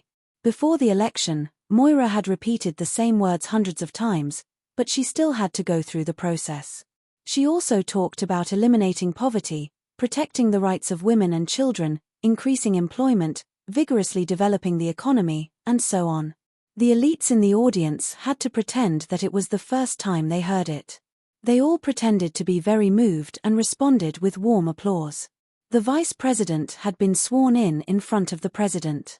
He was also Thea's old acquaintance, the former Minister of Defense, General Swanwick. This black general had officially retired from politics and was now Moira's deputy. After several internal games, the position of Minister of Defense was handed over to Clark's father-in-law, General Ryan. They just had to wait for Moira to take office and go through the nomination process. Analysts agreed that the combination of a president with a huge financial group background and a vice president with a military background would be more executive and inclusive than the previous government. After the speech, it was time for the inauguration luncheon. Many guests had been standing under the sun for half a day. Some of the older guests were so tired that they were about to collapse. They took the opportunity to rest for a while and eat a simple meal. Most of the guests were greeting each other. After all, the men were still fine, but many of the female guests were dressed so tightly that they couldn't even sit properly. What a joke. The young lady did not care. Even if she ate a dragon, her stomach would not have any abnormalities. However, she could not give up on her manners. She could not eat a drumstick. She also had to pretend to be a lady and wait with Oliver on the side. The banquet proceeded very quickly. Formalism was everywhere, and it was the same here. The luncheon almost ended right on time. A group of people walked out in an orderly manner. According to the procedure, it was the presidential inauguration parade. The motorcade circled along Pennsylvania Avenue, and finally, the president went up to the viewing platform of the White House to watch. The parade was made up of the honor guards of the three armed forces, civic groups, and various floats. Finally, there was an inaugural ball, and the event finally came to an end. "Ayo, I'm so tired." The young lady felt that today was even more tiring than the battle with the eldest son. She threw herself onto the big bed in the White House, exhausted. For the next 8 years, she would have a bedroom here if nothing unexpected happened. This was the only reward she had gained after several months of hard work. She was so tired that Oliver and Moira were not much better off than her. The whole family had gone to bed early. Early the next morning, Thea was awakened by the noise. Just as she was about to cast a chain lightning to kill the flies, she finally realized that she was in the White House. She awkwardly put away her magic and observed the people outside. She changed into casual clothes and walked out leisurely. The breakfast in the White House was very simple. The waiter brought her a small plate, a few slices of bread, a few pieces of bacon, a palm-sized pancake, and a glass of milk. This was the breakfast for the day. Thea did not care whether she ate it or not. She just thought it was funny. Those guys who protested every day about the luxurious life in the White House should really come and see. This breakfast was at most $10. According to this standard, How much money could they spend in 8 years? She quickly finished her breakfast. On the first day of the new president's term, there was a routine press conference. Thea dressed herself as quickly as possible and stood in front of the White House lawn. She narrowed her eyes and listened to the reporters asking all kinds of strange questions. Originally, she thought that this matter had nothing to do with her. She was thinking about the god of death. Suddenly, a reporter mentioned her name and quickly pulled her attention back to reality. "Dr. Quinn, is it comfortable to live in the White House?" Well, those with the title of PhD must be addressed as Dr. in public. The Missy had always praised herself for her persistence in the past. Otherwise, Miss Quinn would sound very low and inferior. For 8 generations of the Quinn family, she was the only one who had a PhD, so it was self-evident who the other party was asking. Of course, the Missy would not say that this was the smallest place she had ever lived. The White House was 73,000 square meters. It was not small, but compared to the properties under her name, it could only be said to be SOSO. She cheekily praised the democratic system in the United States and expressed her yearning and excitement for the White House. "Will you build a swimming pool in the White House?" Thea glanced at him gently. "Are you crazy?" In his heart, he wondered if he should let the poison vine lady capture this guy and use him as fertilizer. "No. May I ask if superheroes should disclose their identities and register with the government?" Thea could not help but look sideways. "Did you transmigrate from Marvel next door? Superhero Registration Act? You're going to cause trouble." She couldn't deal with this problem. "I can tell you clearly that I won't." "Why? Do the people have the right to know?" the other party asked aggressively. Thea glanced at the scene. Oliver stood beside her. Diana and Bruce Wayne were also present today as celebrities. Superman used Clark Kent's alias to mingle with the reporters. The Martian hunter stood diagonally behind as a security guard. The Missy frowned slightly and sorted out her words. "Ridiculous. Superheroes did not take a single cent from the government and risked their lives to help others. What if their identity is exposed and they are attacked by bad people? Who will be responsible if their families die because of this? The people have the right to know? When did the people have the right to control the life and death of others? Is it given by the Constitution or God?" The Missy asked 3 questions in a row. Her voice was flat but her tone was cold. The other party was a little stunned. He did not expect Thea's words to be so sharp. However, he came prepared and changed his angle. "The people may not have the right, but the government should." Thea's smile was very fake. Of course, her words were even more fake. The government personnel are also made up of the people. The senior government officials are actually ordinary people. They are just a group of people who serve the country and society. After 8 years, they will return to being ordinary people. Your premise is not correct. Chapter 647. The reporters at the scene laughed softly. Thea was definitely lying through her teeth. Were these government officials ordinary citizens? They were either executives of major consortiums or elites in various industries. They would only go to a higher position after leaving the White House. However, the mainstream of society thought that they were ordinary citizens. This was very interesting. The reporter knew that Thea was lying, but he was speechless. He could not deny the current mainstream values, but Thea kept talking about democracy. He did not know how to respond. "Are you advocating a government without people? If superheroes need to be registered, then we have to abandon the existing system and remove the human factor. Mr. Reporter, are you suggesting that we use supercomputers to control all systems according to established procedures to restrain everyone?"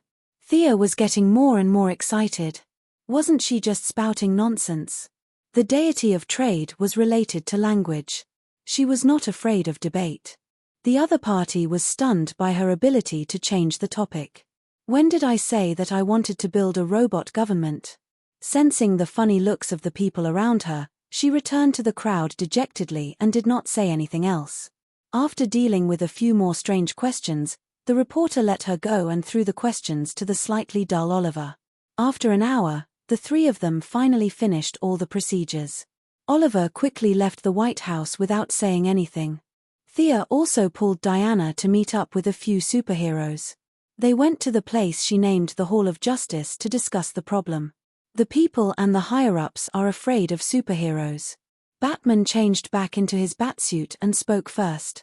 Thea's identity had been completely exposed, and Diana did not care. Superman was in between what could be exposed and what could not be exposed. He and the Martian Manhunter were firmly against revealing their identities. He was very sensitive to the smell of conspiracy as he pondered about others every day. I think it should be under the premise of voluntary participation. It depends on the individual's opinion on whether or not to disclose their true identity.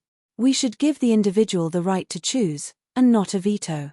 Superman was very keen on this theory that his father had taught him, the so-called right to choose.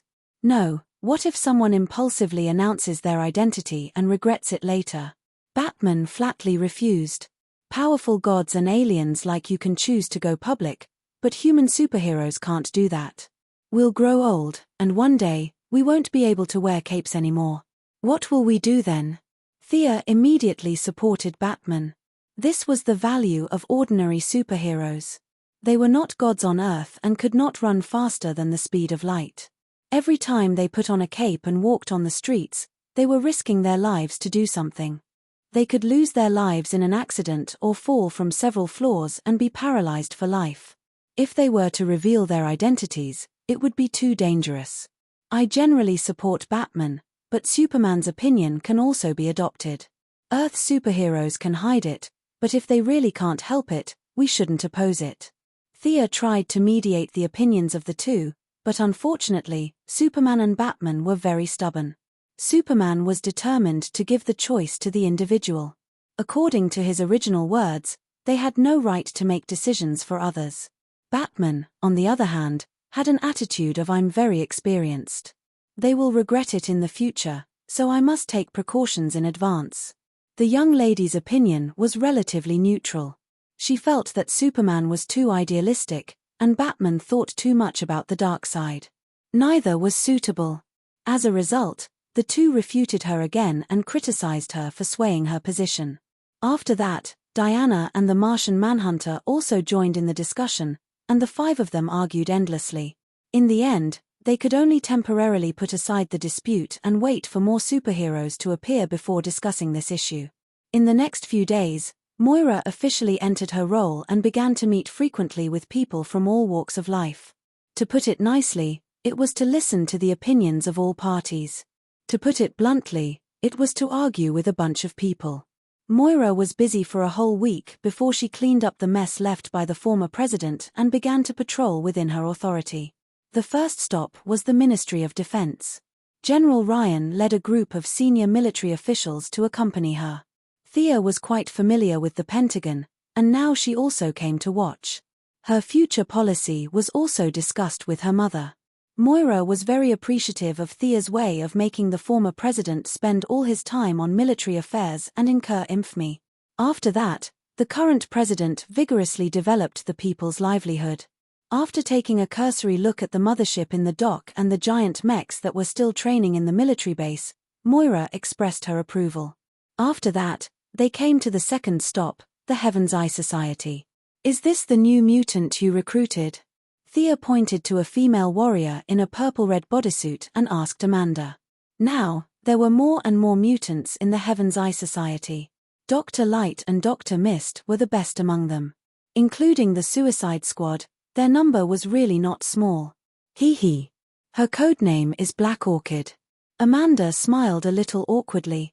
The role had changed, and now she didn't know whether to answer Thea's question or not. Thea glanced at the female warrior and snorted softly. "It's the product of human experiments. You added the green of all things and the red of all things into the same body at the same time. This is the only survivor, right?" After that, she shook her head gently and let go of the topic. At the same time, she also praised the black technology of the Heaven's Eye Society. The green of all things and the red of all things, such things that deviated from the rules, how did they coexist in the human body? The Heaven's Eye Society bases were all over the country, and Moira didn't have the time to check them one by one. She just listened to some reports and completed the established procedures. It was just that she finally proposed to visit the Black House. The Black House had always been under Steve's direct control, and even Amanda, who now controlled the Heaven's Eye Society, didn't infiltrate it. But fortunately, Steve was a really patriotic person. For the president's order, he chose to directly execute it. Thea also took her mother's arm and stepped into the Black House. Chaos. Turning on the indoor lights, looking at the room in front of them that was comparable to a small library, the few people who entered for the first time all had the same feeling. The young lady ignored the gazes of the few people and looked at her own collection. After looking at the treasure house of the three Zeus brothers, she only had one thought. This place was simply a garbage dump. All kinds of messy things were piled up together, and there must be some high-quality goods. For example, at first glance, she saw a golden helmet in the shape of a full golden bell, quietly placed in the corner. This was the sole manifestation of the god of order of the two rivers, Nabu. The person who wore the helmet could instantly merge with Nabu and become a powerful mage, and had a lot of abilities such as time travel, immunity to aging, and precognition of danger. It was recorded that there were a total of 8 people who had worn this helmet, and they all called themselves Dr. Fate. Chapter 648. Ridiculous. Thea scoffed at their self-title. What was the point of being possessed by a god, assimilating their form of existence and gaining unparalleled power in a short period of time? They couldn't even see themselves clearly, yet they gave themselves the codename of Fate. It was ridiculous. Using the short decades of human life experience and knowledge to understand a god that had existed for tens of thousands of years, she could only say that she should cherish it. This was a possession artifact. The only lucky thing was that God Nabu was kind. Otherwise, God Nabu could be resurrected with a body. Sia used her divine telekinesis to check the helmet. The other party's spirit body was still full of vitality. However, there was a limit to how strong the spirit power was. She forced herself into his spiritual world and found that this guy was not a bad guy. It was just that his understanding of the order was too narrow and did not match her position as the god of wealth. Thea retreated embarrassedly. She couldn't absorb this guy's divine power. Her personality and position were both neutral. There was a big gap between her and the order. It was worthless.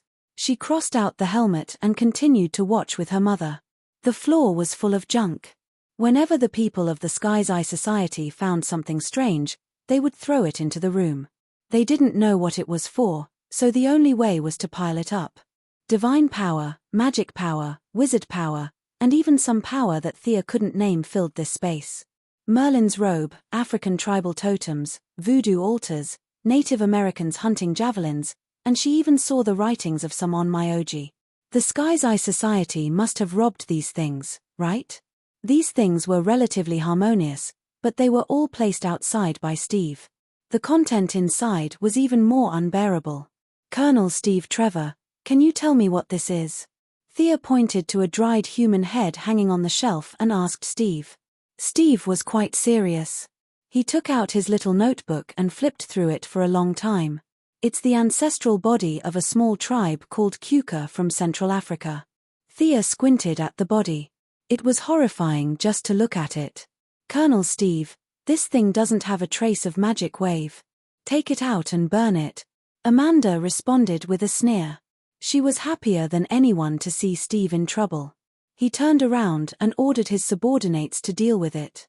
A few of his subordinates also felt that this thing was an eyesore hanging there.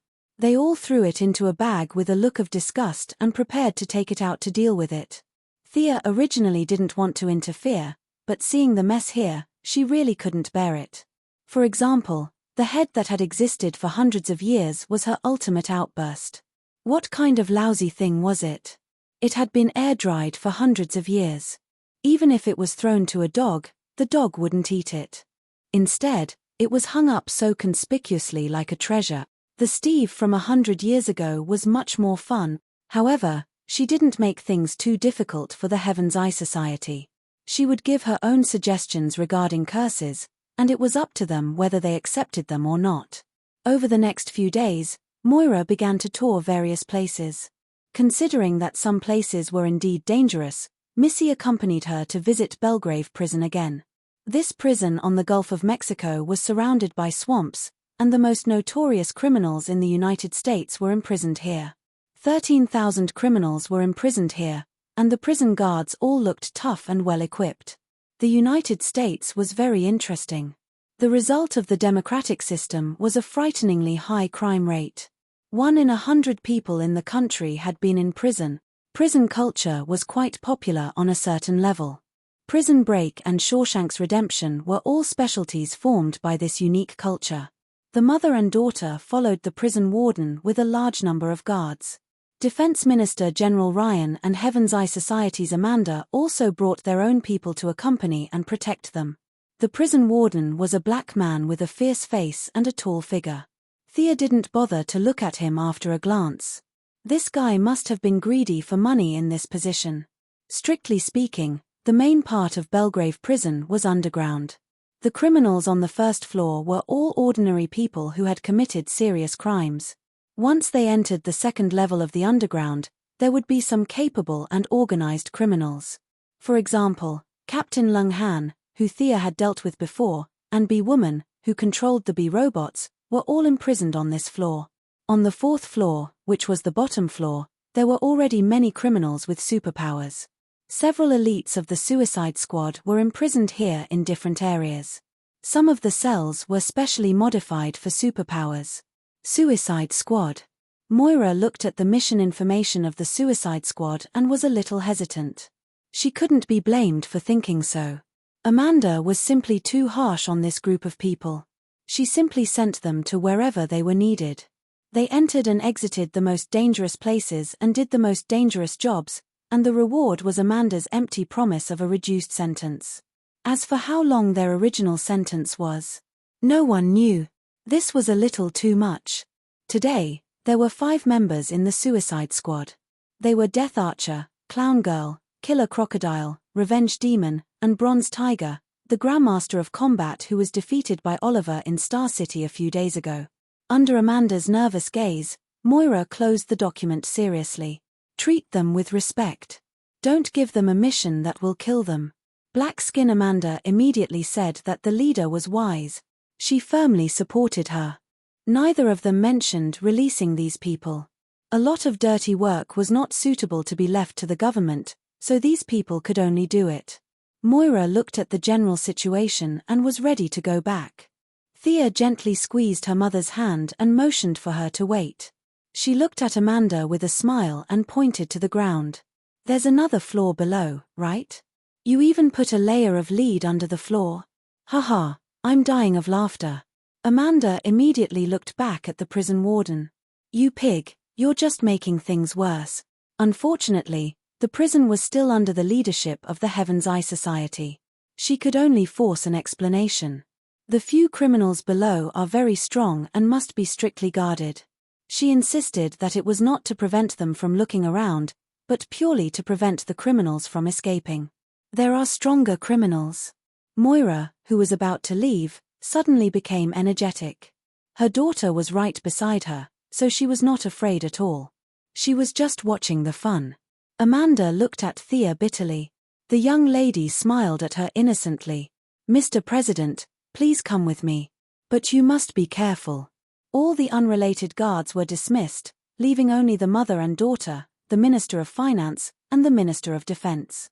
Including herself, there were a total of 5 people. They were very confident in the young lady's ability. If she could not withstand it, the security guards would die. Amanda led them to a wall. She performed pupil verification and keyed in a password. After 5 or 6 procedures, a spiral staircase appeared in front of them. As she walked, she introduced the few prisoners. They first came to a cell that was completely cast out of alloy. A burly man with grey skin, iron-like muscles, red eyes, black hair, and a face full of stubble was firmly fixed in the room. As if he heard the sound of the outside world, the man began to shout. Amanda, Fiercer only wants you dead. Fiercer only wants to strangle you with your intestines. His voice was so loud that it could be heard even through the thick metal cell. Amanda, who was an ordinary person without any superpowers, had a big heart. She looked normal as if she did not hear anything and introduced the man to them. This guy must be an alien. He can understand our language, but communication is not smooth. He acted recklessly on the streets of Philadelphia and then resisted arrest.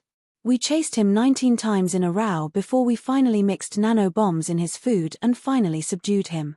Chapter 649. Amanda continued, "It's worth mentioning that his self-healing ability is terrifyingly strong.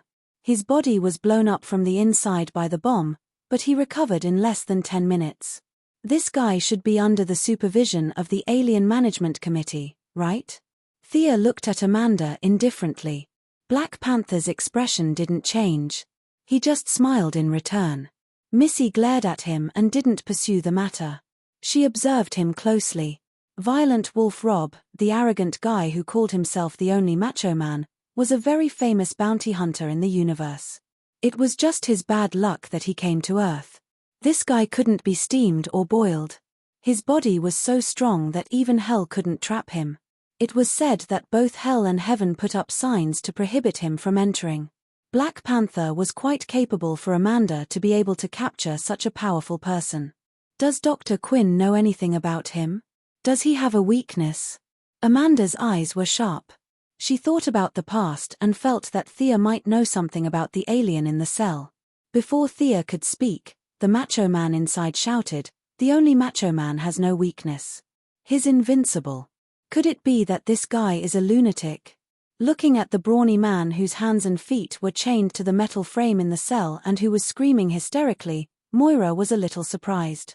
She had always lived in the relatively peaceful Star City and had never seen such a fierce person.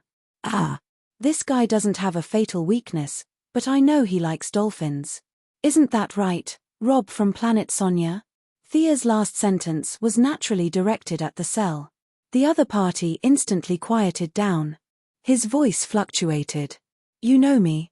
I heard about you from the Green Lantern Corps." Missy threw the blame to him. "Go find trouble with the Green Lantern Corps if you can." Thea thought for a moment.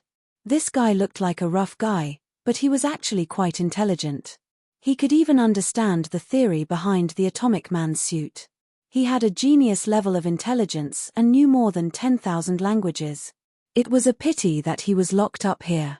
Although he killed everyone on his planet, the future Batman pulled him into the American Justice League. The people on Earth probably wouldn't mind. Thea immediately said, "Rob, let's make a deal." There was silence for a few seconds. "Only Macho Man doesn't believe you. How about this? Let's make a 2-year agreement. Use your knowledge and combat power to help the people of Earth, and we'll give you your freedom. I'll also personally give you a cosmic dolphin. What do you think?" Thea felt that if Batman could whitewash this guy, she could too. Killing the people of an entire planet had nothing to do with the people of Earth. When Amanda heard that her prisoner was going to be released, she wanted to say something a few times, but she held herself back. She felt that this prison was impregnable, but Thea had a different opinion. With her sharp eyes, Thea had already noticed that it wasn't difficult for Robert to break free from his shackles. It was just that she didn't know what was going on in this guy's head, which was why he hadn't acted yet. There was no need for her to be criticized at all. She calmly exposed this layer of window paper. "Stop pretending. Sit up and let's talk." As soon as she finished speaking, Robert suddenly sat up under Amanda's nervous gaze. The metal shackles that bound his hands and feet broke like pieces of paper. Thea glanced at Amanda. The meaning in her eyes was nothing more than, "See, if I didn't come today, your intestines would have been pulled out and strangled by this rough guy next time." There was finally a trace of panic in Amanda's expression. The enemy wasn't restrained. If he rushed out, she, as an ordinary person, couldn't stop him. Robert broke free from his shackles, stretched his hands and feet, walked to the side of the cell, and looked at Thea through a thick layer of metal. He was 2 meters tall, and Thea was also 1.8 meters tall. She was wearing high heels, so the difference in height between them wasn't big. Robert's blood-red eyes looked at her for a long time, and the corner of his mouth had a trace of a sneer. "I've killed a few guys like you." Thea wasn't surprised that Robert had killed gods. The universe was too big, and there were always some old gods that fell into the hands of the strong and became a boast. Thea was fearless. "I'm not like them. You're no match for me. Haha. You're very strong. Do you have a space dolphin? The two didn't talk about the release, and only talked about the content of the deal. Yes, I only have two, and I spent a lot of money to buy them. Thea controlled a large neutral business alliance, Diana liked all kinds of rare materials, and she liked cute little animals. There were very few space dolphins in the entire universe. This animal was similar to the Earth's dolphins.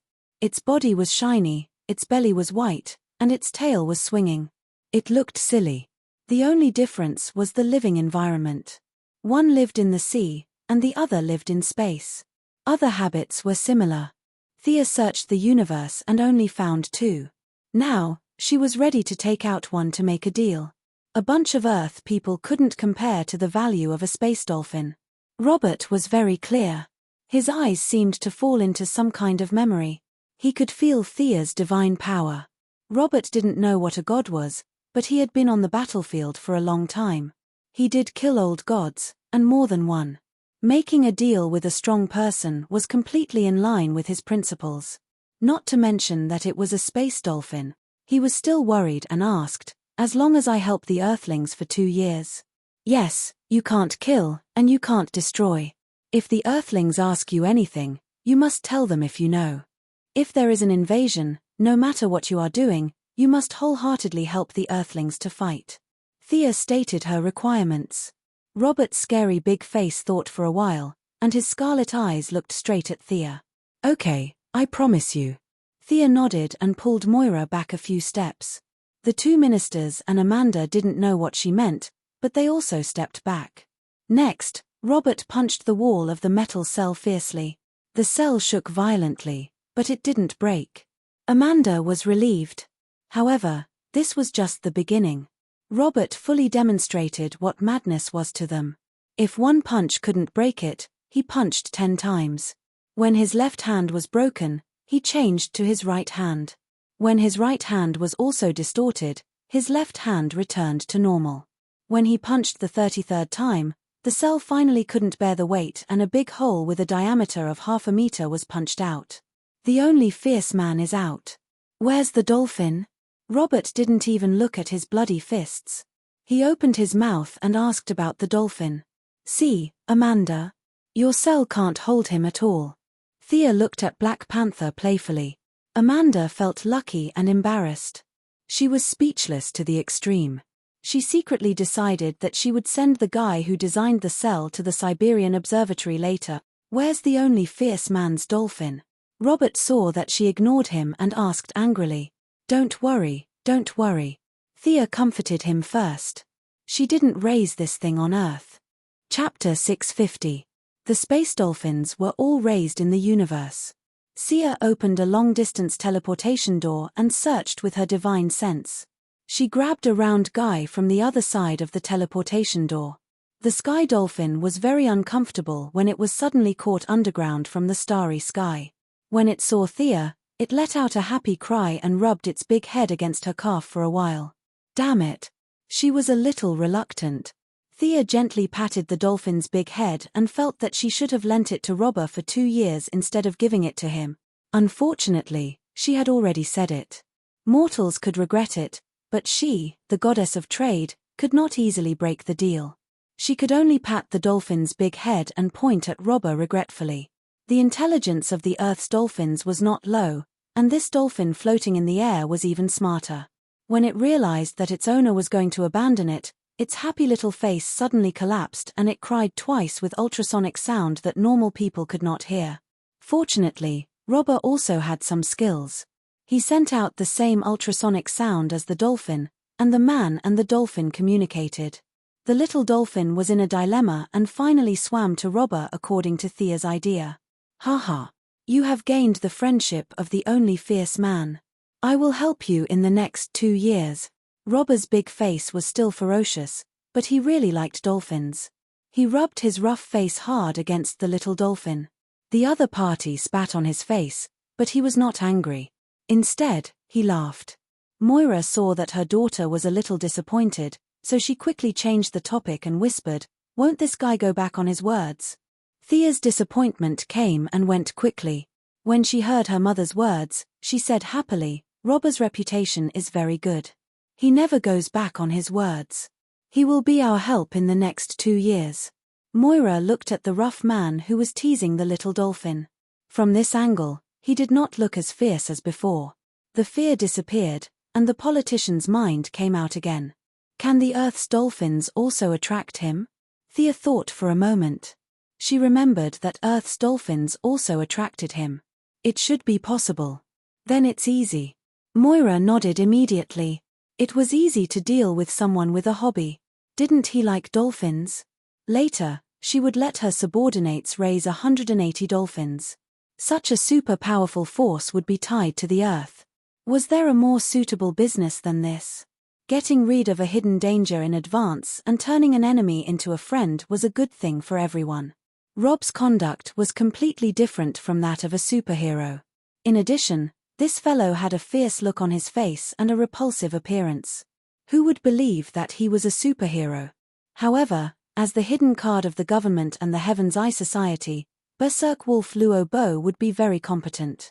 Even Amanda was wondering if she should send the guy who designed the prison cell to raise dolphins instead of going to Siberia. Seeing that Robert and the little dolphin were playing happily, they decided to continue their sightseeing trip. Thea didn't have a habit of spoiling him. She had already given away her cute pet, so she should at least hear something. "Rob, follow me." Her tone was similar to ordering a slave. Violent Wolf Robber's expression was furious at first, but then it gradually calmed down. In the end, he even revealed a self-satisfied smile. "You're the boss. I'll listen to you, I'll listen to you. F***CK. Seeing this scene, Amanda was even more convinced of the importance of vigorously developing marine aquaculture. "Grandson, when the time comes, I'll smash you to death with 1,000 dolphins." The designer of the Sky's Eye Society's prison cell should be dragged out and shot, but the planner was still commendable. On the same floor, another cell was a few hundred meters away. There were several partitions in the middle and the path was very winding.